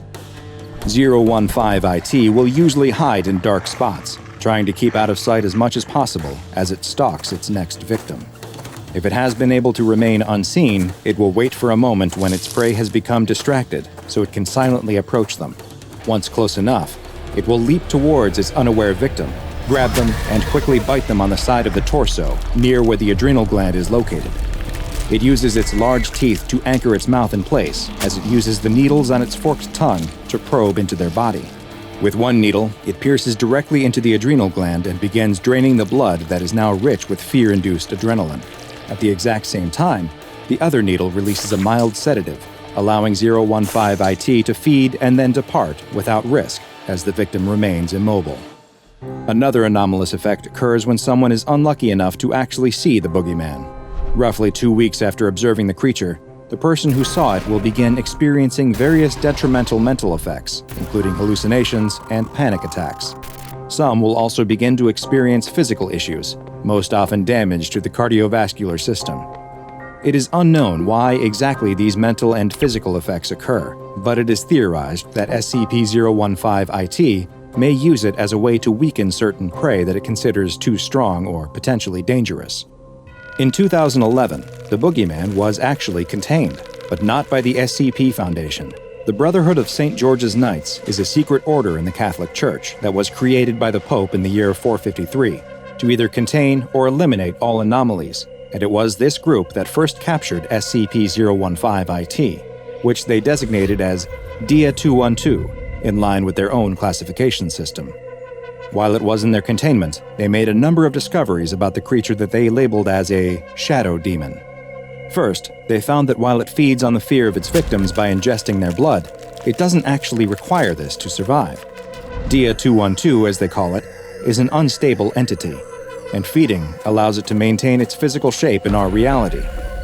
In addition to its impressive physical strength, the Boogeyman is also quite intelligent, as seen by its ability to successfully hunt, attack, and escape from humans.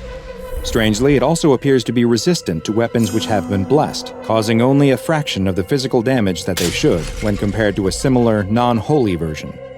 During the course of research into the creature, Father Ilardi, a member of the Brotherhood of St. George's Knights, wrote that despite the creature being repugnant beyond every limit, he believed that it had a gentle soul, and that its screams are similar to a pained cry. He postulated that SCP-015-IT may have even once been a human before some dark force transformed it into the monster that it had become. He decided that it was his mission to find a way to communicate with the creature, and one day bring it back into the light and love of his god. Father Ilardi was making good progress with the creature, and it seemed like it was even growing fond of him and his disciples. But his advances were halted when they were attacked by a group of soldiers from the Fascist Council of the Occult, a terrorist group that seeks to use anomalies as weapons in their quest to disrupt the social order. In the attack, several of the Brotherhood were killed, and in the commotion, SCP-015-IT escaped. Following this, reports soon began to come from the province of Caserta that described what sounded like vampire attacks. A mobile task force was sent to the area, and while 015-IT was initially able to make use of its various physical abilities to evade and escape capture, it was eventually shot with a transmitter that allowed it to be tracked. The Italian mobile task force was able to surround the creature, but fearing being contained again, it responded with a level of violence that it had not been thought capable of. Several members of the task force were killed in the line of duty before the Boogeyman could finally be subdued. Today, SCP-015-IT is contained at Site Vittoria in the Emilia-Romagna region of Italy. Since this anomaly is both sentient and highly unpredictable in its behavior, it has been classified as Euclid. It is kept in a standard humanoid entity containment cell and is monitored by video cameras and infrared sensors at all times. Due to the light-absorbing properties of its skin, its cell and the adjacent corridors are painted white and are to be kept well lit at all times. Twice a day, SCP-015-IT is given a normal domestic pig that it is allowed to feed on.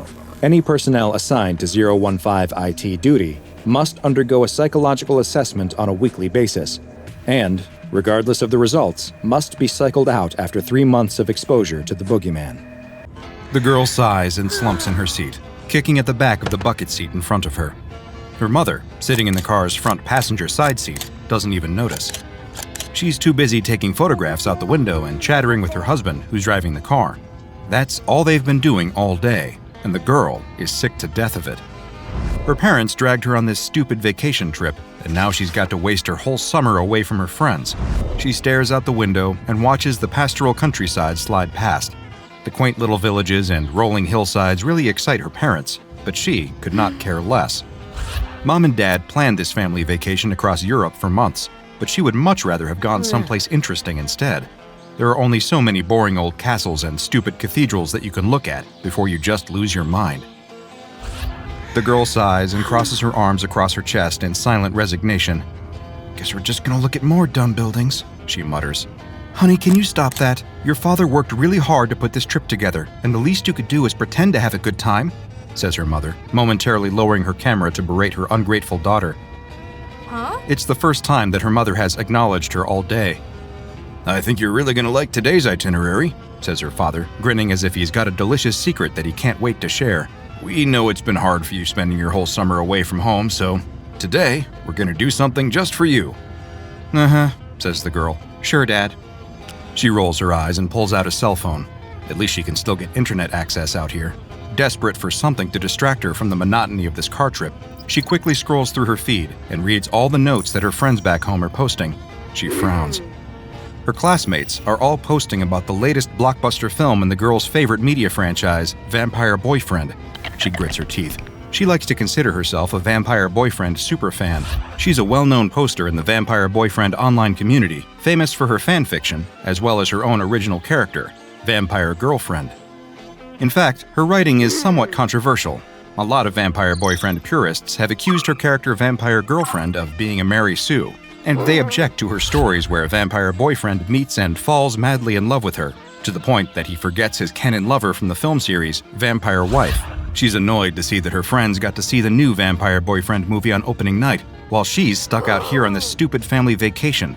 The movie won't premiere in Europe for another few months, and there's no way she's going to be able to avoid spoilers for that long. Everything about this situation seems tailor-made to irritate her, and the excited giggles of her parents in the front of the car as they exchange knowing glances are only annoying her more. Trust me, you're gonna love this, says her father again. He peers at an unfolded road map in his lap, mutters something under his breath, and turns the car off the main highway and onto a narrow gravel road. The girl grits her teeth as the car rattles over the uneven ground so hard that it nearly jostles her cell phone from her grasp. She tries to distract herself by typing some notes to herself, plot points for the latest Vampire Boyfriend fanfiction that she's working on. In her new story, Vampire Girlfriend is going to be kidnapped by werewolves, leading Vampire Boyfriend to have an existential crisis as he struggles to find meaning in a world without his beloved. She makes a note that Vampire Girlfriend should look, dress, and talk just like her. After all, she imagines, wouldn't she be the perfect match for Vampire Boyfriend? She pauses, a momentary dreamy expression on her face, as she imagines how much better a weekend together with Vampire Boyfriend would be compared to this boring car trip. This can't be right, mumbles her father, scanning the horizon. but the directions said. Suddenly he brightens up.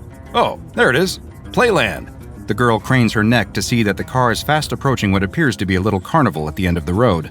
She rolls her eyes. Oh, great. Of course her parents would take her here. First, they bore her with endless visits to museums and historical sites, and now, when they want to make it all up to her, they take her to a carnival for babies. She's not a kid anymore, but her parents still think that this sort of goofy nonsense should excite her. I know you've been bored going to all the historical sites with us, Honey Pumpkin, says her father as he pulls the car into a parking spot and applies the brake. That's why I asked the hotel concierge if there was anything good around here for kids. And wouldn't you know it, the next morning, what did I find shoved under our door? 3 free tickets. He holds up the tickets as if they were a trophy he'd won. The girl's mother nods approvingly. Now that's good service. I hope you left him a big tip. The girl groans. You can't be serious, Dad. A carnival? What, do you expect me to ride on the teacups or something? I'm 15. I'm not a dumb baby anymore. Language, young lady, admonishes her mother as she unbuckles her seatbelt. Your father worked really hard to find this place just for you. The least you could do is show a little gratitude for once. Oh, you think you're too old now, says her father. But I bet once we see some of these rides, boy, I'll bet you feel just like a kid again. He inhales deeply. Even inside the car, the unmistakable fair smells of funnel cake and corn dogs are in the air. You smell that? It smells like fun. Sure, fun. The girl pockets her cell phone. The family exits the car and walks toward the Playland gate, where they're greeted by a costumed employee. Welcome to Playland, announces the employee in a chipper voice. Your favorite amusement park. When you're at Playland, you'll find that the worries of the day melt away, and it's time for play. Oh, you speak English, says the father. He turns to the mother. See, now that's service. He hands over the complimentary tickets. The employee takes them with a smile and a flourish, and then ushers the family through the gate. The girl, however, can't stop staring at the gatekeeper. If she didn't know any better, she would think that he was dressed like Vampire Boyfriend. But that doesn't make any sense. It must just be a coincidence. But once they enter the park, she sees that all the employees are dressed like Vampire Boyfriend. The guy standing behind the counter of the ring toss booth, the guy manning the balloon station. The uniform for this park looks like the outfit that she imagined Vampire Boyfriend would be wearing in her first fanfiction story. Wait, says the girl, staring up at the bundle of helium balloons floating above the balloon vendor. Each balloon bears the name Vampire Boyfriend and the fanged bat logo of the film series. So it's not a coincidence at all? This theme park really is themed after her favorite films? Her father notices her change of expression, and he nudges her in the ribs. Eh? I told you that you like it. This is all about those movies you like so much, huh? Ghost Boyfriend or whatever? It's Vampire Boyfriend, Dad, she says distantly, but she's too mesmerized by her surroundings to put much feeling into the barb. How much for a balloon? Asks her father, pulling open his wallet and quickly thumbing through a stack of local currency. Oh, no charge, says the balloon vendor brightly. He plucks a string from the bundle and hands it over. Everything's free for our valued special ticket holders. Well, would you listen to that? Says her father. He replaces his wallet in his back pocket. Now, this is the kind of carnival that I wish we had back in the States. The girl awkwardly takes the proffered balloon. She feels silly holding it, but she's more confused about why it's free. The whole point of offering free entry into a carnival is to gouge people with overpriced rides and souvenirs, right? But everywhere she looks, she can't help but notice signs advertising free corn dogs and bumper cars, unlimited rides for $0. How can this carnival make enough money to keep operating if it's not charging for anything? In fact, how can this carnival make enough money to keep operating when it's based around a niche film like Vampire Boyfriend? Are there really that many Vampire Boyfriend fans out here to keep this place in business? Not that there's anyone else around. As she scans her surroundings, she realizes that, while there are plenty of costume employees bustling around the fair, she doesn't see any other fair goers. It's as if this whole carnival was created and maintained solely for her benefit. Hey, Pumpkin, how about a ride? I bet you'd love to try out some bumper cars, huh? Says her father. How about we go for a race, and you can see if you can beat your old man, huh? He points to a bumper car ride across the midway. The girl stares. Like all the other rides, it's covered in Vampire Boyfriend murals. This one depicts a young woman running away from a pack of werewolves, and the young woman looks exactly like the girl. It couldn't be. But there's no other explanation. The young woman in the mural matches exactly the description of the girl's character vampire girlfriend from her fanfiction story. And the image of the werewolves looks like it's an illustration of the scene where vampire girlfriend gets kidnapped. How could this be? Could it be that the artist, obviously a fan of the Vampire Boyfriend films, is also familiar with her fanfiction? But even if that was the case, it's absurd to think that he would use it as an inspiration for a theme park ride. Who other than her would possibly recognize this scene? Says the girl's mother, walking up behind her and peering at the mural. Why, that girl looks just like you. I know, she does, says the girl quickly. It's almost a relief to know that her mother has also noticed the resemblance. At least it means that she's not imagining things. At the same time, she feels a twinge of guilt. Readers online are always accusing her of using Vampire Girlfriend as a thinly disguised self-insert. Seeing this larger-than-life picture of Vampire Girlfriend makes her think that there might be some merit to the accusation. Come on, you lot, stop worrying about some old picture and let's have some fun, says her father. He offers money to the ticket taker parked behind the kiosk, but the man merely shakes his head. Your money is no good here, sir, says the ticket taker. The bumper cars are free for our favored guests today. Their father clambers into the rink and ambles toward a bumper car. Her mother tugs at the girl's arm as if to encourage her to join in, but the girl resists. Come on, what's gotten into you? Says her mother. This place is just weird, says the girl. Like, half of the stuff here isn't even from the official Vampire Boyfriend lore. It's all stuff that I made up for my stories. Her mother rolls her eyes in annoyance. Really, we go to all this trouble to find something that you would like to do, and all you want to do is complain? I'm sorry, ma'am, is there some problem here? The family is startled as another employee walks up to them. He's also dressed like Vampire Boyfriend, and a wide smile is plastered across his face. You folks look like you're upset about something. You're damn right I'm upset about something, yells the girl. In her rage, she throws her drink at the employee. He barely reacts as the cup explodes against his chest, dousing him with sticky soda. What's going on here? Where did you hear about Vampire Girlfriend? Ma'am, Playland is designed to give every visitor the perfect experience, says the employee blandly. That's not good enough. Tell me what's going on here. The employee's attitude changes on a dime. His bright smile fades, and suddenly his tone turns stern. Ma'am, I'm afraid that you're going to ruin everyone's fun if you keep up this sort of behavior. We like to keep things fun here at Playland. If you want to spoil the fun, I'm afraid I'll have to ask you to leave. Fine, then we'll leave. Oh, come on, young lady, we just got here, snaps her mother. We literally drove all day to get here and you want to leave after just one ride? You don't even like rides. There's a principal involved here, says her father sternly as he saunters up. Young lady, if that's your attitude, then I think maybe you should go wait in the car, because your mother and I intend to have a good time. The girl doesn't have a chance to argue. The employee rests his hands heavily on her shoulders and turns her around. Don't worry, folks. We'll escort her back to your car. You can join her as well when you're ready. The girl cannot believe what's happening. The employee politely but firmly steers her toward the exit, and Frog marches her out the gate. He abandons her in the parking lot, tipping his hat and smiling brightly before he disappears back inside the park. Please try to enjoy yourself, ma'am, until your parents are ready to join you. In the meantime, why don't you work on that new fanfiction you've been planning? How do you know about that? Yells the girl. The employee doesn't answer, simply turning and fading back into the crowd. She rushes to the gate, but the gatekeeper stops her. Sorry, ma'am, no re-entry without a ticket. But I have a ticket, she cries. You saw it. My dad gave it to you like half an hour ago. Come on, you can't be serious. She tries to push past him, but the gatekeeper grabs her wrists with surprising strength and holds her. Still smiling, he firmly escorts her back out to her car before releasing her. Please, ma'am, don't make a scene. You're going to disturb our guests. Who's in charge here? I need to talk to the manager. I want my parents back right now. The gatekeeper doesn't even respond. He simply returns to his station. There's nothing that the girl can do now but wait. She sits down in the gravel and leans her back against the side of the car. Minutes turn to hours, and still her parents haven't returned. Eventually, she goes back to yell at the gatekeeper again. Where are my parents? They should have been back hours ago. Sorry, ma'am. I guess your parents are just having too much fun right now. I'm sure you'll see them again soon, though, says the gatekeeper. The girl shivers as she feels a bite in the cool twilight air. She notices that the sun is starting to dip behind the mountains. It'll be dark soon. How much longer could they take? Even if they decided to ride on every ride in the park, surely they would be done by now. What time does the park close? Asks the girl, a note of panic rising in her voice. The gatekeeper blinks serenely. Playland is open 24/7, ma'am. We're always here when you want to play. The girl feels the color drain from her face as she ponders the possibilities.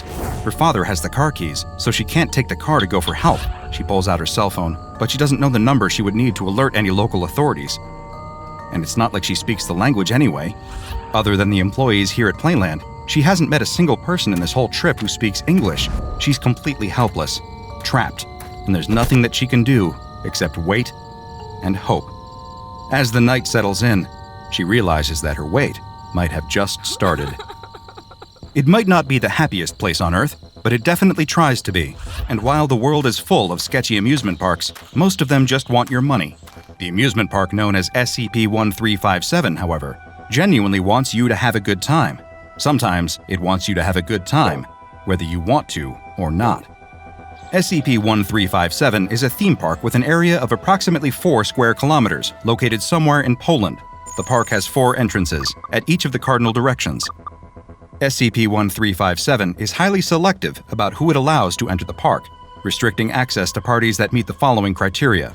The group must contain at least 2 adults in a romantic relationship. It must contain at least 1 member who is under the age of 18 and who thinks of the aforementioned romantic couple as their guardians.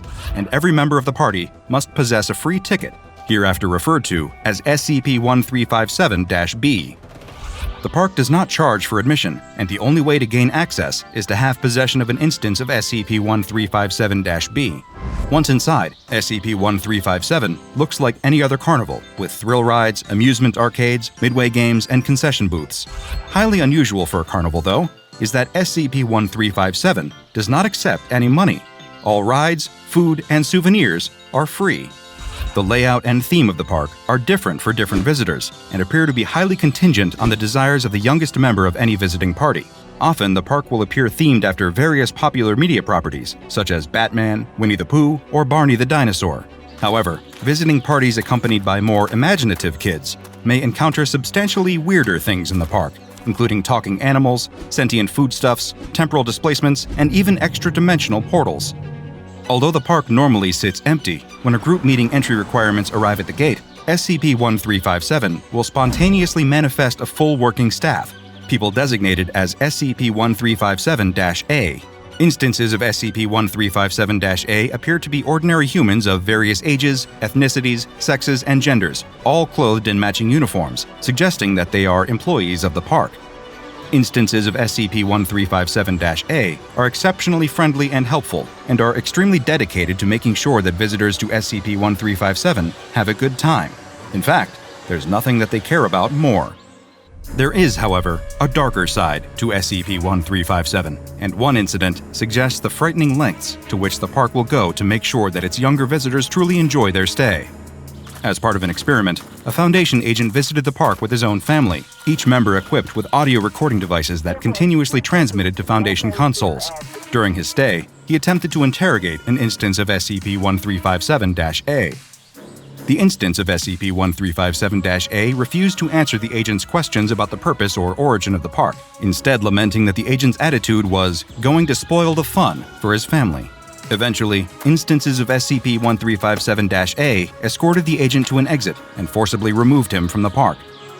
When his wife attempted to follow him, the couple's daughter refused to leave.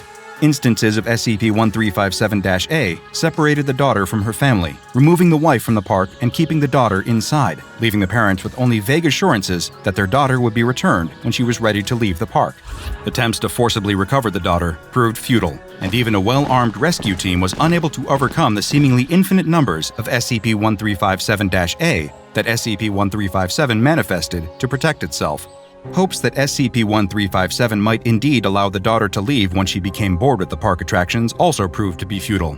Audio captured from the daughter's recording device seems to indicate that when she eventually demanded that SCP-1357-A's release her, she was instead placed into some sort of machine that altered or brainwashed her into becoming an SCP-1357-A herself.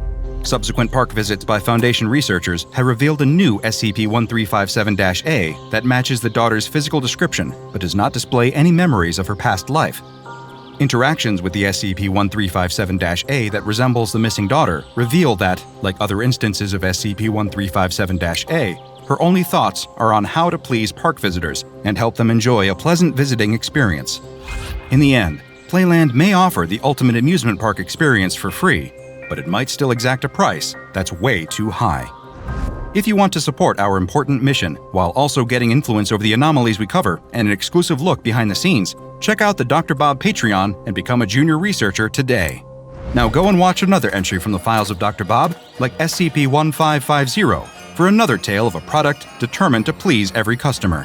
And make sure you subscribe and turn on notifications so you don't miss a single anomaly as we delve further and further into the SCP Foundation's classified archives.